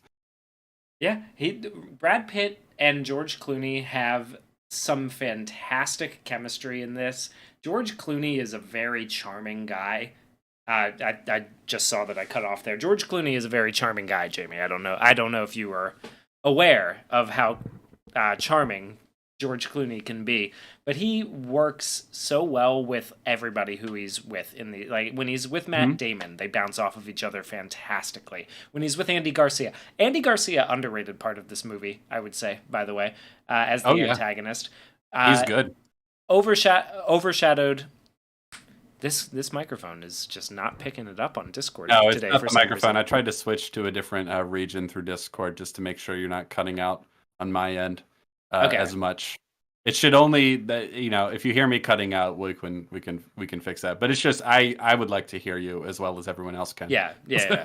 I, That would I'm help. I'm I don't know exactly what it Don't doesn't worry matter. about Anyway, your end. well, yeah, It's I'm just keeping an Discord. eye on it, but yeah. But Andy Garcia is really good as the antagonist in this one. I really like him in the role that he's cast. I just yeah, George Clooney's just killing it in this movie, man. Like he's killing it with everybody, and I mean George Clooney and Julia Roberts have great chemistry together. They have unbelievable chemistry. I love them together. They're Yeah, so good. and oh my god, Bernie Mac is Bernie Mac's so okay. funny. So what I'll say about this movie, one thing I think it's probably its strongest element is that it's an incredible comedy. I always knew it was funny. I always knew it was fun. It's a heist movie. It's a thriller, sure, but it's a comedy almost first and foremost. And I think I kind of realized that this time around. Like so much of every scene is like played for jokes and fun. It's either going for fun or funny. You know what I Yeah, mean? yeah. And it's incredible. But like there's some dramatic moments too. I don't want to undermine those. But for example, I just see it on the screen right now from the trailer. One of the first great moments between Brad Pitt and George Clooney in the movie is when George Clooney is telling him. George Clooney has already told him about his big plan, his big heist, the big job he's working towards, and he's like, "Why do you want to do this?" And he has this little speech he gives about how, like, the house always wins, but sometimes when you bet big, you can beat the house. He says it better than that, but he gives this speech, and there's this little pause. And Brad Pitt goes like, You rehearsed that, "Did you didn't you? practice that one? You rehearsed that, didn't you?" It's like, "Yeah." Did I go too Like, fast? I was like, "No, no, it too was good. strong? No, it was good. No, it's good. No, it's good." There's so many little scenes like that, like people like ribbing each other and undermining each other that are really funny. Yeah, It's about I've said it already, but it's about as fun as it's possible for a movie to be, in yeah, my opinion. It's absolutely. just incredible. And so, real quick before we jump in on the Soderbergh version from 2001, you recently watched the original Ocean's 11 with the starring the Rat Pack, Frank Sinatra, Yes. Sammy Davis Jr., and Dean Martin. I own that one Mhm. on DVD also because I So love do the Rat I. Pack. I'll tell you why. It's kind of a funny little detail. For Christmas, among other things, I asked for some Blu-rays of movies. I got a Blu-ray of The Sting for Christmas, so that was fun. Another movie I asked for was Ocean's 11 because I'm like, yeah, I'd love to own that movie. That movie's great. I specified the year when I told my mom of this idea, among others, but she gave me the 60s one instead. I was like, oh, that's fine. I haven't seen that. I've been meaning to see that anyway. I'll just, she's like, oh, do you want me to return it? I'm like, no, I'll keep Uh, it. I'll watch it. And so I watched the original Ocean's 11 for the first time. I definitely prefer the remake, but there are some funny I could bits. not. There's some funny bits, and there's some good things going for it for sure. I could not believe how bold the ending was. Holy shit! I don't want to spoil it because I don't think, we didn't tell anyone we're gonna spoil that movie, so we won't spoil Ocean's 11, the original. I don't think it's as good, but it does have some No. good stuff going for it, and it's definitely worth a watch. And I unbelievably bold ending. I was shocked, like jaw on the floor that it ended the way it That's how did. they ended the movie. And Oh, it's incredible. one of the things that I really like about that is so there's like a whole story about how the Rat Pack kind of got started because Frank Sinatra invited everybody out to Vegas to make a movie about robbing a casino. Like they were all Yeah, hanging out there, yeah, while it was getting like he really just like wanted to make that movie into like their identity. And they were doing their onstage, performance and comedy act at this point, and so they kind of yeah, just translate that over at certain points of the original film. So it's it a little works. disjointed, but when they are doing their comedy routine on camera, it is Hmm. so fucking funny, man. Like Dean Martin is just hitting zingers. He's funny. Another fun sort of recurring joke with Dean Martin in that movie is that he sings "Ain't That a Kick in the Head" like Oh 12 my god, times. it's so fucking annoying. It's so many times. He's just They keep singing Ain't That a Kick in every the chance they Head. can. They're shoving that into the movie. Yeah. This is one really great joke where they're talking about what they're gonna do with the cut of the money, and Dean's like, "I'm gonna lobby to take away, the 14th and the 12th Amendment," and they're like, "Huh?" And he goes, "I'm gonna take the vote away from women and make slaves out of them." It's like, oh my, what the fuck? They're just rattling off these jokes. Is great. I really Yeah. recommend watching it, especially if you like the comedy dynamic between them. If you're a fan of Seth MacFarlane at all, the Family Guy, American Dad stuff, definitely give that one a watch because you'll have some I could see moments of that. Yeah. really good, just like Rat Pack comedy.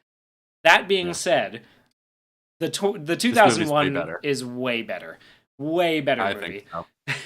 I want to, okay, before we get into the plot and the characters and all that sort of fun stuff, Topaz said, I like this movie, but for some reason, never really clicked with Soderbergh's style. It's interesting you say that because perhaps more than any other director with a famous name that I can think of, he probably has one of the most varied filmmaking styles of anyone I've ever met. Like, I'm always shocked when I learn a movie was directed by him. I'm like, really? That too? Because he changes it up so much. He has that movie called Unsane that's shot entirely with an iPhone. And not even with like lens adapters or anything like that movie Tangerine did. Like Unsane is just all the sort of stock wide angle lens of an early iPhone. And it looks like it, Weird. and it looks kind of cheap, but it's like he's having fun trying weird things. He's very experimental, and I find that a lot of his movies look and feel very different, which is there's something impressive about that, even if I don't always like it. I think his style in this movie, fucking incredible. This is Yeah, one of the most this like is stylish, hip, kind of throwback movies. It's oh man, everything's clicking in terms of the style for this movie. I think it's the use of music, the cinematography, which I should mention. Fun fact about this movie is that Steven Soderbergh is a cinematographer as well. Oh, really? Did you know that? No, I didn't. Under a fake name. Under a fake name. Yeah. So he like shot it all himself essentially. I mean, with a team, of course, but yeah. Yeah. And Wow. that's really impressive to me because the cinematography is It's pretty stellar. good. Yeah. And There's Jen, some yes, he really did. great He did shots. do Yeah. Magic Mike. Just want to. Oh yeah. I haven't seen Magic Mike. I hear it's good if you're into that sort of thing, but I haven't seen it. Um, He's done a lot. let's see. Oh, he did. Did he? He's just the producer on that. He must have just been the producer on that because George Clooney directed Good Night and Good Luck, which is another one of my favorite movies. Yeah, he didn't direct He did that. not No. direct that. No, he was But also. He he did must that have been. movie Contagion which had a resurgence of popularity after COVID for obvious reasons. Well, But that's a very different stylistically almost nothing like this movie. So he changes it up in a way that a lot of famous directors don't. There's a lot of famous directors, and this is no shade against them, but have a very specific style, and they kind of tell stories when they're doing a good job. They tell stories that fit that style. He seems to adapt his style to different stories, and I find that impressive and admirable, even if I don't always think it's great. I think he's really cooking here. yeah. This is a very well shot movie, and there's a lot of fun. There's a lot of good zooms in this movie too. There's a lot of good like compound moves, and the camera moves really effortlessly on these tracking shots and zoom shots. And I And like the way this movie is lit very well as well. and for such a large cast, everybody's giving it their all. It is. It's great. They are Yeah. just like they're playing off Poor each other Don so Cheadle's well. accent. Otherwise, Yeah, yeah, everyone's Don really. Cheadle doing the accent. I don't know. I don't know if that was his No one told decision. him. Like, I don't know. I don't know But who setting that decided on that aside, one. everyone's really giving it their all, and you can tell they're all like having a blast making it. Not in a way that they're like being unprofessional, but they're just like everyone's really into it. You know, everyone's like trying to do their best and be really really funny. And God, especially I think because Brad Pitt and George Clooney have great chemistry. They remind me a lot of Paul Newman and Robert Redford. Part of why I paired these movies together, obviously the likable criminals pulling off a big job is another similar element. But I love, perhaps more than any pair of people in any movie ever, I love George Clooney and Julia Roberts together. They just, oh, it's magic. Yeah, They're they so are good. fantastic. Anyway, I think we should probably get into the plot. Yeah, let's The do it. movie starts with, is it Daniel Ocean or David Ocean? Daniel, right? Danny Ocean. Yeah, Danny Danny Ocean. He Ocean. gets out of prison and he's at a parole board meeting, and they're asking him like, you're only convicted of this one crime, but you've been implicated in other crimes. How do we know that if we let you out of prison, you're not going to go right back to it? And he's like, well, those are all just My alleged. wife left me. My wife left me. I was in a spiral of self destruction. Like, how do we know that you're not just gonna start doing it again? She already left me once. I doubt she'd do it again just for kicks. Oh, there's so many good lines. There's a really funny line from this scene that's not actually in the movie, and I think it was probably the smart decision to cut it. And I'll explain why. But it is in the trailer. There's a part where they go, "What do you think you'll do once you're out?" And he's like, "I don't know. What do you guys make a year?" Which is a great joke. It's a It's good not joke. in the movie because in the I movie like it they not go, being "What on. are you gonna?" Yeah, because they say in the movie it goes, What do "What are you gonna do when you get out?" And we see a look of him thinking about it, and then we cut to like, okay, now we have a question and momentum moving into the next scene. Ooh, what is he gonna do now that he's out? And so I Yeah, think that's the smarter choice. But I don't know, what do you guys make a year? That is a funny joke. that is. Yeah, that's a good I'm joke. glad And they could keep it for the trailer. so, Kevo in the chat has said the soundtrack to this movie is so good everyone goes to the Bellagio fountain expecting Claire de Lune to be playing. That is true. Yeah, And the one time yeah. that I have been to Vegas, I stood outside of that fountain for about half an hour. They played it. They must have played Claire de Lune about 5 times in that 30 minutes of. Oh, really? Yeah, they really play it up. They really play it up. I stood Well, there watching the that's thing the fine. whole time. It was great. It's a lot of fun. Yeah. I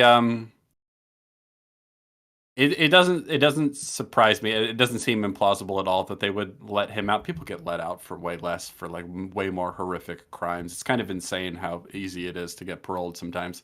Yeah, It doesn't bother right. me at all that they let him out. He's being sassy, but he's not. He's being sassy about it, but like in what he actually says in the movie, the sassiness is like, no, that part's behind me, and he kind of makes a joke out of it. But at least he seems to be genuine to them, Yeah. and like you know what I mean. But I think it shows Obviously, us what we need to know about his character, right? Is that oh for he's sure, flippant, but he's flippant but sincere. That's basically what we need to know yeah. about him, right? Is that like He does tell lies, obviously, in the movie. He's a thief and a con man, but like I don't know. It's not hard to really see. He kind of wears his heart on his sleeve a little bit, and to a degree, anyway.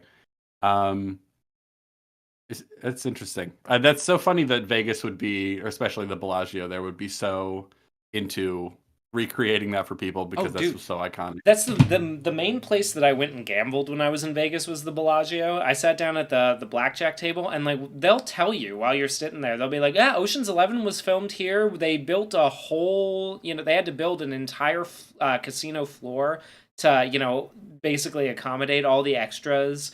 And like they did a whole extra, like they cleared the whole thing out and put this here, and then they built an extra vault and a back room and all that, and it was in like they are really like they sell on the fact that Ocean's Yeah, 11 takes place at the Bellagio because everybody knows I it. would.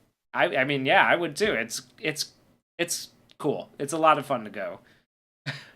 I think if I remember reading this somewhere, I don't know if I can find it right now, but that one of the producers on the movie was friends with the owner of the Bellagio, and that helped, because all the actors and people like that stayed at the hotel while they were filming, which just sounds like a blast, by the way.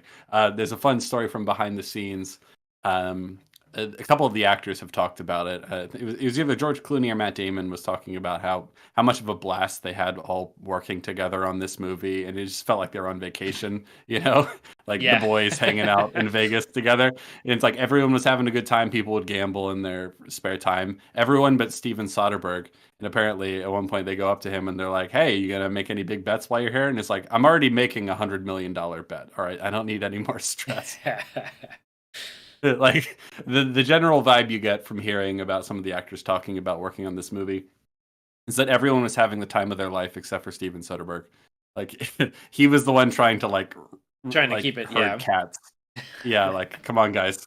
Like they're all cracking up and making each other laugh. He's like, "Come on, we're making a movie here." Like let's which is funny to me. So they he gets out of prison, and first thing he does is he goes to find Brad Pitt. And No, Brad Pitt, the first thing he does is he goes to visit Bernie Mac, oh, who's true. dealing in Atlantic City, Right. He's to dealing in find out where Atlantic everybody City. else is.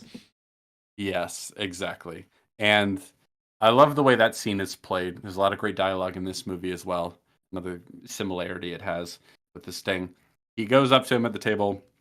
Well, he goes up to a different table and he's talking to a different woman, and Bernie Mac sees him and then comes over and replaces her at the table. And he's like, "Hey, man," and he calls him by whatever his real name He is. And calls he's him like, "Oh, I Frank. think He's you like, I might think you have me confused. My name is Ramon, as you can see right here. from my name tag." And he's like, "Okay, Ramon, whatever." And they kind of have this fun, like veiled discussion. And he's like, "Oh, that's all right. This table's dry anyway. I'm gonna Yeah. leave." And he's like, "Hey, but if you want to keep playing, maybe you should go here. I hear it's really nice." And so like they're having this veiled conversation, like they're putting on a face, and then he's gonna go meet him somewhere else. And so he meets with him and he talks with him and he tells him he's just out of jail. It's his first day out of jail, and he wants to like get the gang back together, so to speak. It's a little bit like the Blues Brothers. Um,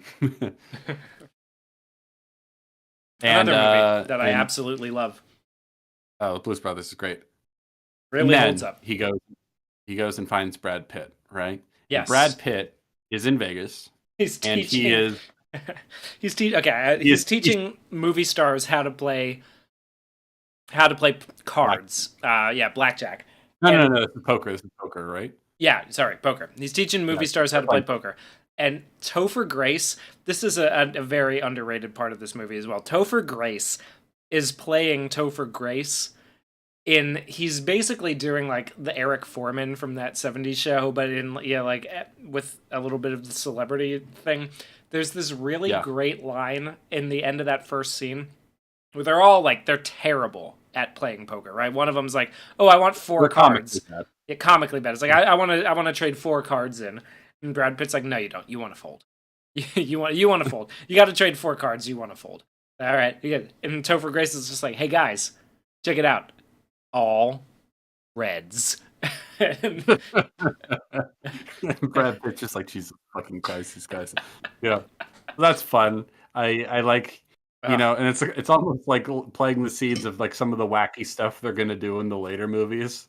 Like there are people playing themselves in this movie, like celebrities that actually exist in this movie. And the other guy who was in like, I don't know if it was Dawson's Creek or what he was in. He's also in Fringe. You know the guy I'm talking about? oh yeah, yeah, yeah. I don't remember.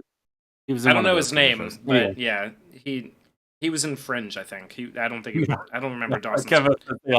they all cheer for him too. They're all like, "Oh, good job, man!" Like, all Reds. It's good. So he's frustrated with these guys. He's trying to teach them, but they don't really know what they're doing. I think it's before this. It's somewhere in that sequence. Topher Grace comes up to Brad Pitt and he's like, "Hey, man, are you incorporate? Like, you should get incorporated." Mm-hmm. And he's like, I was talking to my manager, and they said, if I'm like training for the movie, learning how to play poker for the movie, this can be a tax write off for me. But here's the only thing, and this is just this is what he's demanding, but like I have to pay you by check. And Brad Pitt just stares at him without saying anything. He goes, "Oh, Or or cash, cash, or yeah. cash. Yeah, Or cash is cash good. first." And Brad Pitt doesn't say a word to him the entire time. That's fun. It's fun stuff like And when he that. gets exasperated with how bad the celebrities are at playing cards, he goes out to have a drink, and the bartender's asking like, "How's it going?" He said something, "The longest night of my life," and the bartender's like, "What?" He goes, "I'm running away with your wife," and the bartender just smiles and nods at him. He goes, "Yeah, cool, man," or whatever Cool, he yeah, cool, says. dude. Yeah, yeah, nice. This movie is almost wall to wall jokes. Like I didn't appreciate it as much before. Like that, this is almost a comedy first and foremost. And there's so many. There'd be too many to talk about. But um, eventually, it's a nice shot because he's at the bar and he's drinking his annoyance away, and we see George Clooney move behind him. He doesn't stop at him. He just walks past him, right? And when Yeah, he goes back in, for the next game or whatever, George Clooney's at the table and it's like, "Oh, hey, like your friend is here. He's gonna join." And he sees George Clooney and it's like, "Uh-oh, this guy, what's he doing here?" Kind of thing. They sit down at the table and they're playing a game, and George Clooney makes a big bet. Oh, and they're asking him like, "Oh, what do you do for work?" And he's like, "I'm a thief." Like he's like, "I steal yeah. I things." steal, I He's steal being, ink and head masks, ink, yeah. And ink he's and like, ritual "Oh," masks. Like, is there any money in and he's that? like, "How There's much?" some. They run a con. Yeah, They well, start if you running could, a con. It's great. They just know how to play off each other immediately. That's the whole thing. Is like they. well, that actually seemed real to me. Like that's a real thing that happened. Well, no, I think that is a real thing that happened. But like immediately, Brad Pitt and George Clooney start playing off of each other as Yeah, like like they know. they Yeah, like they can read each other well. he's just like, oh, I think he's that big of a bet that quick. He's holding nothing better than a pair of face cards. Like, I think. And then Oh, he starts raising and everything, and he's like, oh, he's trying to buy his way out. That kind of thing. But he's they trying to buy immediately his way out of the block. out of Yeah. out of his bluff, yeah. And like they just immediately start because he knows that he's gonna win, right? Like he knows he's got something better in the hand, and he's just playing off of the fact that these guys around him have no idea what they're doing, and they can take him for a little bit of cash. Well, actually, that works. I think as an interpretation. That's not how I interpreted it. So I really like this scene because he's showing up at a prison, and you get this standoffish sense from Brad Pitt about him a little bit. Like like he has some, not like a deep resentment, but there's a sort of like, I don't know, there's something lingering there. And when he shows up to the table and he says like, "Oh, what do you steal?" And he says, "Ink and head masks." And the guy goes, "Is there a lot of money in that?" And he goes, like, "Yeah, there's some." And he goes, "If you can move them." But you It's kind can't. of a Yeah. dig at him. You can't. Yeah, like that was the problem with the last job. Like we sold these masks and then you couldn't sell them. You know what I mean? He's kind of giving him shit a Oh, I little think bit. there's a little bit of both, right? But I think they Yeah, can no, like but I they're want playing off each to. other as well. But the part where I think I think differently about the scene where it kind of conflicts with what you were saying a little bit maybe is when it comes to the bluff, right? He bluffs and he's like, oh, he's telling them, he's like, hey, you know, he's probably bluffing this early in the game, betting that high is probably a bluff, right? And the one guy like calls and raises and is like, all right, well, hey, you know, you don't want to scare him off, right? And you know, and he calls and he's like trying, he raises again. He's like, he's trying to buy his way out of the bluff. What I like about this scene, we're learning a bit about the strategy of poker, which is fun. We're getting a sense, you know, like it's fun to watch this play out, but it's all subtext for me. Like the subtext is he knows he's here with another scheme. And it's like, well, is he bluffing? Does he actually have something? Or is this going to be another failed enterprise like he's had in the past? Right? And so he's like, he's bluffing. He doesn't really have anything. He's clearly here because he's going to proposition me with some new scheme, right? He's like, does he actually have anything? Oh, and the twist is that he's not actually bluffing. He actually has something, right? And it's Yeah, I could like, see that too. I do like the I like idea it. that they're playing off of each other, like kind of just, instantly sort of doing the two-man con instinctually because Brad Pitt's frustrated with what he's doing, and they have an opportunity to sort of, take him for a ride Yeah, a little bit. I get what you're saying. I think that works too. Well, I think there's a maybe there's a middle ground where both work, but the detail I like about it is that he's coming. We're talking about what he's going to like present him with. Like, does he actually have a winning hand this time, or is he Yeah. just bluffing, No, I or is it like that just going to too. be another failed enterprise like last time? And it's a really good. Well, we've already had George Clooney's character introduction. We've already had the introduction of Brad Pitt, but when they first come together, this is a really good dynamic It's a introduction, if you will. chemistry introduction. Yeah, and you Yes. just see that. Yeah, I like it. I think it works really. It's a great scene. And so, because then what we immediately follow up with is they're at a bar somewhere else, and he's like, and he tells them what his plan is. He's like, now that he's out of prison, he's like, I got a job. He's like, we're gonna knock over a casino, and we're gonna knock over 3 casinos, and like that's his big plan, right? And then they start talking about what they need to do in order to make that happen. He's crazy. You know, he's Yeah, the wild scheming guy. You know what's kind of funny is that this is I understand why they cast George Clooney in The Fantastic Mr. Fox, partly yeah, because of this movie. I think that there's a makes a lot of similarity sense. between their characters, you know. So he's out of prison and again and immediately wants to go right back to it. It wants like the biggest job ever. And he's got this plan for how they're gonna knock over 3 casinos, which is fucking crazy by anyone's standards. One casino is crazy, but he's crazy enough to pull it off. Stop me if I'm skipping over anything important, but at one point they go to he knows a guy and who has access to like the building plans for these casinos.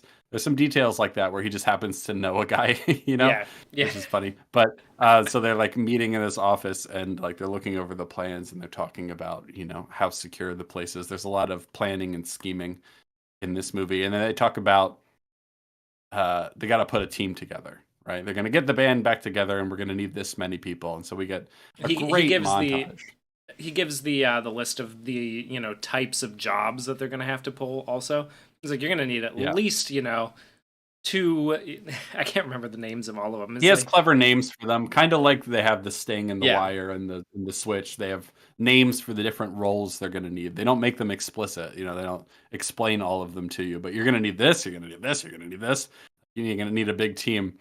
And there's a long montage of like introducing all the people that they're going to conscript for this job. well, Or first they need the financial backing, and so they have right, to right, go right. I'm to getting ahead of myself. Elliot Gould, who is just absolutely killing it in this movie. He's so Yes, funny.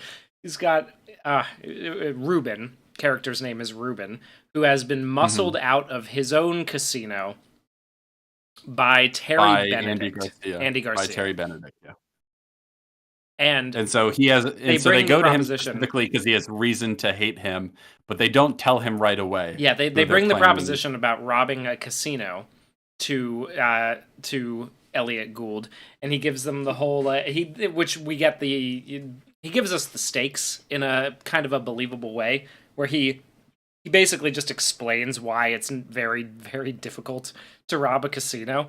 Where he gives us the Hmm. three most successful attempts at robbing a casino in Oh, I history. love that scene. Yeah, we see it. We see in a little like flashbacky montage sort of thing, using era appropriate music. That's really funny. And one of them is Dean Every Martin, "Mama Loves Mambo," which is nice little yeah, callback, nice little throwback to the original one. You know, yeah, the uh, three most successful like almost robberies of a casino. You go through them. Go ahead. within the first one in the 1950s with the "Mama Loves Mambo," is basically somebody grabbed a lockbox. It's like he made it 2 steps closer to the door than anyone before him. Yeah, as he gets stopped on And the he gets floor. shot Yeah, immediately. yeah, and then in the And then '60s the next guy, he or the almost '70s, like he almost got a whiff of fresh air. Like he almost got to the door before yeah, they knocked him. knocked him out. Like the guard just like clubs him and like clotheslines him with his nightstick and knocks Yeah. him down on the ground. And then in the '80s, somebody's just like running out with a pile of cash, and they have "Take My Breath Away" from Top Gun playing, which is great. Yeah. He's like And he's running. He almost gets out to the street, and then he gets shot, and the money goes flying in the air, and it freeze frames on him while the music plays, and then it like allows the footage to keep rolling again. All that stuff's yeah. really fun. And they do this thing He's where having like fun. he's just like it can't be done, and they're like, you know what, you're right, our eyes were our eyes were bigger than our stomachs, what were we thinking? Thanks for anyway, thanks for lunch, we'll see you later. And he goes, just out of curiosity, what casinos were you planning on robbing in the first place? And he goes, oh, it's the Mirage, the MGM Grand, and the Bellagio. And it turns out that it's Terry Benedict, and he's got a bone to pick with Well, him. he says like those are Terry Benedict's casinos, and he goes, "Oh, Oh, are they? are Oh, they?" yeah. Huh. He's like, "Oh, I guess you're right." Oh, yeah. I guess and so. and then and I love this the way that the whole scene is framed too. Well, not the whole scene, but like especially that part. They're walking away. They're walking towards the camera, and he's off in the distance. He's like, "Oh, by the way," and like he's in the middle of them, and they're kind of flanking both sides of the of the frame, and he's in the middle. They're forming like a little triangle, and they like when they turn to look at each other, like, "Oh, Terry Benedict, I guess." Yeah. Oh, wow. I didn't even think about that. And he's smart. Ruben's like, "Oh, like I know you're pretending like you didn't know that the whole time, but like I see what you're doing." And then when he walks over to them, he comes closer, and the camera pushes in, all that sort of stuff. Man, the cinematography is really great. It really elevates a lot of these scenes. Like the blocking is really fun, and they make really good use of space and all the different people, and that sort of thing. And he's like, "Oh, I see what you're doing. You're baiting me in with the wanting to get revenge on Terry Benedict thing, but it works. They get him because he hates him that much." And he's like, "Well, if you get caught, I didn't tell you nothing," kind of thing. Yeah. Great. So then we get the Yeah. montage of them picking up the team members, and this is where the all-star cast just kind of starts to shine through. Here we got the Mormon brothers. We get this really great scene between Scott Kahn and Casey Affleck where they're racing a RV truck against a giant truck. Like the RV truck is like a miniature version of the big truck that Yeah. Scott Kahn has. It's a fun visual gag, but like we start on the car, like we start on the mini truck, and we zoom out to reveal the bigger truck. Like messing with your sense of scale for a hot second. There's just like Yeah, it's really visual good. gags in a movie like this. It's great. Also, Yeah. Kevo's mentioning the 7 gold chains that Elliot Gould is And the wearing. open shirt. Yeah. The open shirt, his hairy chest. He's like giant sunglasses. These colossal fucking sunglasses. He is creating a character all just through costuming and voice, pretty Yeah. much alone, and it is so much fun. He's so funny. He's so dynamic. It's great. I love it. I love that guy. We're back to the remote control RC truck and the monster truck And then they're like, "All right, whenever you're ready." And they're like they just kind of like bicker with each other the entire movie, and I love that. Yeah, You know? they've got a very brotherly dynamic because like they race against Yeah, each other, and then Scott Conn just like drives his truck over the RC truck, and just demolishes he's got it. this like Yeah, Casey Affleck has this like sad puppy dog look on his face, and Scott Conn is like cackling as he drives around yeah, the course. It's great. Uh, it's fun. Every scene they have is just like they argue like brothers, and it's really funny every time. when Let's see. they use that as their Yes, sort of that's like that's their special skill that they bring. They're it's a like the face distraction men. technique. Yeah, Yeah. Oh hmm my god, and the it fucking really balloon it boy really works. scene, dude. It's so Yeah, I'm just yeah. trying to deliver my balloons. And like when he Uh, forgets his card, and he's like, "Oh, I forgot my card in the room." He's like, "You fucking idiot!" He's like, "Well, why are you yelling me? Like, how's that gonna help anything? I'm already. Can't you see I'm already upset? What's yelling about it gonna do?" oh my It's god, so it's funny. so they're Um, so funny. Oh yeah. man. So we set up them as kind of like two helping hands, and like, but it's not. These are kind of setups without explicit reasonings. Some of them are explicit, but like it's kind of obvious that they're going to be helpful without needing to say it out loud. But there's even the setup with the remote control car. Like the Mm-hmm. remote Mm-hmm. control car isn't just a fun detail; it's important, and I love Yeah, that. that'll become Um, important later. yeah.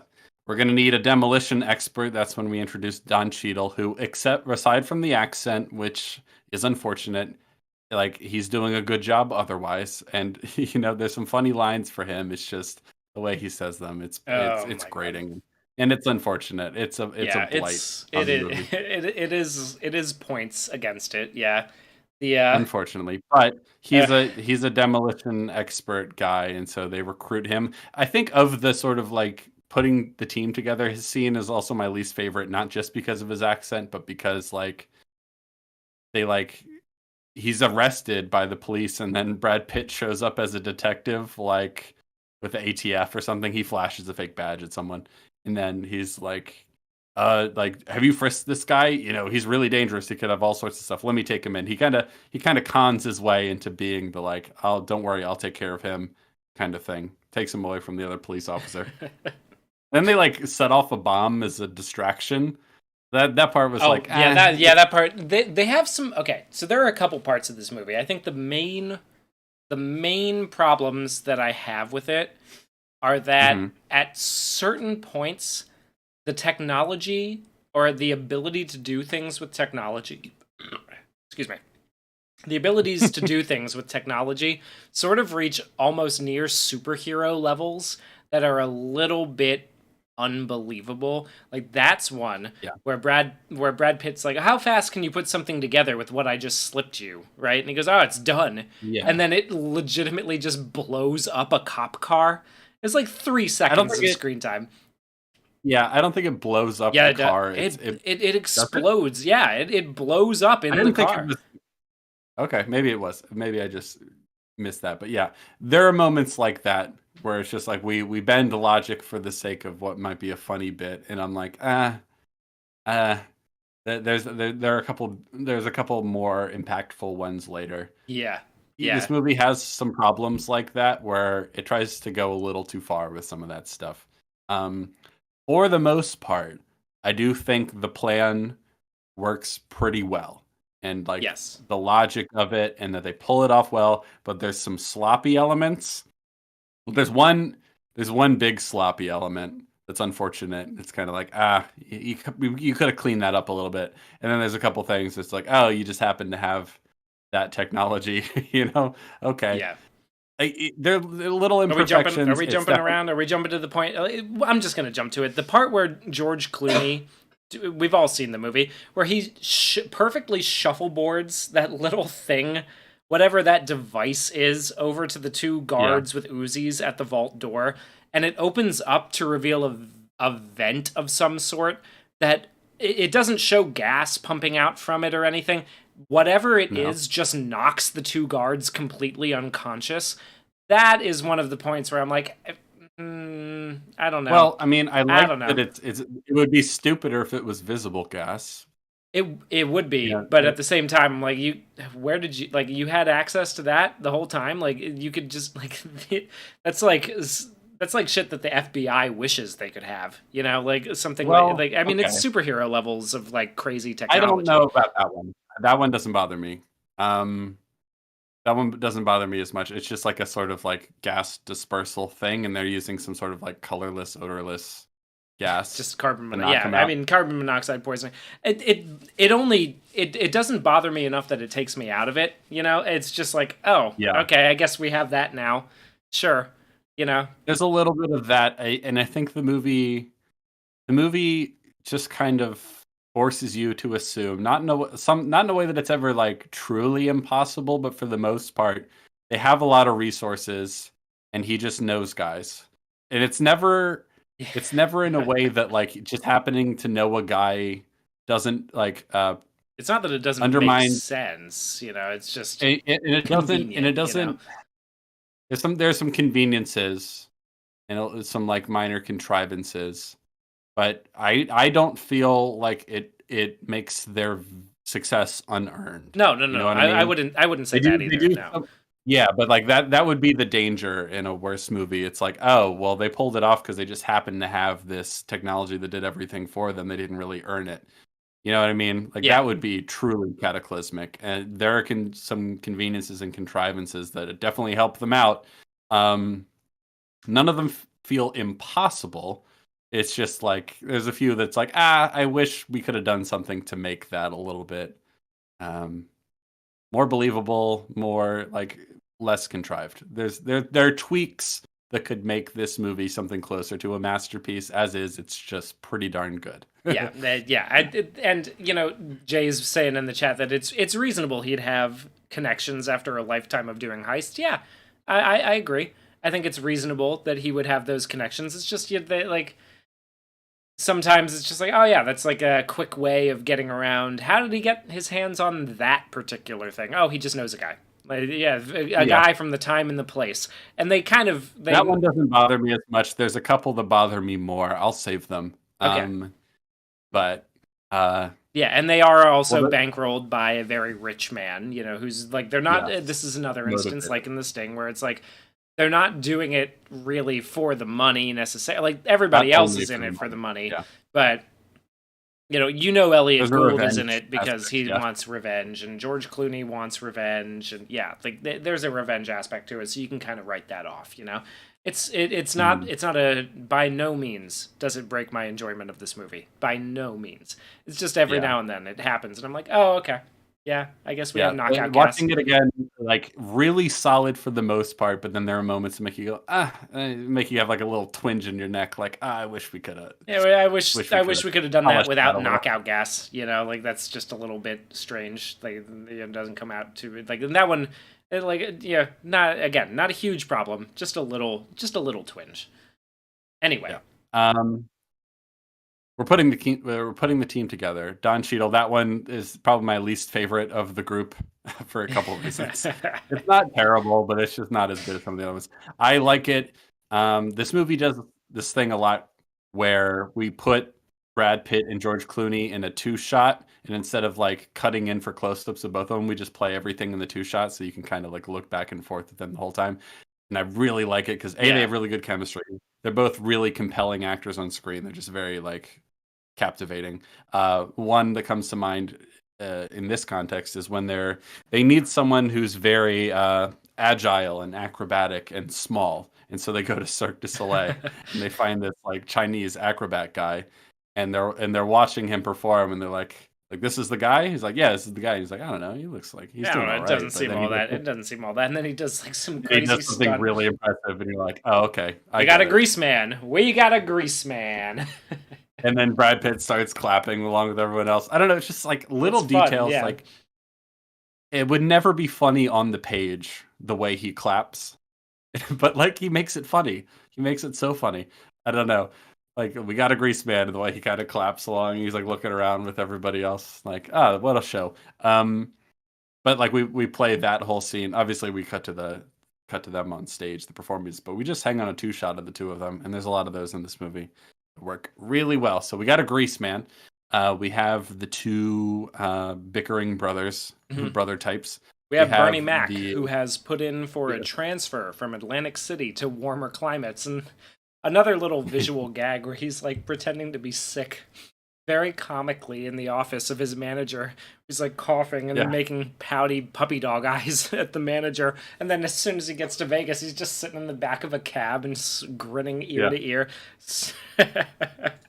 There's a lot of It's good. funny. There's a lot Bernie of good Mac is like little very match cuts funny like in this that. movie. I really like Bernie Mac in this. Obviously, they have the guy bankrolling them. They have the guy bankrolling them. We have the two bickering brother types. We have the explosives expert. We have the grease man. We have Brad Pitt. We have George Clooney. That is 7 at this point. Did I say Bernie Mac? I'm trying to count them all out right now. Brad Pitt, Bernie Mac is one Bernie of Mac, them. George Clooney, I said them. And then they go get Saul. Saul, I can't remember Saul's last name, but Berenson. Sounds Saul, right. Saul Berenson. That sounds right. something like that. They go get Saul. I like the scene where they go get him. He's at the dog track Oh no, watching, Saul Berenson great. is the guy from Homeland. Whoops. Anyway, he's watching dog racing, and Brad Pitt comes up to him and he's like, "I made you, like, you've been tailing me for a while. I made you so long ago. Like you like we get a sense right away that he's really good at this sort of thing. He knows when he's being tailed, and he's sharp, even though he's an older gentleman. Um, they come to him with the plan. This movie also has a pretty good balance of like telling you certain things, but not everything, so things can be a surprise. They don't hold your hand, right? So when you're seeing the plan play out, you go, "Oh, okay, I see why they got him and what they're doing and why this is important." They don't explain everything to you. They explain some things, obviously, um, but they don't hold your hand. And so they explain the job to Saul, and he kind of whispers in his ear, and he walks away, right? Like, do you remember any other details from that? I'm kind of He busting. loses the dog race. Like they catch him right when he's Right. losing his bet on the dog race, and there's this really funny visual gag where they tell you, they don't show you the race as it's happening, but Brad Pitt asks Saul like, "Is that your hound right there in the rear?" And he goes, "He breaks late. Everybody knows this."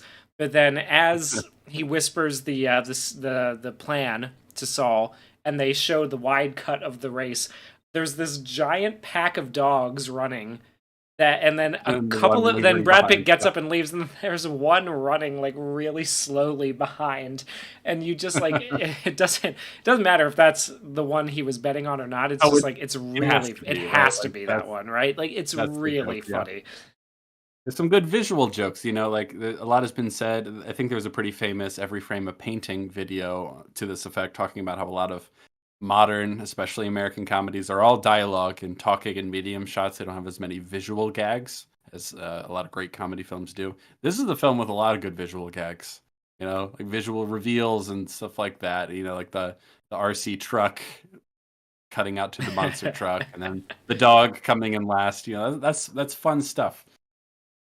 Another person was mentioned. Yes, part of the team is the tech guy, who I always Oh forget his yes, name. Livingston. His name He's is like, Livingston. right, and they're and he's like, what's his deal? It's like he's really good. He's got nerves, but like, they're not too bad. Like they're manageable, kind of thing. And then and then they Like cut to him being but like that's the setup because he sweats a lot, he sweats a and lot. that plays up. He's super nervous, and he has like he's working with the FBI, and one of them goes to like grab the knob to zoom in the camera, and he freaks out that they're grabbing the knob to move the camera. Yeah, They tell him to yeah. relax. He's like, "What? You see me just grabbing the gun out of your belt and just waving it around?" And then like they cut away to him walking through a park, and he gets tangled up in a dog leash, and he like freaks out. He spazzes. He's a spaz. Yeah, It's he's a great. spaz, and he's a worrier. He's neurotic. Yeah, They give you all I like these like that because little and they pay personality off traits, too. and they pay off. Yeah, yeah. That's the big thing. Um, am I forgetting anyone before we get, like, they have 10 at this point? I think we've said all I 10. think we got them all right. Right, and then so it's in the trailer. It's also what from the image I used for the thumbnail. It's a really good moment in this movie. We're at a bar, and he's like, "So that's 10. 10 ought to do it, right?" And Brad Pitt doesn't say anything. He goes, "You think we need one more? You think we need one more? All right, we'll get one more." Like, there's a couple scenes that play like that where Brad Pitt says nothing and people just like have a whole conversation with him. You know, it's really good. Someone mentioned earlier this is probably the most famous movie cementing the trope that Brad Pitt eats in every scene he can possibly be in. Like, Yeah. every scene it's possible for him to be eating, he does. He does that a lot in this movie. When we first introduced to him, he's eating, and he's just eating constantly throughout this movie. It's a great little detail. It's just and I think Brad Pitt's talked about it. It's just like it's just something to do, But it kind of establishes a sort of like an aloof attitude, right? Yeah. And I mean, like he's comfortable enough to be eating during scenes that might otherwise be stressful for people. You know what I mean? Yeah. And I like that. Just munching away on chips, grabbing got a bag of potato chips, got a Got an cheeseburger, apple, got an apple. yeah, Yeah. just eating constantly. It's fun. It's a fun detail. Um, and so they need one more, and and then we're in Chicago, right? And we do like a sort Yeah. of like what like a frame stepping. There's a term for this technique. Anyway, the way this scene is shot is kind of interesting. It's kind of slowed down, a slow mo sort of effect, and we see Matt Damon bringing up the Matt rear, the Damon. 11th man of the team, and Matt Damon is a pickpocket. Essentially, that's primary trait that we see. We see him pick someone's pocket on a Chicago train, and then George Clooney manages to steal the wallet he stole from him and replace it with a business card. So Matt Damon walks away, and once he thinks he's in the clear, he looks in his pocket. It is shocked to not find the wallet he stole, finds a business card instead, says something like "Meet me at this place." And so they meet at a bar, and he's impressed with him that he pickpocket the pickpocket sort of thing. And we learn that Matt Damon is the son of a famous The son of somebody con Danny man knows. criminal. Yeah. Yeah, Danny is like, "Oh, this person gave me your name or whatever," and he's like, "That's my dad." And George Clooney's like, "Oh, I didn't know that." And he's like, "Yeah, I don't like trading on the family name." And he's like, "Well, if you pull this off, you'll be able to trade on your own." He calls it a Kind of pull. thing. Jay in the chat. He says nice pull. Yeah, Danny Yeah. Ocean. Here's the bar. Yeah, he's an impressive pickpocket. And he's kind of what I like about this movie is that there's just so much like confidence and charisma that Matt Damon can be like the nervous one who's like maybe Yeah. not as good at his job. Because Matt Damon's a really like charismatic guy too, but he gets to play the kind of like, I don't know, he's a worrier, like he's like maybe he's the weak link kind of thing. Yeah, a You little know? fish out of water. Yeah. Yeah. But I love the scene where they finally all meet up. And he asks him, "Is like, oh, we're doing so it's a smash and grab job, huh?" And Brad Pitt goes, "It's slightly more complicated." And he goes, "Well, yeah." I love that so much. That's such a relatable joke to me because I get like that's so relatable from like Matt Damon's perspective. He's just like, simple smash and grab job, huh? And they treat it like not like he's being, sarcastic or ironic. And they're like, it's a bit more complicated than that. He's like, I mean, yeah, like I know. Like he's annoyed that they think he wasn't saying Wasn't that picking it up. ironically. Yeah. Yeah, and that's so relatable to me. I can't even tell you. Like I just, it's that thing of like, oh, people think, oh no, people think I'm stupid. I'm like, no, no, no, no, no. I was being ironic. Like, no, no, no. Like you don't understand. I knew It was a joke. I knew what I was saying. It was a joke. I understand. And they just like they give him shit throughout the movie. It's so funny to me, and I just love that there's so much star power in this movie that he can be the loser.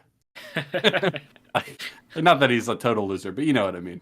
Yeah, and speaking of it, like right before that, and Kevo in the chat's mentioning this when. I want to build up to this. Yeah. Fair enough. Allow Okay, me, if you will, go to build up to this please, moment. Please. So Don't let me the team is all.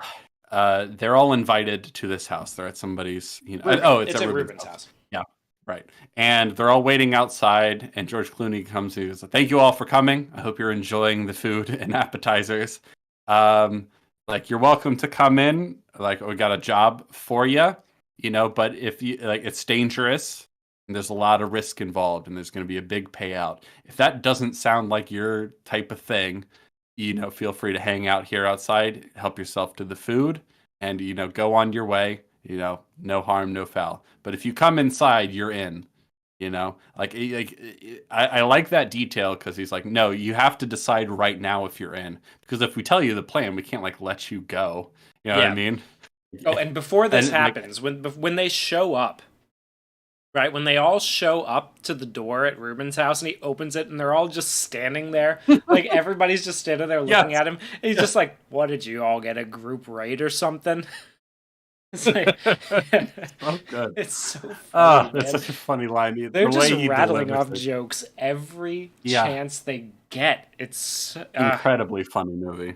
Incredibly funny. So and I like the detail that like, all right, well, if you come inside, like you have to agree before we tell you the plan. It's going to be dangerous. There's going to be a huge payoff. If that's not your type of thing, enjoy the food and go home. No harm, no foul. We'll see you. And so everybody goes inside immediately, except for Matt Damon. He stays outside. And then Ruben comes up to him and he's like, "Hey, you're so and so's kid, right?" And he's like, "Yeah." And he's like, "Oh, that's great. Get in the fucking house." Or get in the goddamn house. He says goddamn instead of fucking, but you get the idea. he gives him I like. a little bit. He goes, "You're in Chicago, right?" Yeah. It's nice How do you out like there. that? You like it? Yeah, I do. That's wonderful. Get in the goddamn house. It's his accent. It's the switch up to like feigning a sort of polite conversation, and I like that to like let his guard down for a hot second and just to be like, "What the fuck are you doing? Get in the house." Get in the damn house. Yeah, it's a great detail. So then we're in the house, and he's explaining the plan. They're gonna knock over 3 casinos, and they're like, "All right, the bad news first. The bad news is these places. Okay, so for clarity, they're knocking over 3 casinos, but they're all owned by the same guy, and they all share the same highly secure vault underground, right? So Yeah. it's one vault they're hitting, but it's 3 casinos worth because they're all owned by the same guy." And he's like, "All right, bad news first. This place has a security system that rivals Fort Knox, or no, nuclear missile silos." He says, which is a good line, and he talks about all the things that are in the way, and all these things are going to be important, right? One thing, like it's heavily guarded. The only way in to even get in, you need a key card. And then once you get in, there's an elevator that goes down to the vault. But to even get into the elevator, you need fingerprint identification. And he's like, that we're not going to be able to Which get. we can't fake. Like, and Paul we can't fake it. We're not going to be able to get. And which we can't, get. Yes. And then there's an elevator that goes all the way down to the vault. But here's where it gets tricky. There are sensor triggers, like lasers that like motion triggers that prevent you. Like you can't disable the elevator and just go down. Like, you know what I mean? They'll catch you immediately. And then once you're all the way down, there are guards with Uzis. I just love the detail that they have Uzis because it's such a like spray and pray weapon, But there's something kind of, you know what I mean? It reminds me of an In Bruges where it's like a fucking Uzi. What am I, a black 14-year-old from a black Los teenager. Angeles? I'm not trying to do a drive-by in South Central fucking Los Angeles. I want a normal gun for a normal person. I'm doing as good of a British accent as Don Cheadle, by the way. Just want to... Better, honestly. Not just that you're doing a good job, but it's better. Yeah. Oh, fuck. Don, yeah, so... bad choice. The Uzi is a funny detail, because it's a silly gun to have in this situation. But anyway, they have Uzis, so you better watch out. So, and then like once you get down there, there's all sorts of like motion sensors and sensors in the floor, weight sensors inside the vault, and so basically they need someone to like get smuggled in there and then jump from where he's smuggled in to the shelf in order to like set bombs to disable the door. It's a whole thing. And then the funny part is that like once we get, so he ends it there. Like that's all the crazy levels of security they have. They have cameras everywhere in the building, all that sort of fun stuff, right? it's going to be insane to pull this off. He's like, that's the bad news. And do you remember what he says the good news is?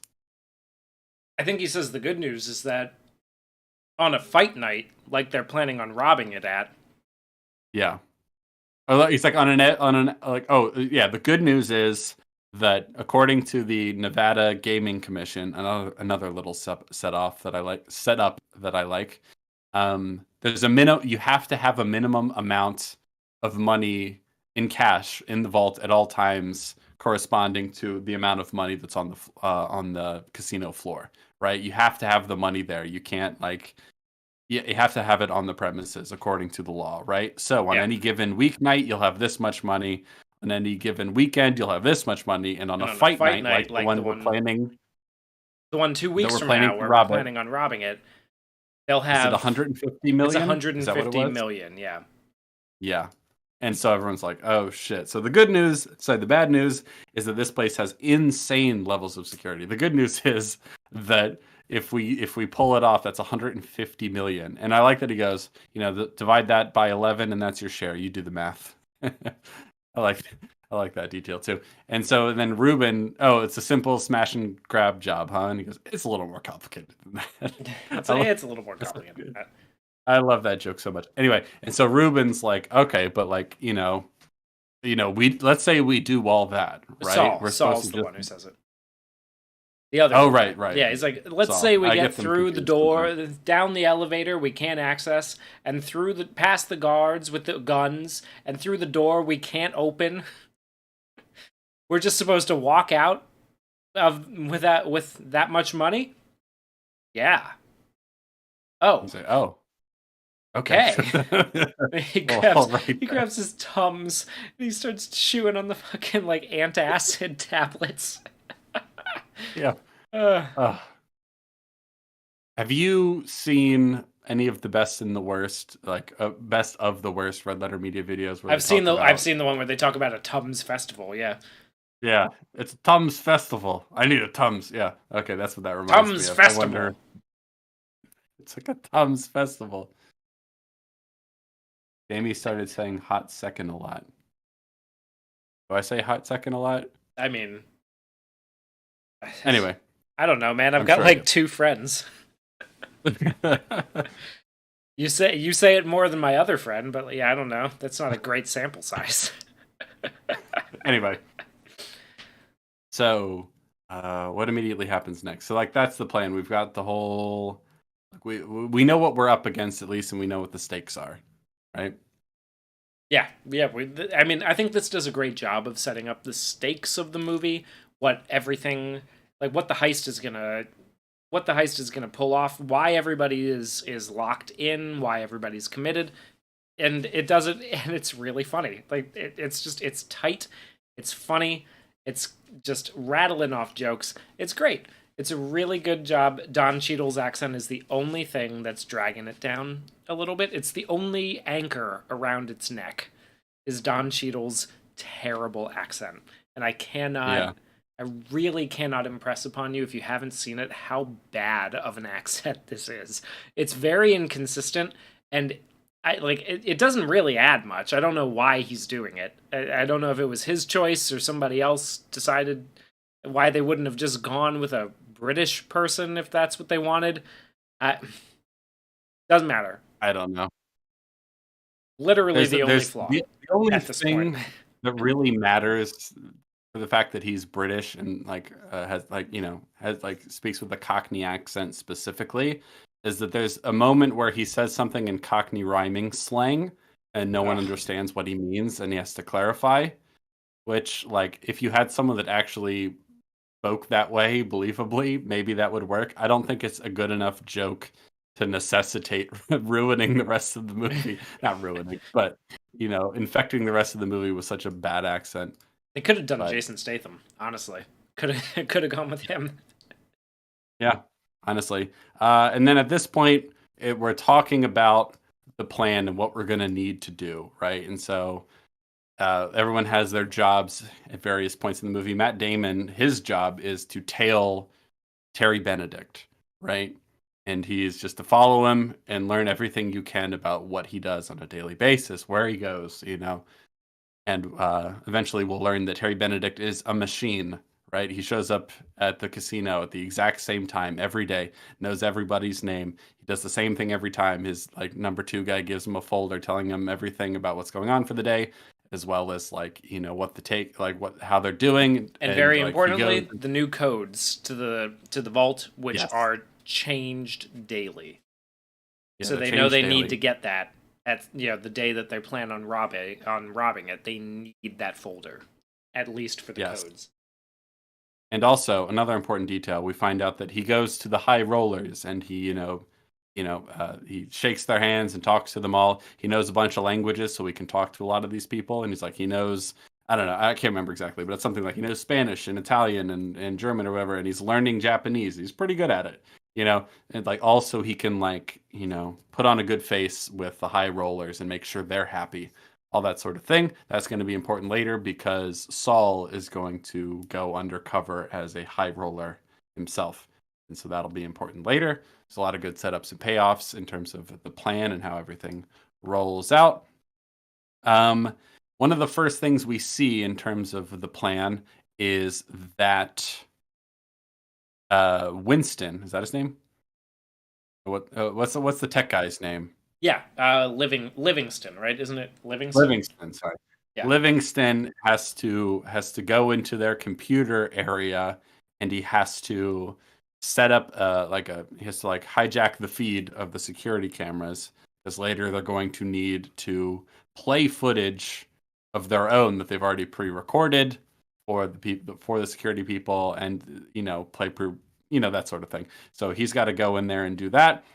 He's really nervous, so he's got things written on his hand about where to turn and where to go, that sort of thing. And like at one point, he's in there and he's doing what he needs to do, and then he like wipes the sweat away from his brow, and it washes off everything he wrote on his hand, which is a funny little detail. He has a map drawn on his hand, and then because he's sweating Yeah, so much and wipes it off, yeah, it's really funny. And yeah, then they like because he gets into the camera feed, so Brad Pitt and George Clooney are watching him try to find his way back out, and he gets lost. yes. So he's like, they see him like staring at his hand for a bit, and then just like confidently walk one direction, and then the next thing you know, he's walking the They're like, exact what's he opposite. doing? Like, oh god. But how he gets in there is they have a diversion with the balloon. Tell us about the balloons and the balloon boy, Hugh. Oh my gosh! So Casey Affleck comes in with a giant collection of balloons, walks over to the to the camera, and like Scott Kahn bumps into him, his brother bumps into him, and he lets the balloons go so that the camera can be covered so Livingston can sneak into the thing. And then they start yelling at each other, and they have one of their first interactions where we get to see the brotherly dynamic play out, and it is so funny when they start yelling, "I'm trying to deliver my balloons." They are so good at just like yelling at while everybody else around them is trying to like keep the scene to a minimum.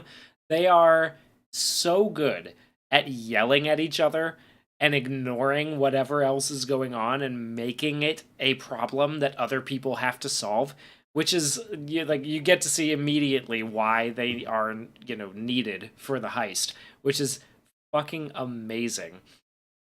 They and Kevo in the chat mentioning, yeah, they steal Livingston's security card, which gets him in there, is stolen off of the guard who is dating a dancer at the Crazy Horse 2. They have like this whole thing where Bernie Mac is hanging out in the break room doing a crossword puzzle, but he's writing down whatever everybody else whatever like all the guards are talking to each other, gossiping about, and all that. So we've got all those little dynamics moving, and the whole team just working together from the get go. But I love the part where they're yelling about the balloons. It's like Casey Affleck has this really great line. It's just like, I got a very important client waiting. I don't have time to waste with you circus animals. And he starts walking away. It's just such a funny line. Yeah. He's He's got a a, balloon like a boy. I don't know if you said this already, but he's got like a 20 gallon cowboy hat. Yeah, it's huge. I didn't He's mention dressed. yeah.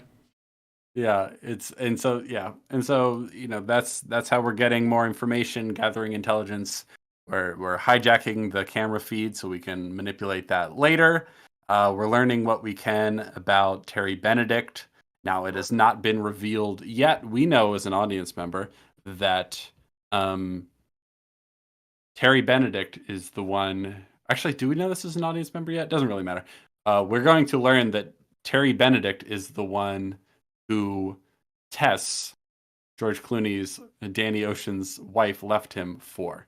So In the his scene where Matt ex-wife. Damon's explaining everything, that's when we find out. Yeah. Because Matt Damon has Okay, that that's whole when we line find of out. like, it's like, hey, and then a girl comes down and joins him. This is the best part of my day. And then Julia Roberts starts walking down the stairs, and Brad Pitt's Slow like, motion, shit.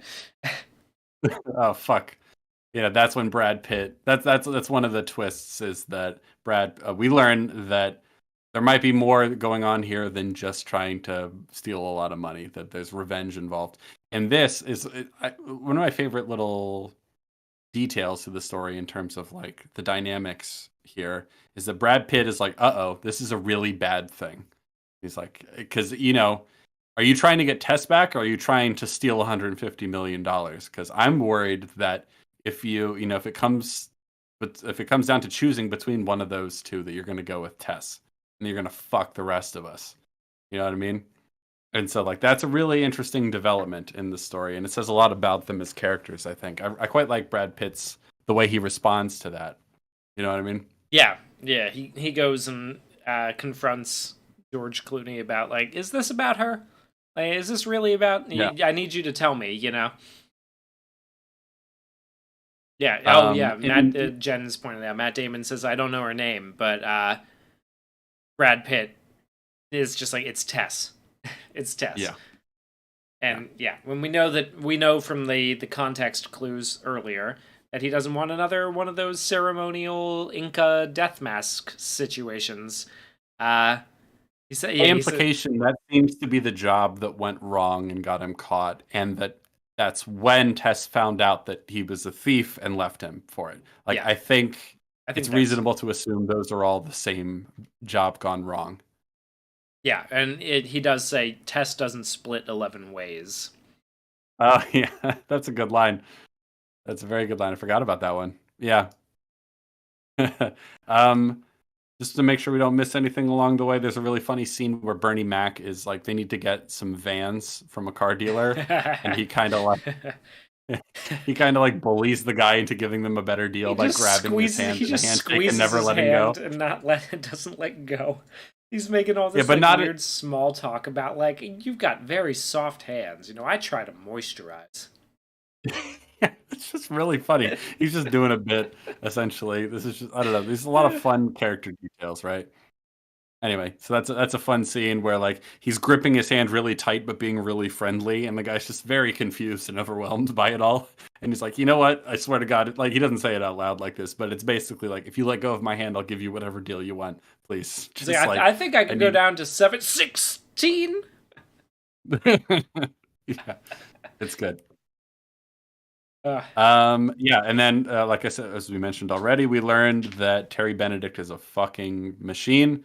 Like clockwork, he does the same thing every day. He's careful. He's tough as nails. It's going to be hard to sneak past him. He keeps he keeps abreast of everything that's going on a day-to-day basis in his casino. He's very involved, right? It's like, oh man, this guy's going to be tough to steal from. That's when we find out Tess is involved, and then Brad Pitt confronts George Clooney about it. And he says, like, I swear to God, if this is about Tess, I'm walking off this job right now. He's like threatening to leave. And I like how seriously he takes it. And it's like, it really helps communicate like just how stressful this is, and as it should be. It's like, man, if you've got ulterior motives here, like this whole thing is fucked. I'm leaving now. Like, you got to promise me that that's not what this is about. And you get great lines like, Tess doesn't split 11 ways and sort of fun stuff like that. And then we get a scene where we see Tess and Terry Benedict together. She works She's as a a curator curator, for yeah. the museum in the Bellagio, and an art museum. And they meet up there, and he says, "We get a sense, and this will be an important detail for contrasting him and George Clooney." She's like, "Oh, what do you think of the art?" And he's like, "I like it if you like it."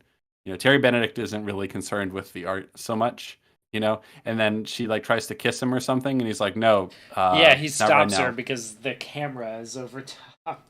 My casino, there's And he's always like, someone watching. "I'll meet you at the restaurant later." Like Yeah. he's I don't know. He doesn't want to be.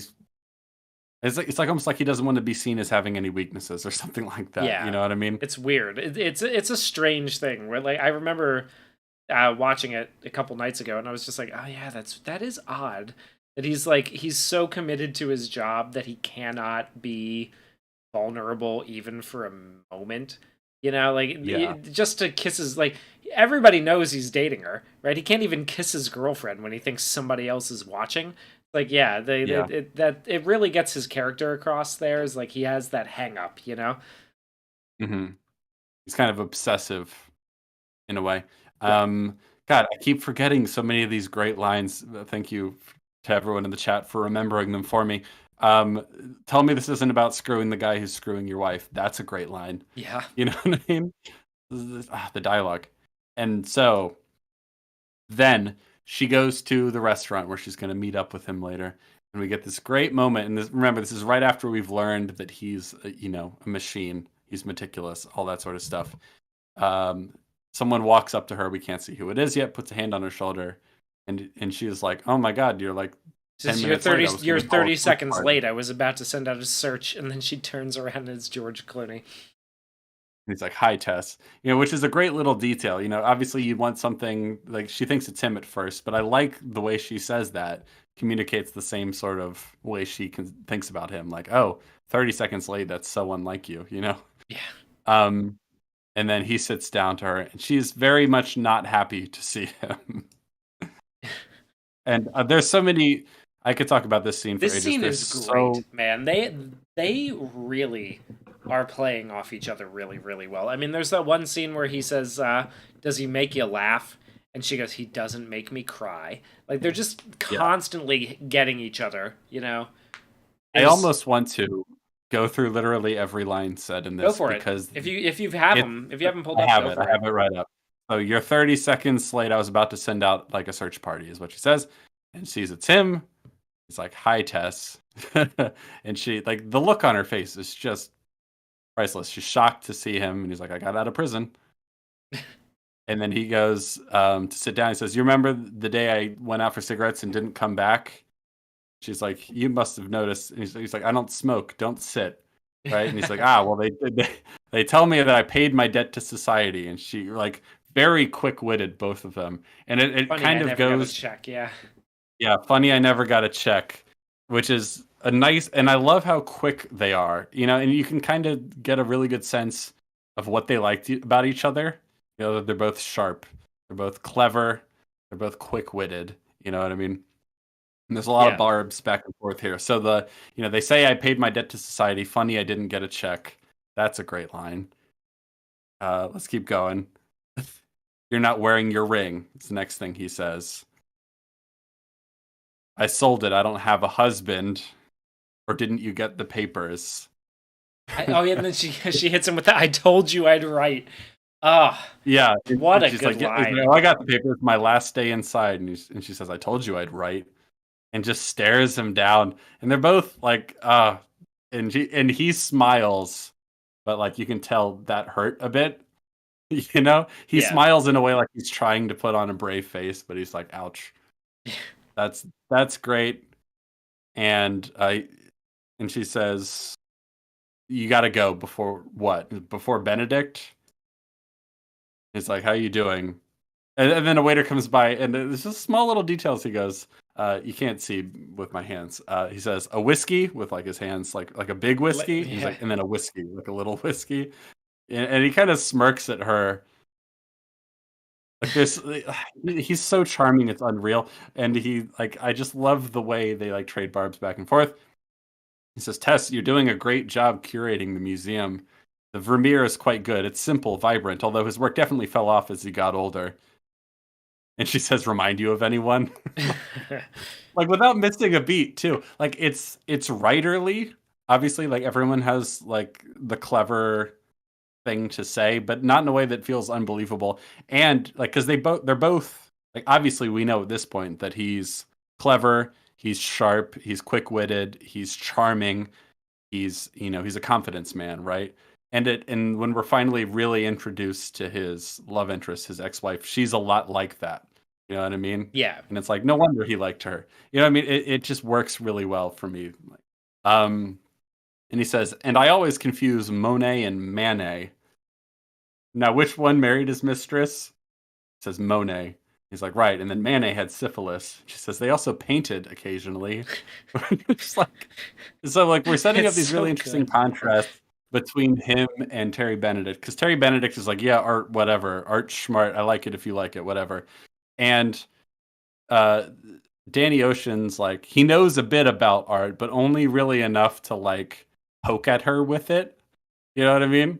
Like he's more interested in the like, oh yeah, which one had this like he's interested more in like the weird degenerate shit they did in their normal life. You know what I mean? He's Like he's which one he's got interested in the tea, the drama of it all. yeah. And he knows enough about art to sort of like poke at her with it. You know what I mean? Yeah. And I like that. And he kind of like, and she's like, they also painted occasionally. Like, I don't know. A lot of this stuff. It's just really, really good. And there's more lines to come that I really like. I'm just going to keep going through it just because it's that good. He kind of smirks at her. He says, all right, I'll make this quick. I came here for you. I want to get on with my life and I want you to be a part of it. Like that's his pitch to Yep. her. That you're a thief and a liar. And he said, I only lied about being a thief and I don't do that anymore. She says, steal? And he says, lie. She says, those are my favorite lines in the movie. He says, I'm with someone now who doesn't have to make that kind of distinction. Yeah. It's so good. And no, but then he goes, no, he's very clear on both. And it's such a good scene It's a because like good there's these line, quick man. It's a barbs really back good and line. forth, and then they know when to let the beat hang, right? Let's just like let the moment sit in the silence. Man, and they just keep the hits keep coming. She says, "You know what your problem is?" And he says, "Oh, I only have one." Like, man, I love this stuff so much. I when I watched it again the other night, I was watching it with my girlfriend and we watched the whole scene and we're like, can we go back and watch that scene again? So we just like rewound and went back and watched the whole thing again and kind of paused just to like, man, because it's so quick and rapid fire, but there's so many things to highlight. There's so many great little lines. He says, you've met too many people like you. I'm with Terry now. This is when he says, does he make you Does he make laugh, you right? laugh? And she says, he doesn't make me He cry. doesn't make me cry. Yep. Yeah. And stares right at it, like leans into it too. And the shot lingers on her, lingers back to him. He's trying really hard to keep up the smile, and then it kind of drops from his face. And then that's the end. There's so much there. All right. That's when So Benedict comes in, right? Because like there's that really no, good no, no. line. He Oh doesn't. no. He doesn't come into this scene. He comes in later. He I think comes it's in. actually. He comes in at the scene because she's waiting for him for dinner, and he comes in, and this is the same scene where he Oh, says right, the sorry. thing is like in my hotels there's always someone watching, and he says, so I should put those towels back. He goes, nah, the towels you can keep. Yeah, Which yeah. is You're really right. There's good just we cut to something else first, and we cut back to it. But yes, it is the same scene for all intents and purposes. But I love all the stuff that establishes. It feels very believable, their relationship. Like it really reveals a lot about him, especially the dialogue, yes, but also in the way he plays it and like trying to seem cool and confident the whole time, and eventually he like can't keep it up anymore. That's really good. He's like trying to find ways of distinguishing himself from the guy she's with and kind of tearing at him, you know, but like she keeps having an answer to everything. I like the like you're a liar and a thief. Well, I only lied about being a thief, and I don't do that anymore. And it's like I Yeah. don't know, like she doesn't trust him anymore, and he's trying to win it back, but he can't at this moment. And I don't know. I really like this scene. Yes, yeah. And Jen is mentioning in the chat also that the reason that he's late, the reason that this scene can even happen, is because and Kevo mentioned this earlier, we have skipped over the introduction of Lyman Zerga, the Yeah, shadowy arms dealer from Eastern Europe who's there to yeah, gamble at the Bellagio. yeah. So that's the high roller that Saul is playing. I love the name Lyman Zerga. It's very funny. Um, and he's doing some sort of I don't even know what accent Like he's an doing. Eastern European Slavic kind of Yeah, accent. Yeah, like my name is Lyman Zerga. yeah, and that's what delays him because he's talking to him. And Lyman Zerga, Saul, his part of the plan is like on the day of the night, I'm gonna have something delivered to me, and I want you to I keep want you to watch put it in over your it for vault. me. Yeah, I need you to put it in. Well, first he says like, oh, we'll keep it in the safe. He's like, no, no, no, this is too precious to me to be kept in the generic safe. He's like, I can assure you that it's a really good safe. And he's like, no, no, no, no, you don't understand. There'll be something in it for you if you can keep it safe and make me happy. Like, do you understand? Yeah, He's like, all right, we'll see what we can do. And so that part of the plan is to find a way of getting something that they can control, or that they have some sort of they're trying to get into the vault, and so this is one of their ways into the vault, right? they're trying to get And they're trying to get a certain something into the vault. That's yes, yeah. They need not only they need something in the vault, and they need some body in the vault. Those are the two. Those are the two things they need.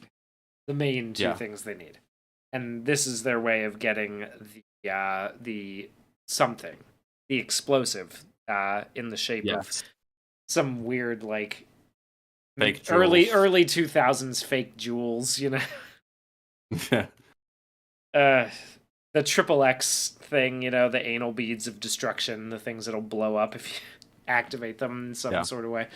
Yeah. So that's this Getting back Lyman to Zerga is the way to get in there. yeah, and then we're back to Danny and Tess, and she's like, "Look, the people you steal from, they have insurance, right? They can get made whole again. I had to leave New York after what happened. Basically, like you ruined my life." He's like, "How am I going to get 5 years back, Danny?" And he's like, and basically his pitch to her is like, "Look, all right, you don't have to get back with me, but not with him, all right? Like he's not good enough for you. He's a scumbag. So like I don't want you with him." Like Yeah. if you don't get back with me, that's fine. You don't love me anymore. You want to make a life with someone else, fine. I'm gonna have to live with that, but not him. And she says, spoken like a true ex-husband. He's like, I'm not joking, Tess. He's like, I'm not laughing, Danny. And she's like, with a lot of venom in her voice. It's good. It's like you have to admit there's a certain conflict of interest when you're giving me advice about my love life. Man, just like every line that they have together, it's just It's like really good. Yeah, it's really good, man. They have such great chemistry together. yeah. And his response to that is, yeah, but that doesn't mean that I'm wrong. And she doesn't really have anything immediate to say to that, which is interesting. And then who shows up but Terry Benedict? And he's like, "Oh, hey, I'm in your seat. Sorry about that." And he's like, "Oh, this is my ex-wife. Oh, sorry, my ex-husband." He's like, "Hey, how's it going?" You know, I like this conversation a lot too. He says, "Danny was just walking through the restaurant and spotted me." And he's like, "Yeah, is that right?" And he goes, "Imagine the odds." Because of all the gin joints in all the world, like you're recently released from prison, is that correct? But yep, that's right. Like, how does it feel to be out? About the same. Like, Danny was just about to leave. Like, It's like I, stay and have I, a I drink. like, I can't. He can't. Like they say, I can't and he can't at the same time. And then he yeah, like does this like snarky little laugh. uh, yeah, it, And this is just like it's That's another good. impeccably edited movie. It's just really good about knowing when to cut to who. So when they say I can't and he can't at the same time, like we linger on the wide shot for a second, then we cut to Terry Benedict and he's like looking back and forth between the two of them in that like awkward silence before the next bout of lines. We like he's looking back and forth between the two of them, like trying to gauge how worried he should be about this. You Yeah, know, just yeah, really well edited. very well done. Yeah, Yeah. And this is when I know everything that's happening about my hotels. Is like, oh, should I put those towels back? And he goes, no, the towels you can keep. And he says that without looking at him, and then he kisses Tess's hand, which is an important little detail. Like, no, the towels you can keep. Doesn't look at him, and then reaches out for her hand and kisses it right in front of him. yeah, Good.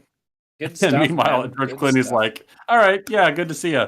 And he's playing with his wedding. He's playing with his wedding ring the whole time too. He's Yeah, kind of yeah. fidgeting with it. There's so Good many stuff. good things, like so many strong performance notes, like in this movie in general. Like pretty much like I said, everybody's killing it. Everybody, minus Yeah. maybe Don Cheadle a little bit. You know, he's doing everything else all Well, right. yeah. It's just the Yeah. accent that's the main I want to problem. focus on the scene. I wanted to focus on the scenes with Danny and Tess because that's the heart of the movie, I think. You Oh know, like yeah, and for sure. that's the what generates a lot of the tension and conflict about whether they're going to be able to pull this off. I mean, other than the general logistics of how complicated a plan is and how dangerous it is, that's like the character element. That's the hook. That's what's motivating this for him. It's the equivalent of Luther's death in the first movie, right? Yeah, And it's part of what generates something of a level of skepticism and distrust between uh, Brad Pitt and George Clooney in this movie too. And this is also where we find out that Matt Damon has been trailing Danny. Also, he's been, he's then, been keeping an eye on him. and then there's a moment when they're going to demolish the casino that was formerly owned by Ruben, which he's very much not happy about. And so there's a big demolition. There's a crowd gathered to watch it. Everyone's facing the stage while Terry Benedict says a couple words. And then one of my favorite shots in the movie, everyone's turned to face the podium where they're given the speech from. And then when it's time to do the explosion, everybody turns to look at the building as it's about to drop, except for Danny and Matt Damon's character. So everyone turns at the same time to look, but except for those two in the crowd, and it's almost surreal the way it looks. You know what I mean? Do you know Yeah. the shot I'm talking about? Oh yeah, I know. It's a really There's good. something really cool about that. I don't know. It's a really stylish and hip movie. There's a lot of fun visual moments like that. And this is also when the This is when building the first, yeah, this is explodes. when the building explodes is the first instance where stuff starts to go wrong because Yes. Don It Cheadle, knocks out the power, and then he's like, no, this is bad. And he's like, why is this bad? And it's like, because they're gonna learn now that this is well, because a they have, problem yeah, with their he's like they system. did exactly what I would have done, except they did it by accident. They tripped all And their now, yeah, breakers like yeah, dominoes, and now they know that that's their weakness. They're aware of we the can't fact, exploit it yeah, that we anymore. can't Yep. exploit it anymore. So we need, we're now. This is when he says probably my least favorite line in the movie is when he does the whole like, unless we can figure something else out, we're in Barney. And then everybody looks all confused and he's like, Barney Rubble, trouble. It's like, oh no, dude, please stop. Stop it right now. The Please. accent is a big part of why it doesn't work. But also, it's like, I mean, surely if you're someone who speaks in Cockney rhyming slang and you're with a bunch of Americans, like, how are you annoyed that no one knows what Barney means? That Barney is supposed to mean trouble. I Like, liked come the on. note in the chat earlier about how like is Don Cheadle supposed to be playing a Cockney guy or somebody who's badly pretending to be a Cockney guy and just nobody wants to call him out on it. Um, that'd be a funny detail, but no, Nah, it's yeah, just an awful accent, yeah. And so and to be clear, one of the reasons that this is very, very, very bad for the plan that they've fixed their vulnerability in the power grid system is that now they can't, now they don't know how they're going to knock out the power, which would allow them to descend from the elevator down to the vault. And it's like, well, now we're fucked. You know, that's a very, very important part of the plan. If we can't do that, we're screwed. So they have to scramble. And one of the things they scramble. Well, I mean, it's Um, almost instantly. He tells them, "We could use a hang on a minute. We could use a pinch." yeah. And so their plan is to find a big enough EMP to knock the power grid out for like whole city blocks, if not like the whole downtown area, right? And then they're like, where can we find something big enough to do that? And this is another sort of thing. It's just a little convenient how quickly they have this as an option. But there is a local university, like a technical university. I don't remember which one. I think it's in Um, California, so it's like it's a 4 hour drive from yeah, Vegas to California or to Southern but they have to California. go steal a giant device They have to go capable of steal an performing. EMP. Basically, they steal an EMP Yeah, device from the and it makes for a funny scene. from Caltech It's a or little something. Yeah, contrived. It's a little contrived, but then they go to some technical university and steal this giant device. It's like, okay, I guess that's the thing we're doing now. It's a funny scene. I like how they make everyone like they tell Matt Damon to wait in the car along with the two bickering brothers. Well, they're not actually brothers, but you know what I mean. no, they Like are. you They're wait. twins. They call them the Mormon twins. Are they actually twins? Oh, I guess I just never thought of them as twins because they don't look like twins. Yeah, they don't look anything like twins, but they are legitimate They're actually brothers. brothers. Yeah, they're Okay. actually brothers. But he like they So they they all go in to grab it, and they leave Matt Damon in the car. Like he has a great. It's like, don't leave me with these guys. Don't don't yes, leave me here with them. And then they're doing like a fucking like 20 questions. that stupid shit that like Playing 20 questions. brother, yeah, 20 questions. And they're arguing about it. Yeah.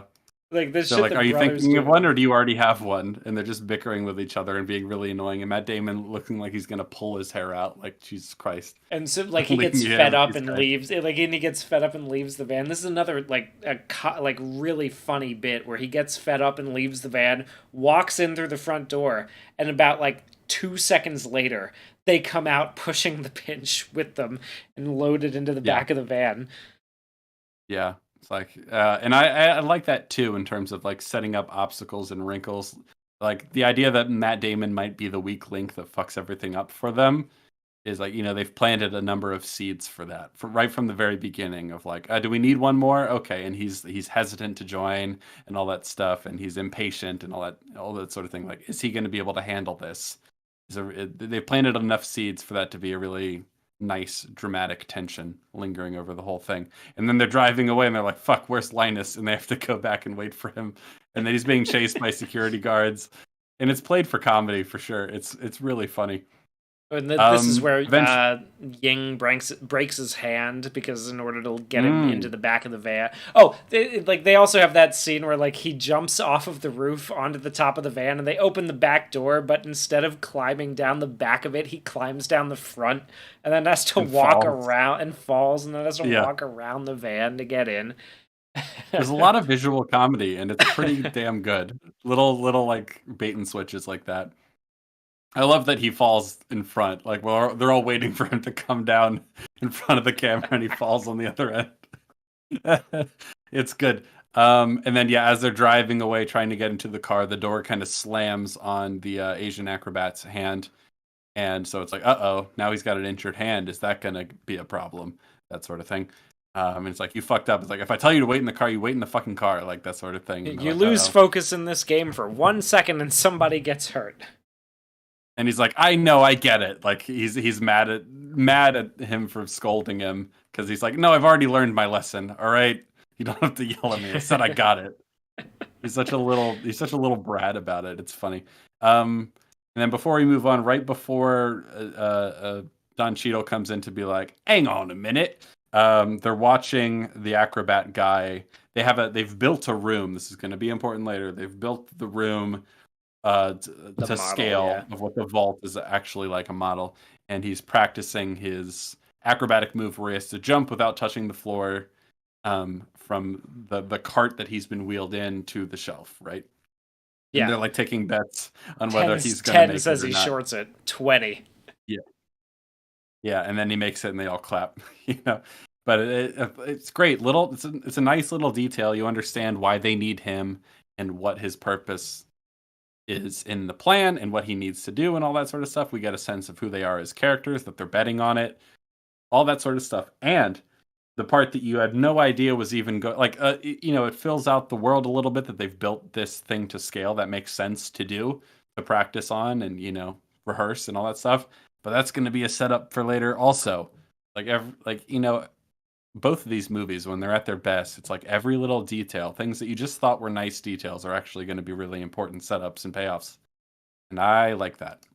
Yeah, it's a good payoff for another movie as well. Another important heist movie a few years later. 10, actually, I would say. And one that involves family and cars and a safe in Rio de Janeiro. Yeah. I thought you were gonna go with the Italian Job. They like set up that court that's supposed to Yeah, be they the oh yeah, hallways of the house they do that too. to Yeah. drive the Mini Coopers through. Yeah, and then the other one that Jen mentioned when we were watching it is the rehearsal.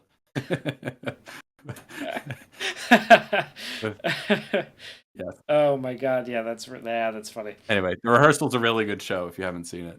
Very, very different from what we're talking about today, but it's very good. And if you haven't seen Now, Fast Five, it's basically Ocean's 11 but with cars.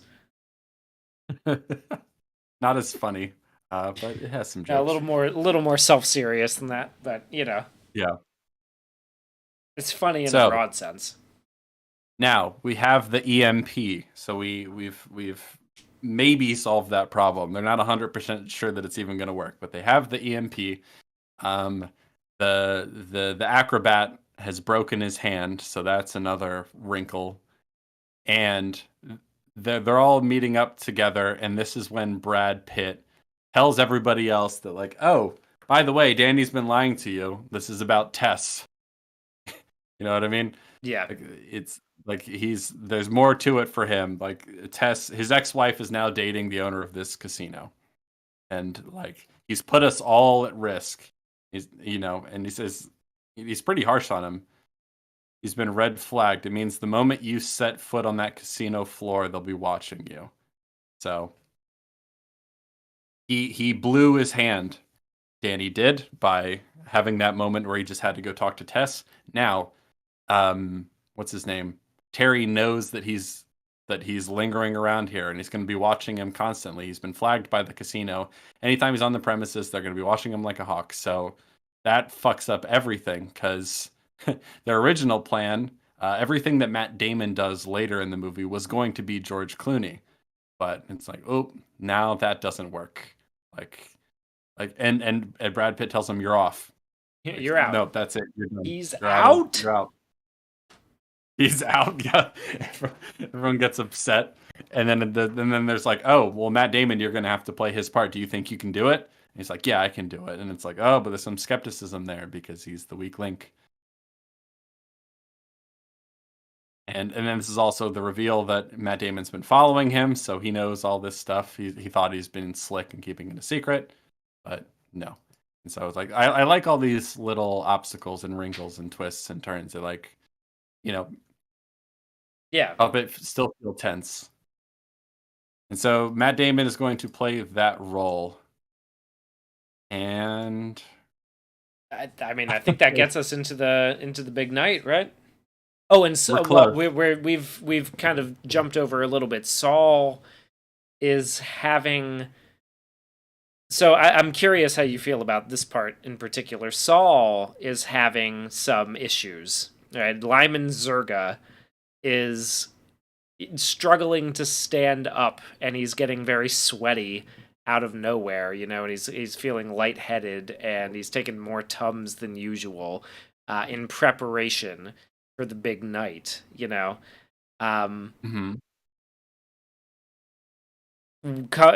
Just as we come to the end, I'm curious your perspective on that, because I think that's one of the points where people tend, from what I've seen anyway, where people tend to sort of kind of like it does the twinge a little bit, the neck twinge of do you want to? I mean, because that's not like the ultimate. It's not okay. So what? As we're gonna get to it, Lyman Zerga is going to feign a heart attack. He's going to fake a heart attack in the security room. Yeah. as of the vault. of the vault, as his package is being delivered in order to cover the fact that they are, hacking in with the cameras. Basically, he's gonna distract them all from being able to see that. But there is a scene where they set up that he's going to be having a heart attack, but he's doing it in private. He's in his own bedroom at the hotel, and he goes to stand up, and then he like sits back, like immediately sits back down and clutches his temple, and like it basically does the whole like, oh my god, oh, what's going on kind of thing. Mhm. um Yeah. that part, if since we did the thing with the sting earlier, that part feels like it kind of is there just to sort of get one over on the Mislead. audience a little bit. Yeah, mislead the audience. You could, Um. I suppose, read it as him just kind of getting into character. He's a method actor, you know? Yeah. Yeah. um, Um. I don't. Well, I tell you what, because when I watched the movie, I never once thought that was a real heart attack. You know. yeah. So like I when it do think they happened, are clearly setting it up though to sort of like make really, you. okay. I do think that with that scene in particular where he's kind of struggling and setting up the health issues that he has earlier, I think they are trying to set it up to make you think like, oh, maybe that is real, like maybe that's actually really happening. Uh, I think they well, want you to think that for a little bit anyway. okay. I never once thought that ever because I think in none of my watches of this movie in my life, and there's been quite a few, I don't think I've ever thought that because it's just so conveniently timed that like he senses that they're like, oh, we got a bogey on the cameras, and he's like, oh fuck, I got to do something quick, and so like that's his like improv sort of like, oh, I'll feign a heart attack to distract. Well, I mean, obviously, it's more deliberate because they have a whole plan based on that. But I think he Mhm. knows that he's going to have to do something like that. And so every time I watch it, I never once think, oh my God, is this a real heart attack? I don't know. It always just seems staged to me. The twinge of like, I don't know about that is that it seems so like lucky and convenient that that just happened to work. It's not implausible that it No, worked. It's no, just no. I very I think lucky. the main twinge comes from the like knowing how it's gonna go, right? That the heart attack is fake. Like I don't think Yeah. like believing that the heart attack is real is not like really what I'm getting at here. It's that we all know that the heart attack is fake. It's just that one scene that they give us where they sort of set up that he might be feeling ill or that something's going wrong with him, where he like tries to stand up and then immediately like collapses back down. That one scene is a little bit of like, why would he do that other than like Hmm. to give you like, is it just because he stood up too quickly? Like, I mean, I guess it could be, right? Like he just stood up too I quickly guess. and he had a little bit of a dizzy thing. But I think that the main I don't. reason why they include that is to sort of give you that sense of like, uh-oh, something might be going wrong here. Something might happen with him, so that when the heart attack happens, they're trying I to get what you're sort of saying. yeah, you know what I mean? I get what you're saying. I never thought about it that way. I always assumed that moment where he's like struggling to stand up was, or like that he was. It's right before the plan really goes into motion. Yeah, Brad Pitt comes in and says, "It's time, Saul," and I sort of interpreted it more as like nerves, not like he's practicing his fake. Like he's practicing for later getting into character. I thought it was just actually nerves. That's sort of what I always assumed it was. It's such a small and quick scene. I never really put a lot of thought into it. But I see what you're saying. If what it's there to do is make you think, oh, maybe there is actually something wrong with him in a way of sort of misleading you into thinking that maybe that heart attack is Real, yeah. fake, or maybe it isn't fake the first time you watch that scene, then yeah, maybe it's a little cheap, I guess. I don't know. It never really stuck out to me. It doesn't bother me like a lot, like I think it's totally I can, plausible that it's just yeah. like actually nerves or his ulcers or whatever it is. Yeah, I think it is there to like serve a dual purpose at best, right? It's like it's there to show the nerves, but also to, yeah. like try to make you maybe think. I think it's there to try to make the Mm. audience think that maybe it is real, for a second anyway. That's my Uh, interpretation. Anyway. I could think be. I think that's because I don't know why else you would include the whole thing of like him kind of like almost collapsing from a low blood pressure kind of thing. Ulcers don't necessarily make you do that if you set that up. Uh, yeah. I don't know. If that's what they were going for, it definitely didn't make me think that. So, I'm not Okay, sure. yeah, that's fair enough. I mean, either way, I think it's fun. I think it's yeah. Yeah. I could see yeah, but I have seen people talk about how they're like I don't know.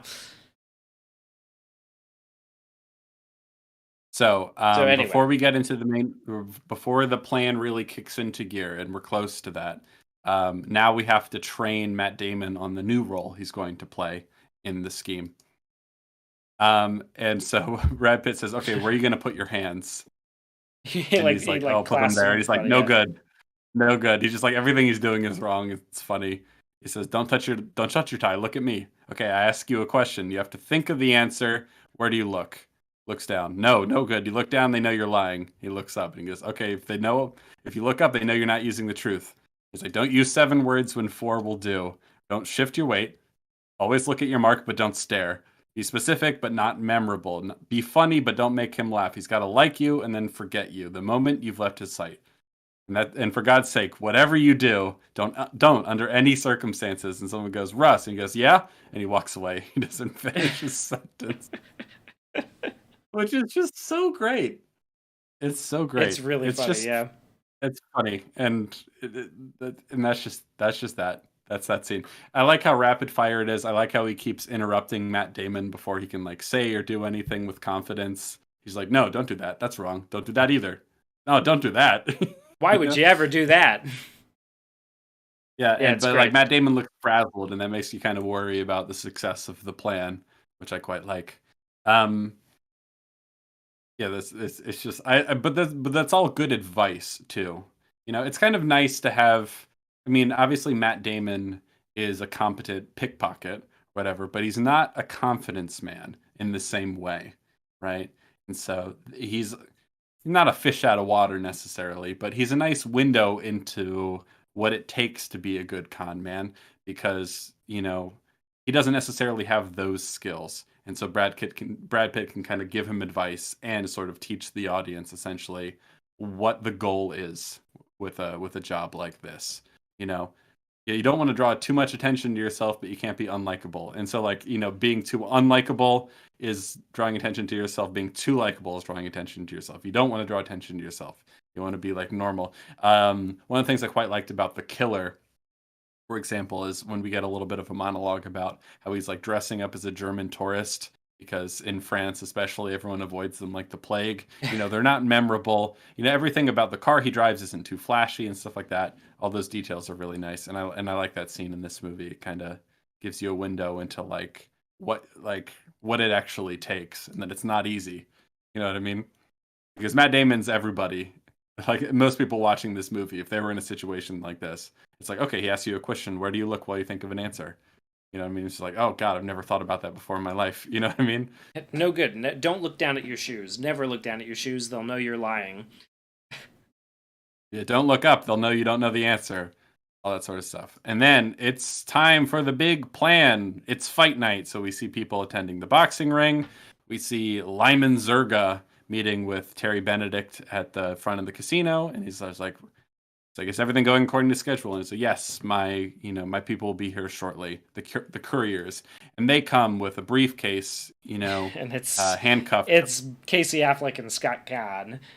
The Yes, and I like that we don't see their faces though. Like Yeah, we know it's them because they say a word or two, and like, but we don't show them on camera. There's a little bit of like not hand holding going on there that I like. And so they walk with the briefcase, and Danny Ocean is there at the casino, which I think is a really nice detail. That like, well, there's a trade-off here because you might wonder, as I did when I was watching the most recent time, why didn't they do this from the beginning? Because what this accomplishes is that Danny, now that he's on his radar, can be kind of a distraction. yeah. He's on the floor at the casino, and Terry can be preoccupied with him and not as concerned with other more important things. He's a distraction, right? Yeah, It's yeah. a Well, sleight of and hand type thing. it's a little bit like what they've done, like what they do in The Sting, right? Where they play off of his pride and his need to control everything in order to, and they distract him with Danny because he wants to send Danny a message, and because he's doing that, everything else kind of falls a little bit to the wayside, right? Like Yeah, it makes a lot of sense. it Jay makes a lot of sense. Jay in the chat's You might calling it the wonder. red herring, and that yeah, that's a great way to put it. It's like he is the he's the bait that they're dangling in front of him, so that they don't see or he's the Mhm. one hand waving the match, Paul Newman's hand Yeah, waving the match out, so that they don't see him making the the card swap. switch happening. Yeah. What I was thinking when I was watching it this time, I'm like, this is smart. Why didn't they do this from the beginning? I was thinking about that. And then I remembered that, like, because obviously this is an improvised part of the plan. This is something they came up with later once it became clear that he couldn't play Matt Damon's role anymore. Right. Yeah, And so, but it's interesting because there's a trade off here. This isn't necessarily what you would want to do from the very beginning, because a big part of getting away with this at the end is not knowing that you're involved or who's involved at all, right? So like now that you're on his radar, you've lost a lot of that. It's much riskier now because he's going to assume you're part of this, and that's exactly what he does later, right? So like you wouldn't do this from the beginning because it's a big risk to put yourself deliberately on his radar. But now that it's happened because you couldn't help yourself, you had to go talk to Tess and you got caught, now that it's happened, this is a pretty good backup plan to use him as a distraction. It's a red herring, and I think I like that sort of thing. I think it's clever. I think it holds up when you think about it. yeah. So he's a distraction on the floor, and it works too. As he passes him, he sees them, and Terry Benedict says, like, "Find Mr. Walsh, tell him he's on the floor, and like make sure that someone's watching him constantly." So they're walking to. Oh, and there's a brief little moment, a slight wrinkle, where a guy comes up to Lyman Zorga and says, "Hey, Saul, It's Saul, how's it going, me. man? Remember from Saratoga?" You know what he reminds me of? Do you remember the guy in Uncut Uncut gems. Gems? Yep. I was gonna Yes, say, yeah, exactly. it reminds me of that. And so that throws a wrench in the plan, and they have to sort of play it off like, I don't know who he's talking about, but it plants a little seed of doubt in Terry Benedict. He's like, huh? Why is he calling you Saul? What's that about? They don't totally blow his cover, but it comes close. Yeah. And so that's a that's an interesting wrinkle. Then they keep going. We see these honestly not great looking prop emeralds, but that's fine, or whatever they're supposed to be. They don't look great, but that's fine. Yeah, And well, so once they've Eastern yeah, whatever. Europeans, man. Well, once they've inspected the case to make sure there's nothing in it, he's like, I can't allow you to go down to the vault. However, I can allow you to watch from the security room as one of my men takes us to the vault. Those are my terms. Accept them or don't. You know what I mean? It's like, Yeah. you can't go in the vault. And so so it's like, all right, those terms sound acceptable to me. Meanwhile, they're setting up the EMP in the back of a van. We don't really know what they're doing with it yet. And then we see Thing 1 and Thing 2. That is Casey Affleck and Scott Kahn. what's his name? What's his first name? Scott Kahn. Scott Kahn. Yes, I It's like to call them Thing James 1 and Kahn's Thing 2. kid from The Godfather. Sonny from The Oh, that Godfather. makes sense. Yeah. That makes sense. Yeah. You mean James Caan from Elf? Yes. Anyway, Sorry, James Kahn from Elf. And so Thing 1 and Thing 2 are dressed up as, people who bring stuff, room service people, whatever you would call that. Matt Damon is looking nervous, and it's like, uh-oh. His whole thing is he's going to go up and be like, "Hi, this is so and so from the Nevada Gaming Commission. I need to have a word with you. See, one of your dealers is actually under a fake name, and he's wanted for other crimes, and so we need to have a talk with him." And so they bring Bernie Mac playing. I love this scene so much. So they bring Bernie Mac into an interrogation room so the Nevada Gaming Commission can interrogate him and see if he's really so and so, with a criminal record and all that sort of stuff. And I love that Bernie Mac plays the race card in this scene. It's so funny. Might as well call He's it like, White Jack. yes. When they play off of it really well too, because Matt Damon has that whole thing where he's just like, "You of all people should know, Mr. Benedict, that we at the NGC have always supported the hiring of colored." And as soon as he says it, he like closes his eyes, like, "Oh shit!" And Bernie Mac Yeah. jumps up and tries to start fighting him. It's a really good. It's so It's really funny. And I love how offended Matt Damon like plays it. That like at the accusation of being racist. Like he's so offended, and he like tries like I swear to God, like that has nothing to do with it. He's so nervous. It's very very funny. Jay also And Jay in the chat is talking. They are disguised at they are disguised, Casey Affleck and Scott Conn, as room service at first, and then they bellhops, change yeah. over to cashiers for chips while in the elevator. Yeah, they change costume. And this is one of the things that gives you a little twinge in the neck, like, that's kind of sloppy. So, first of all, they go up as the bellhops, the room service guys. They go up with the cart that's, carrying the food or whatever. And they bring it up to the room, and that's when they put the Asian acrobat guy. He kind of slinks down with a little canister full of oxygen. And they have about, like, I think they say 30 minutes. 30 minutes. 30 minutes of breathing time starts now, and then they lock the top on. Yeah, and then they're going to go bring him down, and they have to find a way to sneak him down into the vault. And the next time we see them, they're exiting the elevator, and they're no longer dressed as the room service guys. They're dressed as the sort of cashiers who handle the chips and go to the vault and all that sort of stuff. And then they do this dumb thing, which I wish they didn't do, where they show all their, like, old clothes and the tablecloth that in the elevator, yeah. In the elevator, just out in the open. It's like, oh, that's really sloppy. Come on, movie. Like, okay, first of all, if they have cameras everywhere, then they have cameras in the elevator, right? Yeah.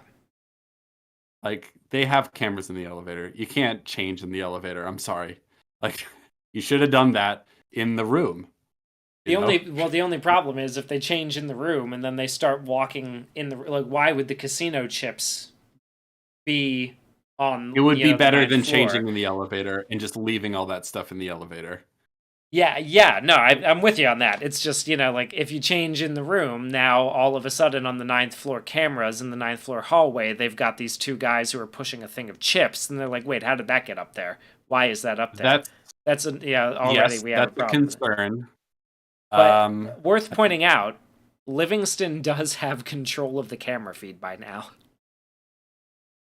That is true. Okay, so it's possible. I would have liked to have seen a quick shot or something, because as it is, they just change in the elevator and then leave all their clothes and stuff. Leaving the shit in the elevator is, like, by far they should have, like, it is definitely better to do it in the room and leave that shit in the room and then just risk pushing it down the hallway than it is to, like, change in the elevator. I am with you 100%. Do not get me wrong. And leaving it there is the worst part. I remember seeing that and go, oh no, don't do that. That's so sloppy. That should have. I can understand that not getting them caught immediately, but eventually. You know what I mean? Because they're not wearing, like, face disguises or whatever. You know what I mean? Like, I don't know. It's really sloppy. At the very least, it's a lot of clues to catch them later on. Right. Not smart, but so I wish they didn't do that. And honestly, it would have been better. It would have improved if they just didn't show the shot of the clothes on the floor. If they just cut before we saw that, then I would have just imagined they stashed them somewhere. It's not terribly hard to imagine a way that works. No, not at all. Yeah, I don't think it's necessary. I think that's one of those scenes. Yeah, I'm with you. A little bit of a problem. Yes, and a lot of moving parts in here. I just can't get over how funny the scene is with Matt Damon and Bernie Mac in the office. He accuses them of racism. It's really funny. Then, Thing 1 and Thing 2 show up at the door where they need a key card to get access, which they don't have, remember. They can't get one. So they need a key card to get into the what will the cages, I believe they call them, that will eventually lead to the vault. And he shows up and he's like, "Where's your card?" He's like, "Oh man, I left it in the room." And he's like, "What the fuck? Are you serious? Oh Jesus, I'm so sorry. You're so You are so stupid. You know stupid. that?" Well, no, just He calls call him me. he calls him a nincompoop. He says, and the other guys are like, "Guys, like stop yelling in front of the customers. You're making a scene, right?" And there's a really funny line. Oh, the subtitles are betraying me. It just says all shouting at once. But somewhere in there, Casey Affleck says something to the effect of like, what is yelling at me gonna do? Like, I'm already, can't you see I'm already upset? They're And so that's they're really funny so to me. funny, man. Those two Yes. carry the whole scheme on their back. Like they are playing every role. They are Lyman Yeah. Zerga's Well, yeah. bodyguards. They're the They're delivery important swing system. players. Yeah. They're the one who designed the getaway robot driver. Yeah. So, uh, you know, okay. So Kevo in the chat says the chips wouldn't even go down to the vault; they'd be switched out for cash. Are we sure that what they have is chips, not cash? We know it's an Asian man. Well, yes, that is true. We know what they're actually carrying is a very small and agile Asian man.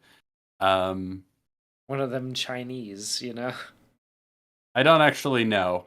I don't know if it's said explicitly that what they have is cash or chips or whatever, but maybe if they have chips, there's reason to doubt whether that would ever actually go down to the vault. That's an open question. That might be a small flaw. I'm not actually sure. Um, And so the guys at the door say like, whatever, like we'll take it here. Where's it going? And it's like, oh, it's going down to the cages. It's going down to the vault. He's like, all right, just don't forget your card next time. And I like that part of the plan involves making a scene, so that they'll be like, hey, stop making a scene. We'll handle it. You know what I mean? And then so that works. And then they're taking it down to the vault. And meanwhile, Don Cheadle is parking a van in a parking lot, so he's going to set up this EMP device. They fire Bernie Mac, and he said, "Show this man off the premises." As they're walking away, Matt Damon's like, "Oh my god, I forgot something in that office." And Terry Benedict's like, "God," he's so annoyed because everyone's making him late for everything constantly, and he hates that. So he's like, "Do you know your way out?" And he's like, "Yeah." He's like, "All right, good." So clearly, the con has worked well enough that he considers Matt Damon benign, right? Benign and ineffectual. Like, there's no way he has ulterior motives. He's like, all right, you can find your way out. Just go grab your thing and get out of here. I think also you can argue he's not concerned about him because he knows there's cameras everywhere. Also, you know what I mean? Like, where's he gonna go? Um, it's a little sloppy, but he's also annoyed that Yeah. he's being made late for everything. So he's like, fine, fuck it, go. Danny Ocean is brought into a back room where two goons are holding him there, and they bring in an even bigger goon to kick the shit out of him on behalf of Terry Benedict. And George Clooney's like, "Oh, I see. No cameras in here, huh? Uh, Yeah. don't want people to know what's going on in this room, huh?" So it's like, oh, okay, so they're gonna hold him here and beat the shit out of him. You pointed out something that is something of a flaw. Just a little I bit. think Just a we'll. little bit of one. We can. Well, because he walks in and punches him like right in the Mhm. face, and he immediately starts. He's like, "God dang it, Bruiser! Ah, you weren't supposed to do that until later." And he goes, "Oh, I'm sorry, Danny. I forgot." And then they start talking, like catching up. He has this line where he goes, "How's the wife? Oh, pregnant again." But the only problem being that later on we're gonna see Bruiser like faking beating up Danny and like kind of like smacking Mhm. him around and everything and going ooh ooh like with his hands over his mouth. Um, they're talking. He's talking at the same volume at that point as they are talking Yeah. earlier. So the guys who are standing out guard outside of the door absolutely heard that whole interaction where they caught up Yes. real quick. Like, not a huge flaw, just, maybe just But just a it little is bit a of a flaw problem. because and it's one of those things, and a lot of the flaws with this movie, in my opinion, are like tweak fixes. That's all. You don't really need to do the comedy gag that they're gonna do later, where he's making all the fight noises himself. Because what you could imagine is this is just kind of a soundproofed room, right? There's Yeah. no cameras in here. This is the room where, maybe among other things, this is what they do here, right? They bring people into the back and rough them up a bit. So maybe it's just kind of a soundproofed room. That's an immediate fix of this problem. Yeah. You don't get to do that comedic gag where he's going, oh, all by himself, but I don't know if you really need that, honestly. No, I don't think you do. But it's a reveal that this bruiser guy is in on it with them because he just knows a guy. It's another convenience. This movie's full of those, but it's kind of a fun one Yeah, because yeah. because I like the way they catch up. I like the oh, pregnant again. Funny. Yeah, it's a funny line. So It's a they're funny line. yeah, they're bringing the emeralds down to the vault, and as that's happening, they're watching. Lyman Zerga is watching from the security cameras, and the security guys are like, who's that? It's Matt Damon. He's walking somewhere he's not supposed to. He goes, we got a bogey or whatever. And then Lyman Zerga fakes his heart attack to distract them so Matt Damon can get by. Once he's in the elevator, then they make the switch with the footage and replace the footage of Matt Damon in the elevator with pre-recorded footage of an empty elevator. All is relatively going according to plan so far. There's been some luck and some conveniences, but I mean, you wouldn't be able to pull off a heist like this without some of those. Doesn't bother me so much.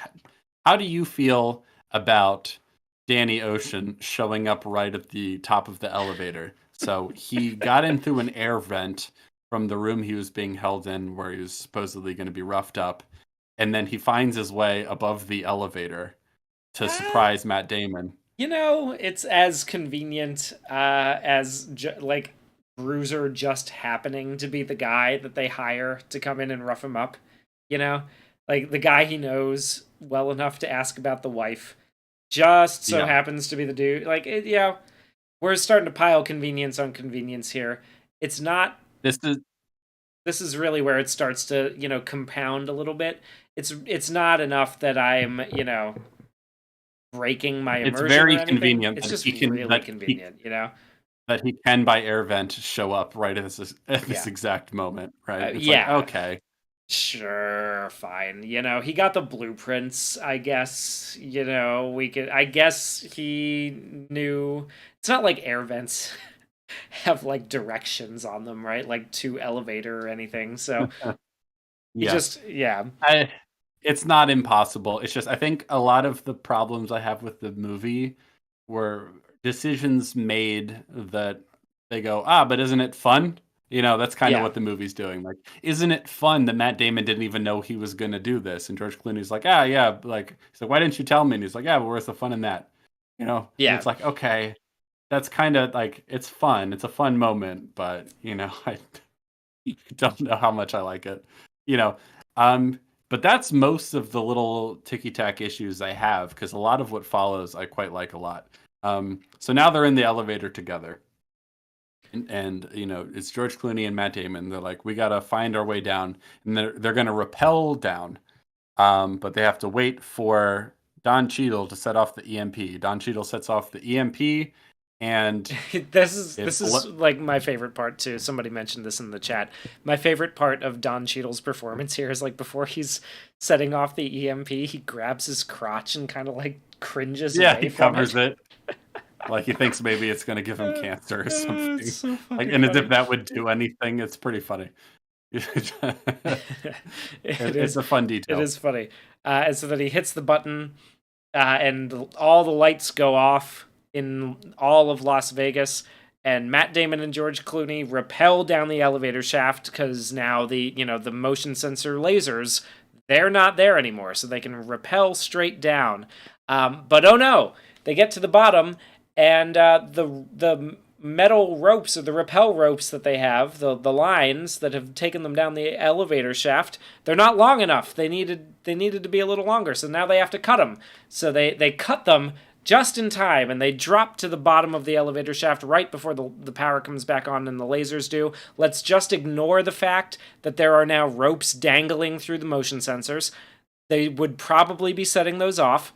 that's not we're not gonna bother with that because there's a lot of chaos that's about to happen because power went off at a casino in the middle of a fight night. So not only are the fighters in chaos, not only is everybody watching the fight in a chaos, everybody on the casino floor is beating each other up for chips and money, trying to grab it before the lights come back on, which is really funny. Yeah, So the it is really guards are funny. distracted by the fact like I'm willing to write off that the guards are distracted by the fact that yeah, everything is going fucking nuts because we do see them looking at the thing and trying to keep Yeah, track of it, being like, yeah, guys, table 10, table 5, table 15, table 11. Like, they're trying to keep everything under wraps, and it's just not working because it's all, all chaotic. It's crazy. yeah, Absolute it is. bedlam.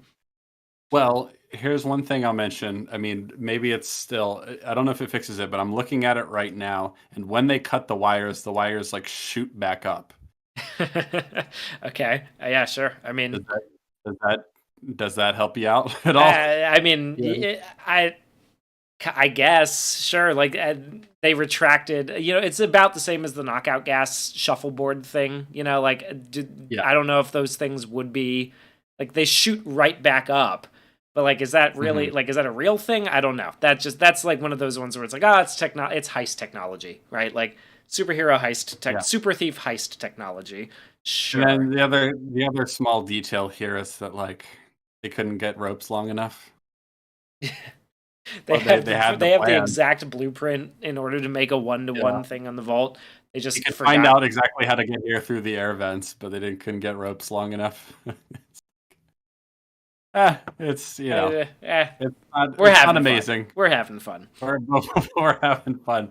A lot, it's the kind of thing where it's like, I know there's a lot of little things like that, but a lot of the big stuff does really work. So while that's happening, right before the power gets knocked out, they call paramedics in to the room to attend to the guy who's having a heart attack, and of course it's Brad Pitt wearing a dumb wig, which is fun. It's like, did someone call a doctor? He steps into frame and he steps into focus at the same time. It's funny. And then the paramedics are also are Scott good Conn and friends. Casey Thing Affleck. one and thing two. And so now they're at the bottom, right? And there's pandemonium when the lights come back on because, like you said, the fight is kind of chaotic. Everyone in the crowd is like, "What the hell was that?" And people on the floor, some of them have been like scrambling to like grab chips in the chaos of the darkness and stuff like that.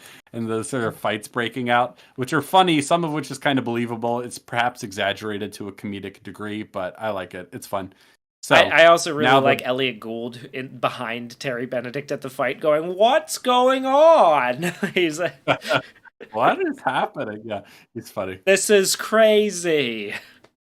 I like that he's right behind him too. Um, Oh so god, he's so funny. now they are, yeah, they use their little knockout thing. Yeah, they use the It didn't shuffleboard bother- knockout gas. Yeah, yeah, whatever it is. They I throw think carbon my monoxide. problem.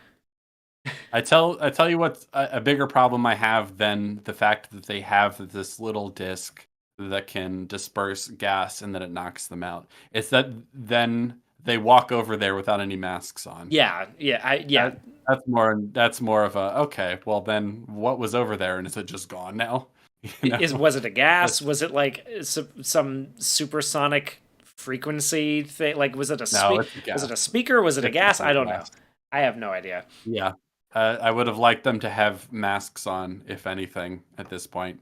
I don't mind them having that technology, but if they have that technology, they can't get longer ropes. What are we doing? Longer. Um, so then now it's time for the acrobat guy to do his thing. He comes out and he makes the jump, but he overshoots it a little bit. Uh-oh. When he almost And so knocks there's- they put the briefcase on top of his thing, and he almost knocks it Yeah, onto the floor, but he catches it just in time.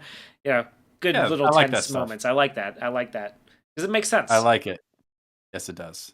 And it's an unexpected wrinkle in the plan. So then they put these sensors on the outside of the door, on the inside and outside. it's not that I don't think it makes sense that it works like this, but I don't quite understand how any of this works. It's just like, it's not specified. It's like, oh, we have bombs on the inside and outside, and I guess that can open the door in a way that doesn't alert anyone. I'm not really sure.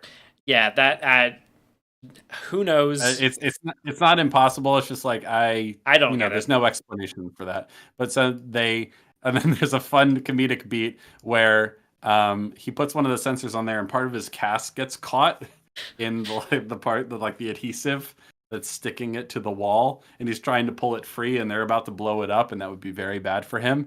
And he's like trying to pull it away, and then like they're pressing the trigger and it's not working. It's kind of like a precursor to that moment in The Dark Knight where he's got the little remote control detonator and he's pressing it, it's not doing anything. And Matt Damon and George Clooney, he's like, well, did you check the batteries? And he's like pressing it, and he takes the batteries out, and then they're changing the batteries. He's like, but He's like, he goes to change the batteries. He does the, if you lose focus in this game for 1 second, like, yeah, I know. And then he pushes the button once, and then it all blows up. Yeah, and then that's like fun. it does, yeah. But like, I did notice on this watch through, it's interesting. They don't show you the door blowing up. They just like do one of those flip cuts where like the frame flips around, and now they're walking into a blown out vault. So they don't actually show the door blowing off or opening or anything like that. They just show them walking in. And it's like, oh, okay, sure, yeah, I guess that worked. I don't know how that worked without triggering an alarm. A fucking explosion just went off on the vault door.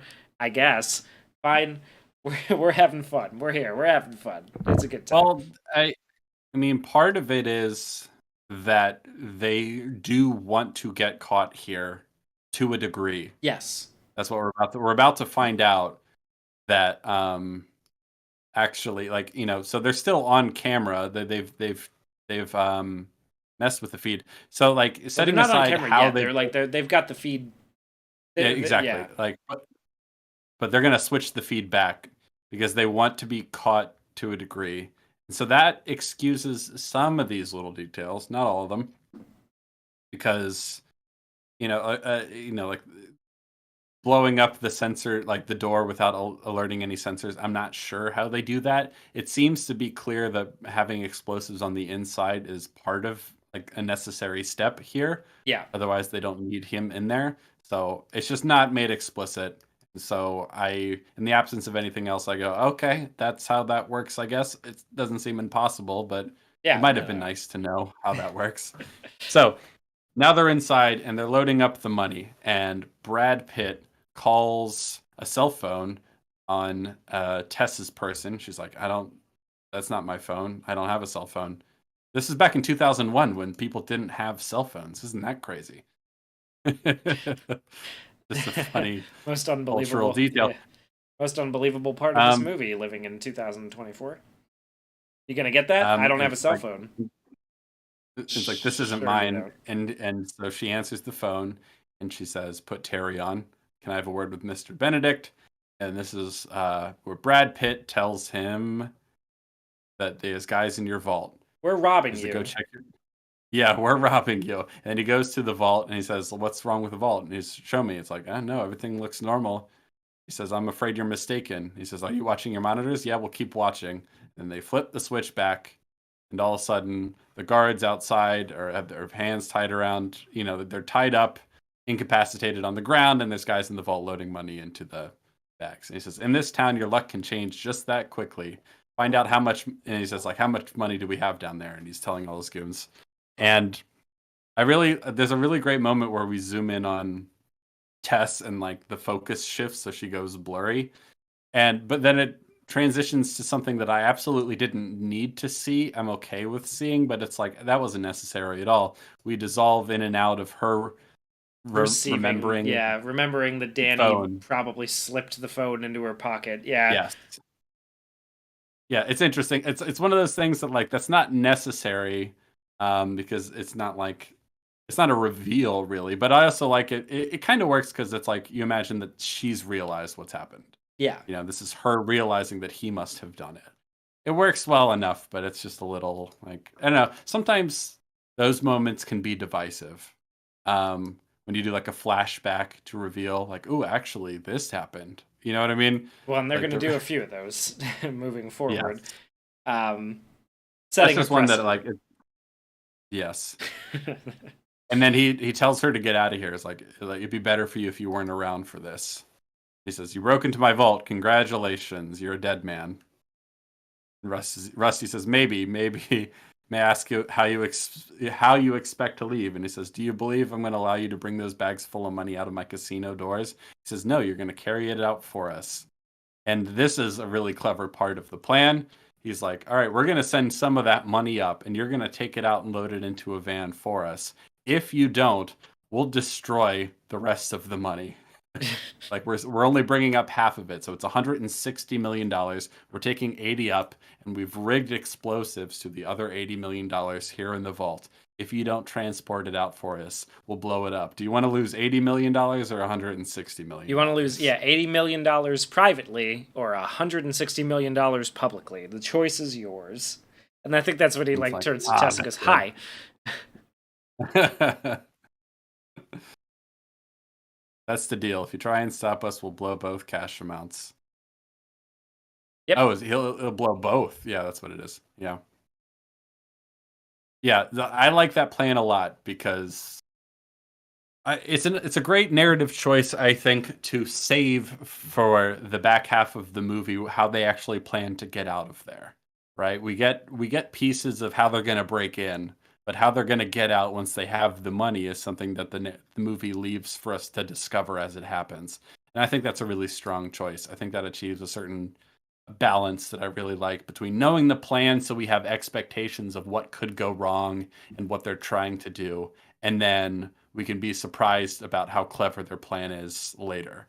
You know what I mean? Yeah. Because when you get to that moment when you're like, oh, this is how you're gonna bring out the money yourself, and if you don't, we'll blow up the rest. And it's like, oh, that's good, that's clever, I like it.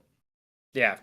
And it And serves a also, dual purpose of making, like Kevo was saying, it makes the audience think they're settling for stealing less money in order mhm, to, like, get out of to there. get out.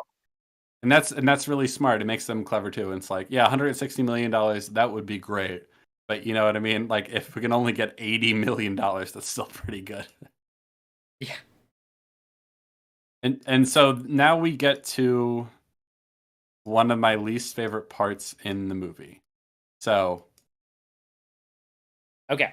So um this is when they make the 911 call. Is that what you're... no. No?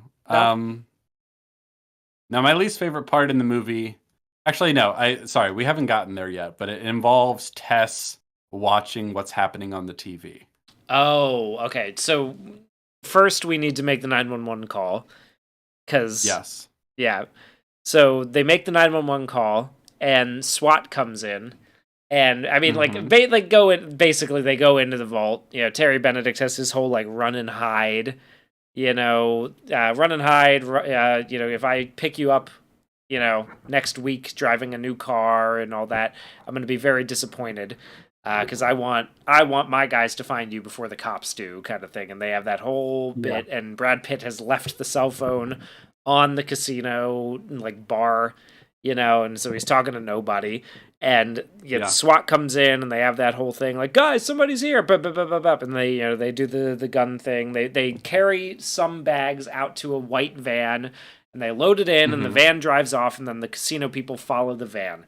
And Yes. they have the As you'd whole expect. yeah, they have the whole thing with the SWAT and there's an explosion that goes off and somebody comes in and goes, oh, they blew it, like they blew the money in the vault, that guy. And so they go down into the vault. Then we follow the van to the airport and it pulls off onto the tarmac. And the casino people go and open the door and it's a robot driving the Yeah. van. That's a setup from the car earlier. Yeah, Yeah, the from remote the controlled from the car. remote control car. And then I they like like it. they are like looking around and then the van explodes, right? The money in the van blows up and blows out the door. Yes. And they're like, "Oh my god. They're not, it's not money in the bag. They blew it. They blew all the bags." It goes, "How much money?" Is like, "There's no money in the bag, sir. They're flyers. Flyers for hookers."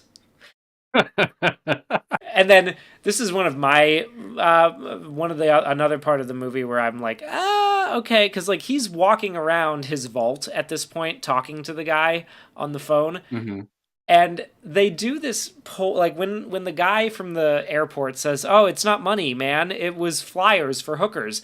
They do this like wide shot. They cut to a wide shot of Terry Benedict standing in his vault, and everything on the floor is more flyers for hookers, as if this is the first time that he's noticed that it's not money while he's been walking through the vaults.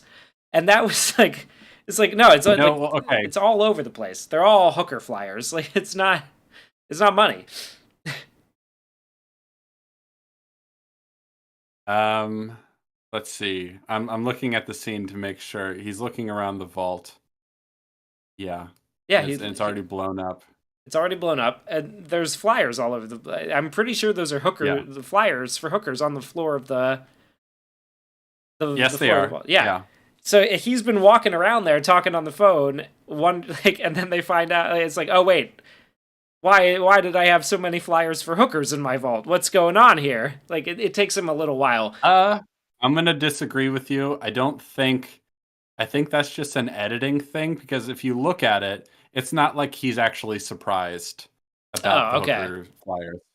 Though I think maybe he hoped, or like maybe he wasn't sure necessarily if the bags in the van were going to be the same So situation. it's just But it's revealed not to like we. us. Gotcha. Gotcha. It's just revealed to us that everything in the rubble of his vault is covered with hooker flyers. I mean, we've seen him walking around the vault, so he knows that already, but he doesn't necessarily know the same thing is true in the van. And when we finally cut to the vault where we can see that it's covered with hooker flyers, it's not like he's shocked. Okay. Fair enough. It's just that's just kind of an editing thing. Okay. Yeah. Yeah. I gotcha. Yeah, I think if anything, he's realizing that they got duped, or he's like, okay, well then where the fuck is the money? Like that's what's Yeah. going through his head. Okay. Yes, and so And this is when we find out that the SWAT team, Livingston, who was in control of the outgoing phone line, rerouted the 911 call to Saul or one of the guys on the team, Mhm. and they Oh, sent. it was Livingston. Oh, it was Livingston himself. Okay, he rerouted the Yeah, 911 call to himself, and then they sent in their own boys as the SWAT team. All yeah, 11 came in, or all the other 8 came in as the SWAT team. They loaded up the money in the fake or in the real bags, and then just walked out the front door dressed as the SWAT team. yeah. And they, yeah, It's great. I love it. yeah, it's fantastic. It's clever. I mean, you know what I like about it is that it's really clever and complicated, but really it's just sleight of hand. You know what I mean? Principally, Yeah, it's very simple. Like you go follow the van, you watch this hand. Meanwhile, we'll just walk out with the money. And it's like that's fun. That's really good. I like that a lot. That's the kind of stuff that really works for me. And there are small details that are like along the way, but for the most part, I oh think yeah, the big parts really work. And I like the idea that it's all those flyers that they hand out because that's just everywhere in Vegas, right? yeah, they're Like everywhere. and so the only thing that's dumb about them walking out as the SWAT is that they have these like neon green lights in their helmets, and I'm like, I don't know why those are there at all. I suppose they just thought it looked cool, but like that's odd. It's the classic movie lights in the helmet trope. I don't know why it's in this movie of all places. Usually it's reserved to sci-fi movies directed by Ridley Scott, but here it is. They have green lights in their helmets for some reason. I do like the part in terms of establishing um, that Terry Benedict is smart, right? Because when he realizes that the money was not in the van, nor is it in the vault, he kind of swipes away some of the hooker flyers with his foot and sees his name or like the word the Bellagio or whatever it says on the floor, and he thinks for a second, and he's like look at the footage. Does it say the Bellagio on the Bellagio on the floor. and they're looking at the footage and they don't see it. And he puts two and two together that what they were being shown was pre-recorded footage in like a copy of his vault. And I like that a lot, especially because it pays off that detail that they built. Like they didn't just build the vault so that the acrobat could practice, right? It's more important than that, and that's a fun reveal. I Yeah. like that detail And quite a it's bit. nice that they give it. He's like, we just had it installed a week ago. It's like, yeah, of course I forgot. It was literally it's 1 week. Of course I forgot that that's like in a pressure situation. Of course I didn't realize. So Yeah. I like that. I like that they Then, build that in. so now that it's clear that they got away, at least for now, with the money, Benedict goes to find Danny Ocean in that room where he was being allegedly beaten up, and he's back in there now. So he He wasn't found part of his the way. SWAT team. Yeah, he found his way back through Yeah. the air vent. And this is the part that I don't like because I think it's unearned, right? So we have this moment where Brad Pitt has told Tess to go up to her room and to watch something on the television, to turn on the TV. So when she goes up there, fed into her TV, which I guess they just have the power to do, sure, whatever, I'll accept that. They fed security footage of Terry Benedict coming up to Danny Ocean in the hallway, in the cage or near the cages, wherever they are, and confronting him. He says, "I'm going to give you one last chance to tell me like whether you were in on this." And Danny says nothing. Right? He says, "Where is my money?" He said, "What if I told you you could get your money back?" Danny says this: "If you give up Tess, Yeah, what would you say?" And then Terry says, "I would say done. yes." Yeah, I would say yes. And what the movie thinks we've earned is that that's reason for Tess to go, I don't want to be with this guy anymore. I want to go be with Danny. And I don't think they earned that. I don't think because first of all, one way you could look at this scene is like, yeah, Terry's just saying that because he's trying to get his money back. He doesn't actually think he is going to have to give her up or that that's something he actually wants to do. He's just saying that, right? Like, Yeah, I don't know why you would believe 100% that what we're being shown or what she's seeing is him deciding that he cares more about his own money than her. Like, okay, but to an extent, so does Danny.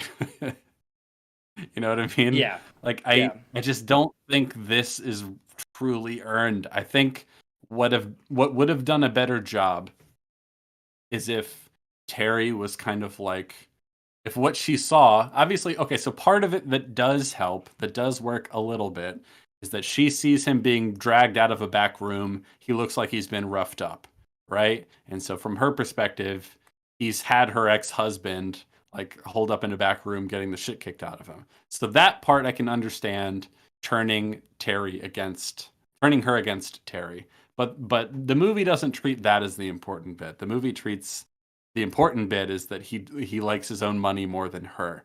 And I just don't think that you can necessarily believe that from this situation. Like Terry could just be saying that because he's trying to get his money back. It's $160 million. All right. It's a it's hundred a and lot of fucking sixty money. million dollars. All right. So like I don't know. This feels in terms of like the heart of this story, like the character stuff, not some of the logistical stuff we've mentioned that have some issues. Like this is the part that it just feels the thinnest and the weakest to me. I don't think they've earned this payoff. Yeah, I can understand that. I mean, we don't see. I think they're trying to. They give us those little hints of him like looking up at the camera when she's about to kiss him and him rejecting her. While he looks up at the camera, and they kind Mhm. of expect that to be what like basically to be like, oh yeah, no, see, he clearly is more involved. He's clearly more concerned about money that or about appearances than he is with anything she's interested in or in like looking like Yeah. he's with her. It's the it's the robotic sort of functional villain, humorless robotic villain, uh, as opposed to the charming improvisational thief. The guy Yeah. who doesn't play by the rules kind of thing. That's what they're going for. Um, I don't Yes, think I they've think really. I don't think they've done a good enough job driving a wedge between Tess and Benedict, that No. this would make like that this is a huge payoff, you know? Yes.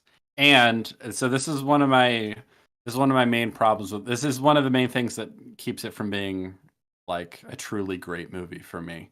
I think it's pretty darn good. Like a couple of tweaks to the plot and, cleaning up some of those loose ends, polishing some of the parts that are, a little sloppy, a little messy. This is the thing that uh, that I have the most problem with. I think part of it is that I think it might have been better if they didn't end up together at the end.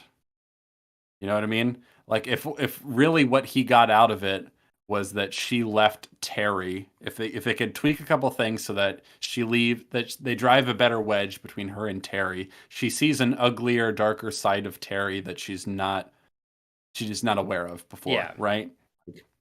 If he says something like really kind of cruel and brutal to him, maybe, if he was like actually really beat up, if he like I don't know, if she saw an uglier an even more evidence of his ugly side, could drive the wedge between them. But then as mentioned in the chat, and I agree with this, like it doesn't necessarily mean that she should just go right back to Danny, right? And I yeah, think I like the idea, something he mentioned earlier, like if you don't love me anymore, yeah, fine. I can live with that, but just not him, all right? Yeah, And if that's essentially what the result was, I think that would be pretty strong. And especially because you're going to do sequels, they set it up like it's obviously open for more sequels, and the movie was a huge hit, so of course they're going to do them. Maybe that's something you can do. You can get her back in the second movie or something like that. I understand that like he gets his ex-wife back in the end is satisfying. It's just if you want to do that, you can. You just need to tweak more things than yeah. And if you if you let don't it want to have. that just be that they've, broken up, but he's got what he wanted as it like Yes, in her leaving Terry. Yeah. yes.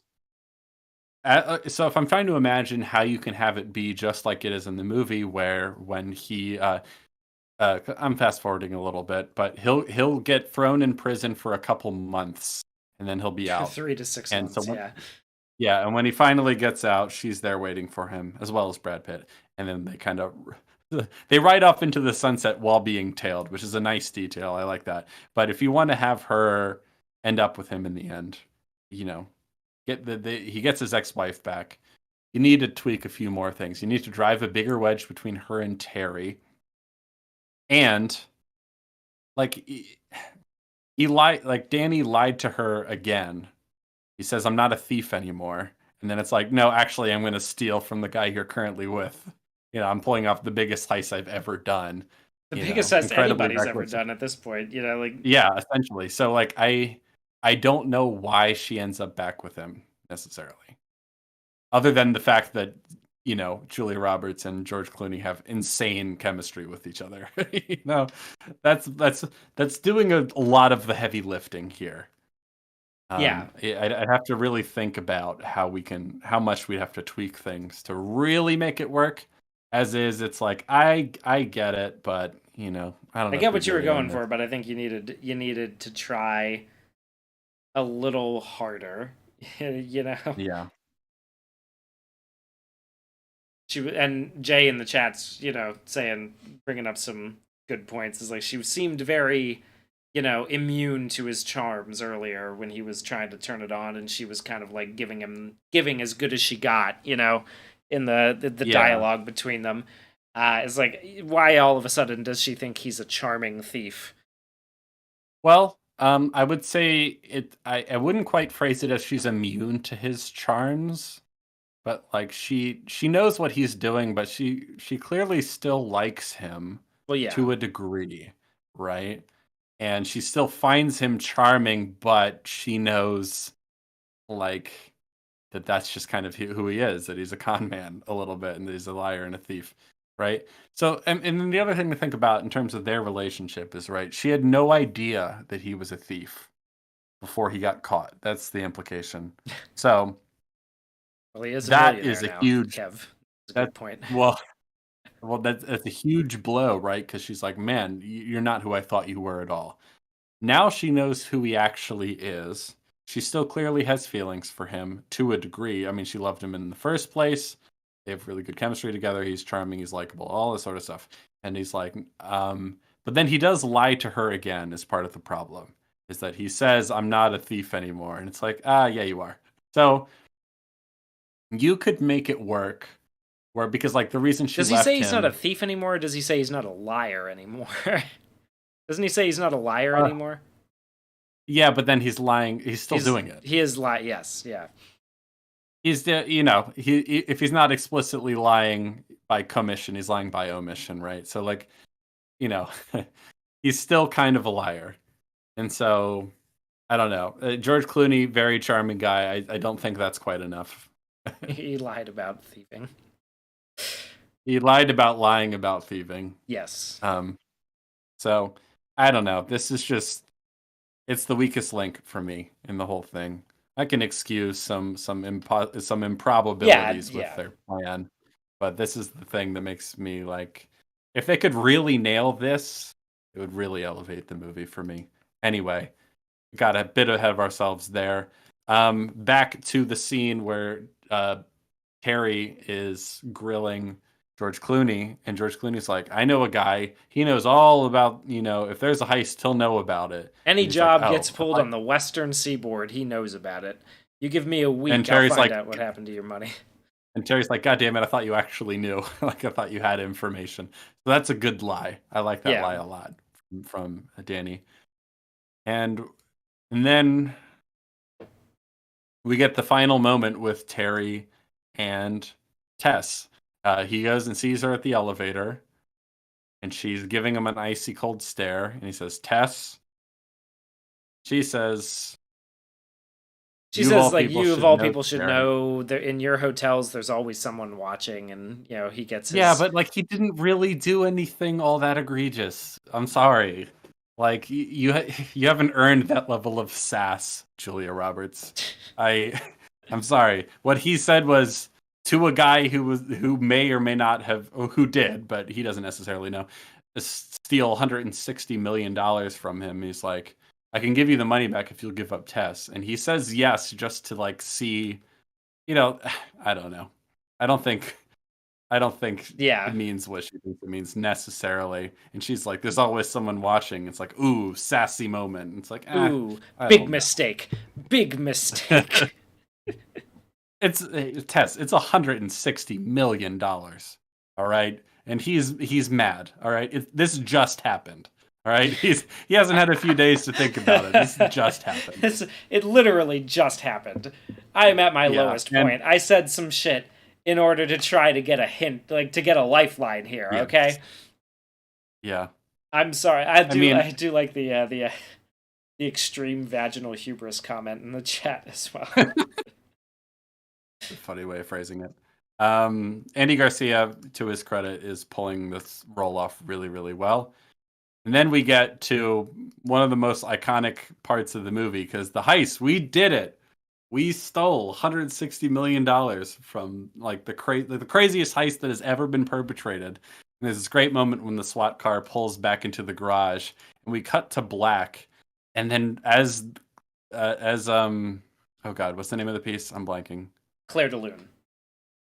As Claire de Lune plays, they emerge from the darkness out into the light of the night as a group, and they're like all walking together with smiles. Like, you know what I mean? Yeah. I love that so much, and I love the way that shot's framed. And then it's great because cinematography in this movie absolutely incredible. So them coming out from the garage and the light kind of revealing them from the darkness, really, really good. But then as they walk past the frame, the camera sort of swivels around to follow them, and in the distance, right at the same time, we see the fountains go off in the background. I'm like, man, the timing on that shot, incredible. And it's a zoom shot too, because I love me a good zoom lens. And the music is playing, and it's all very big and grand. It's great. It really sells the whole like, you and the boys just accomplished like the biggest. You just did something big, and now you're just sitting there enjoying like you're all sitting around. Nobody knows what to say. Nobody knows what to say. You're just sitting there for a while watching the fountain. Then, like, one by one, they all just start falling off, Like, all right, well, congratulations guys, we did it. And then they just like, time for me to go. And then they one by one kind of like filter out, and then they're lost in the crowd, and it is a fantastic moment. It's so iconic. Like a couple of us mentioned in the chat, people go to that fountain at the Bellagio hoping that that song will play. And Yeah. I saw it happen at least 4 times while I was standing there. You know, Yeah. it's great. They're all just quiet, watching the water happen. They're Enjoying the reveling and moment. enjoying the moment, reveling in their own success. Like kind of in a almost like a state of disbelief, right? Like you can tell Yeah. they're like, we just pulled this off. I can't believe Fucking we did it. fucking did it. One thing I like about these movies is that they're both pretty awesome dudes rock movies. You know, you and the boys pulling off the big con. Oh, it's great. It's great. No Yeah, it's ladies allowed. maybe Not one until lady Ocean allowed. 12. Not until Ocean's 12. Yeah, she's not in on it. She's not part of the She's team. not She's part not of in the the team club. in this one. Not yet. No, she becomes part of the team in a movie. Hmm. One thing about the music in this movie is absolutely fucking incredible. One of the better soundtracks of a movie I've ever seen. So there's a lot of great pieces of music in it. There's a lot of sort of, I don't know, like sort of, I don't even know how he describes the one genre. I don't know. It's not like It's a bossa nova, groovy. but It's like groovy it's stuff like because like there's like a funk sort of vibe to some of it. I don't know quite how to describe it. Maybe someone in the chat will know the specific genre a lot of these pieces fit into. But there's so much of that like doing shit music that's groovy and fun and kind of funky, and I don't know, it almost feels like a 70s movie in some ways. it A lot really of that like music. a lot of it really feels like it hits the Vegas vibe too. So like they Yes. have that bass line, that like rolling bass line from A Little Less Conversation by Elvis playing, like, and Hmm. they sample that and use that as sort of like the theme for them, you know. And then there's the very famous remix of A Little Less Conversation that plays in full at one point. Yeah. Yes, yeah, yeah. The Junkie XL remix, yeah. Really, really good stuff. If you want something to listen to when the stream's over, go listen to the A Little Less Conversation remix by Junkie XL. Man, it's a bop. So good. Yeah, and so you get the Elvis Presley, you get the Vegas stuff, you get the sort of fun. There's a lot of bongos and like funky, groovy sort of stuff for like when the heist is happening. But just like the Sting, there are a lot of moments where they know when to let the music disappear. Just let things play in silence. Very, very effective use of music. There's fun stuff like playing "Take My Breath Away" when the guy in the '80s gets like the furthest anyone's ever gotten, gets They shot. play You "Take know, My Breath Away" in the '80s, "Spirit in the Sky" in the '70s, and "Mama yeah, Loves Mambo" in the '50s. yeah, fun stuff. Yeah, it's Really good. great use of music. But and with all that said, there's not a lot of classical music in the movie until we get Claire de Lune at the end. And so when that moment happens, it's like a whole new world is opened up musically. You know what I mean? It's like Yeah, it really stands out. It's bold and like attention grabbing, that use of music. And it really, because it's an emotional feeling that we've yet to experience anywhere else in the film. So it really stands out. It really sets it apart for that, and gives it a sort of grandiosity, like for the high they must be feeling in this moment. And it's like a mix of like sort of, I don't know. There's a little bit of melancholy in there too, but it's almost kind of surreal the way that all yeah. plays out. You know, There's like, the it's incredible. melancholy of like, we just accomplished this really great thing and now it's over. And Hmm. it's Yeah, over. But like, yeah, what a thing, you know? yeah. What a thing to have accomplished. It's great. It's a really good choice. Yeah. I think from a filmmaking perspective, ignoring the writing and stuff like that, just all the technical elements, this movie's a masterclass. It's just incredible. Man, movies are great sometimes. Movies So are great sometimes. that's the big heist, great triumphant moment that it ends on.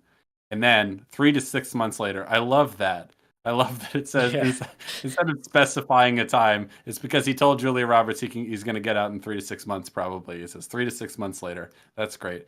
And then Brad Pitt's eating a burger, of course, in some like kind of, I don't know, how'd you, it's like a crocodile snake skin shirt. Like his outfit's hilarious. I love it. He's got like a Miami Vice kind of thing. It's like a white suit with a very gaudily patterned button up shirt, Mhm. very large lapels. Just yeah, The really costume in the wardrobe in the movie is really, really good. A fun detail from the very beginning of the movie. Obviously, he's in prison garb at first, but when he first gets out of prison, obviously they give you what you came in with. And he was wearing a tux when he came in, which is a really funny detail. So when he first gets out of prison, he's wearing a tuxedo. And the same thing happens again because he was wearing a tuxedo when he got arrested this time, too. yeah So he comes out of prison and he's got this like insane 5 o'clock shadow beard sort of thing and this like kind of rumpled up tuxedo. tuxedo. Brad Pitt hits And him it, with the "I and hope you were the groom." yeah, it's great. And then it says Ted Nugent called. He wants his shirt back. There's some fun back and forth riffing with the boys. And so they get to the car, and I stopped and I picked up some of your effects. I hope you don't mind. And then Julia Roberts is in the back of the car waiting for I'm him. not sure these It's, belong to me. yeah, it's fun. It's yeah. I like that moment. And she Then says the there's a oh, so he gets into the back with her. Brad Pitt sits in the front. And there's a great line where he says, "We need to get Rusty a girl." And he says, "There's a woman's prison down the road." And he looks at her wedding ring and he says, "You said you sold this." And she said, "Yeah, I said that." Like a liar. And she says, "Thief." yeah, Yeah, it's a that's nice cute. moment. It's cute. They're And good. then he They're gets good the together. girl, and then they kiss, and then they drive away into the sunset. And the best part about them driving away into the sunset is that they're being followed by two of Terry Benedict's goons, like keeping an eye on them. I like that detail because it's like they get away, but they're not out of the woods forever. This is something, even if you don't think there's going to be any sequels, which obviously there's plenty of room to set up a sequel, obviously, and the people demanded it, and so they got it. But this works as an ending, even if you never get anything else. It's like, yeah, they got away with it, but they'll never be out of danger completely because Yeah, And I like the recognition of that. could have been it. Maybe some might say should have. Yeah. You know what? It's been so long since I've seen 12 or 13. I have no idea whether they hold up. I would imagine they're not as good, but it's been years since I've seen them.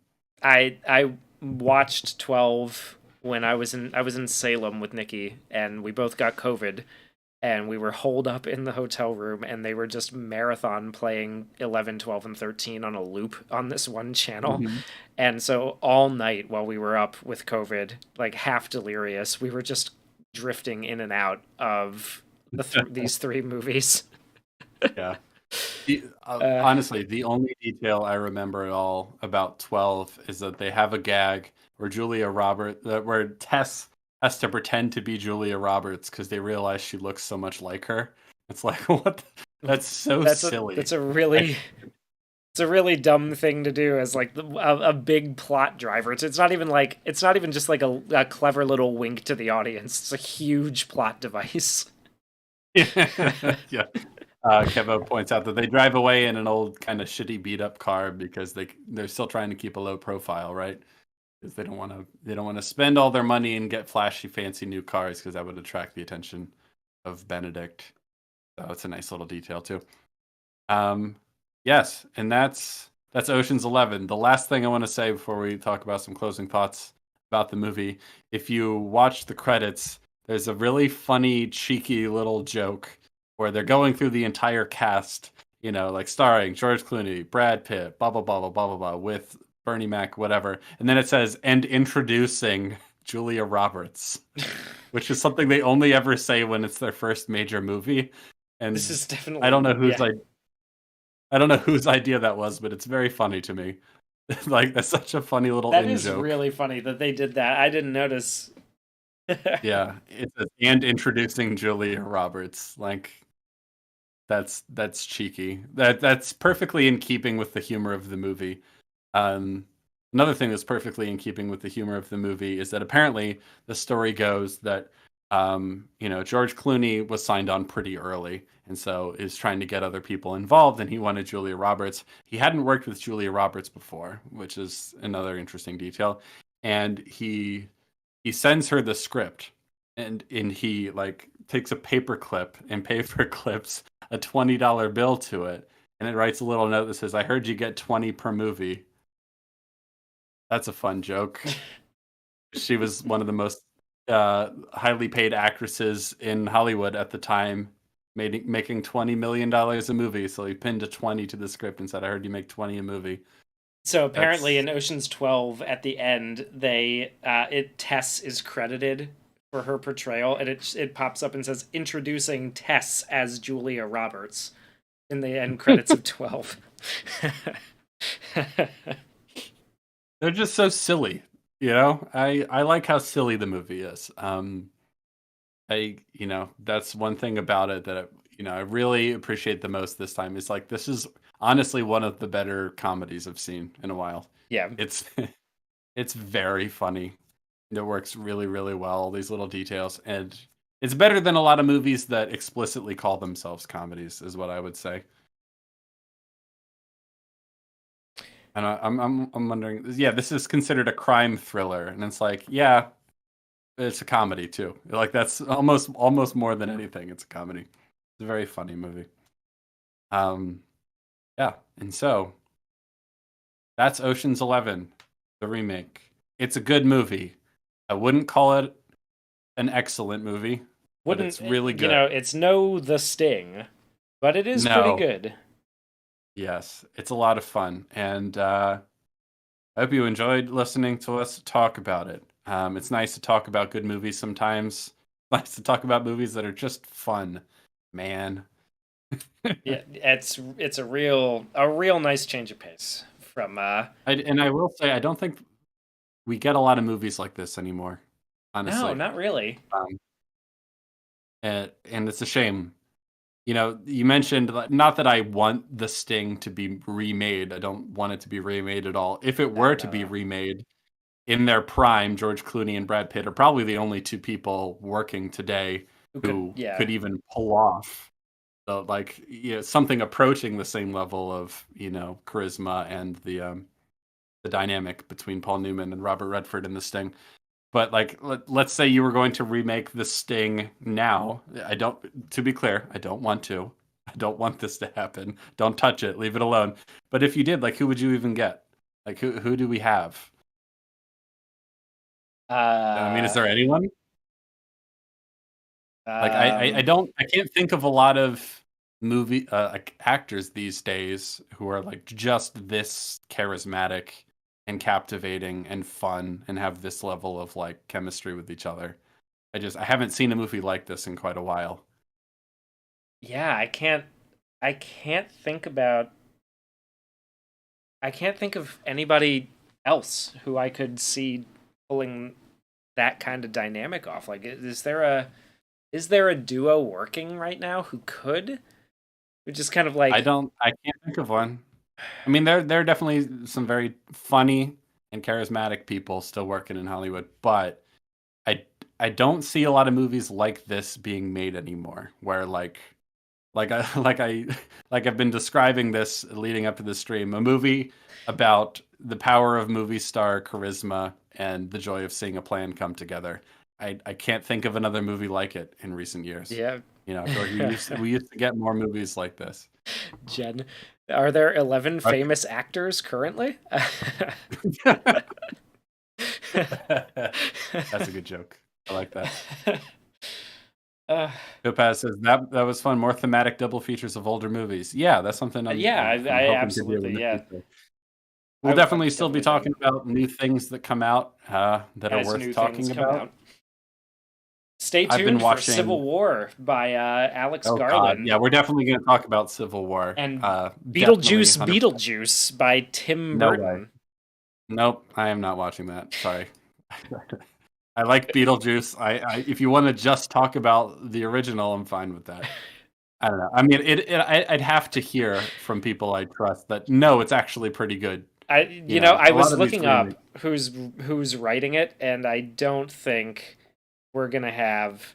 I don't think we're gonna have a really good. I like the first Beetlejuice. It's a fun movie, and I don't know. I don't trust. I don't. Is Tim Burton making this new one? He's the director.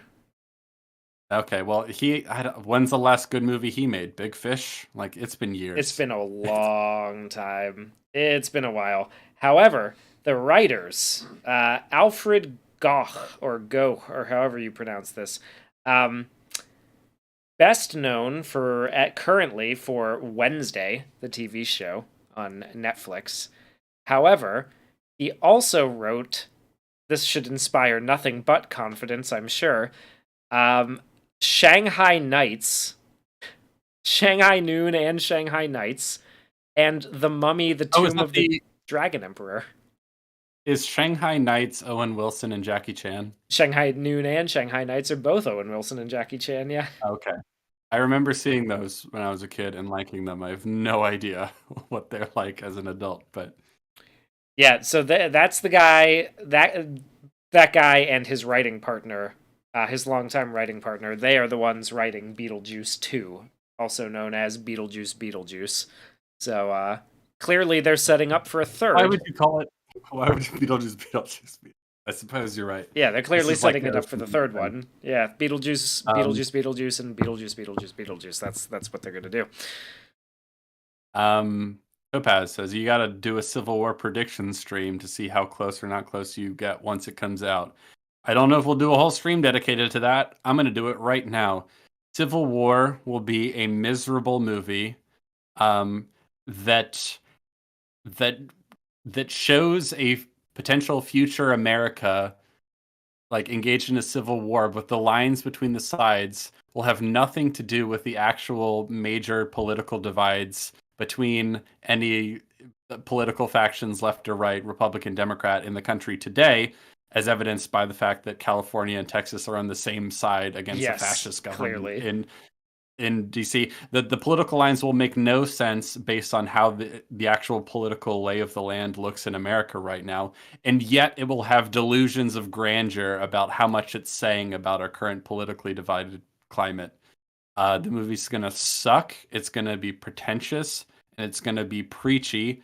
All the female characters are gonna be incredibly unlikable, and well, if it's Jesse anything Plemons might be like good. Devs, ah, and Jesse Plemons will be the best part, bar none. That's my prediction for Civil War. I would bet all the money in the world on those predictions. That's what the 160 movie's million going to be. dollars. If I had it, yes. Yeah, the movie. I'm gonna hate this movie. I know I am. I don't want to. I'm not gonna look for things to hate in it. But I just know him at this point. I know what he's like. I've seen the trailers for We know Civil what kind War. of man he is.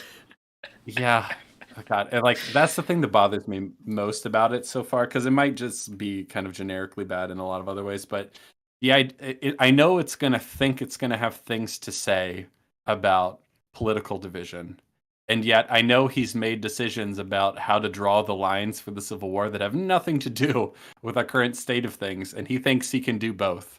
It's like no, if it bears no resemblance to the actual political divisions in the country, then how are you going to like say anything of import about those divisions? You know what I mean? It's just so like I'm so ready. I'm so ready to just get that Just movie over yep, with. yep. Oh boy, old Alex Garland. Anyway, Jen has recommended a dynamic duo who might be able to Okay, who's carry off that? Ryan Gosling, but shot like The Parent Trap. So we Oh, just have just two two of them. Ryan Okay. Goslings. Yeah, we just watched The Parent Trap recently. Surprisingly enjoyable film. I think one of the most impressive things about it, honestly, given the time it came out, is how well they successfully do the whole two Lindsay Lohans thing. It's really impressive. There's only maybe like one shot in the movie that looks a little dated in terms of the effects. Like, it's incredible how well they pull it off in that movie. Um, yes, Ryan Gosling. I I just want to see him in more comedies. He's great. Yeah. Like, Make okay, yeah, make Ryan a Gosling would nice probably guys be, too, you cowards. Make a nice guys or too. just you know, if Shane Black just makes another movie like Kiss Kiss Bang Bang, like The Nice Guys, but with a different buddy cop pair, that would be fine with me. Agreed. Put Shane Black back Um, on that track instead of making Predator, where that oh Predator God, movie yes. where autism is the next Um, level of human evolution. I can't. I The forgot he new did. level of warrior that the Predators need Uh, to copy. that's very funny. Yes, circling back, I'd like to do more streams on older movies, the classics, and maybe some movies that don't get enough love. I'd love to talk about Casablanca in depth at some point. Obviously, that movie gets plenty of love. And also, if we can point more people back to movies like The Sting that maybe they've forgotten about, that's really cool too.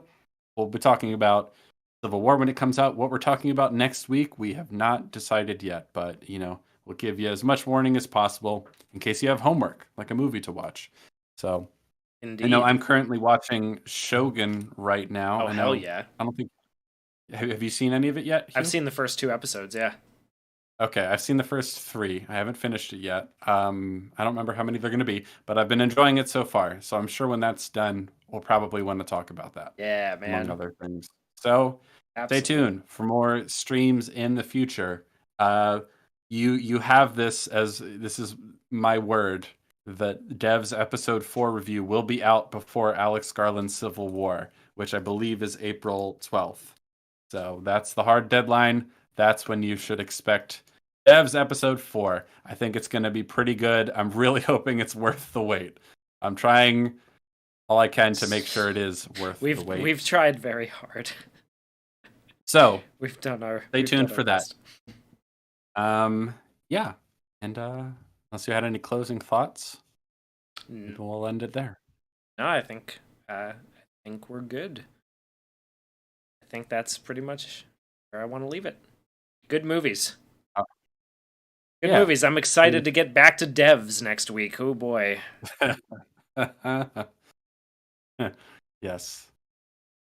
Got to rewatch the other episodes. At least starting in like episode 5, we really, hit the gas on the sheer levels of stupid. It gets so much worse too. That's the funny thing. It's an awful show. Truly awful. It's kind of funny every time I talk to because yesterday we recorded an offline EFAP that'll come out, I don't know, next week or whenever he releases it. And I mentioned in that like by the time you listen to this, devs might be out.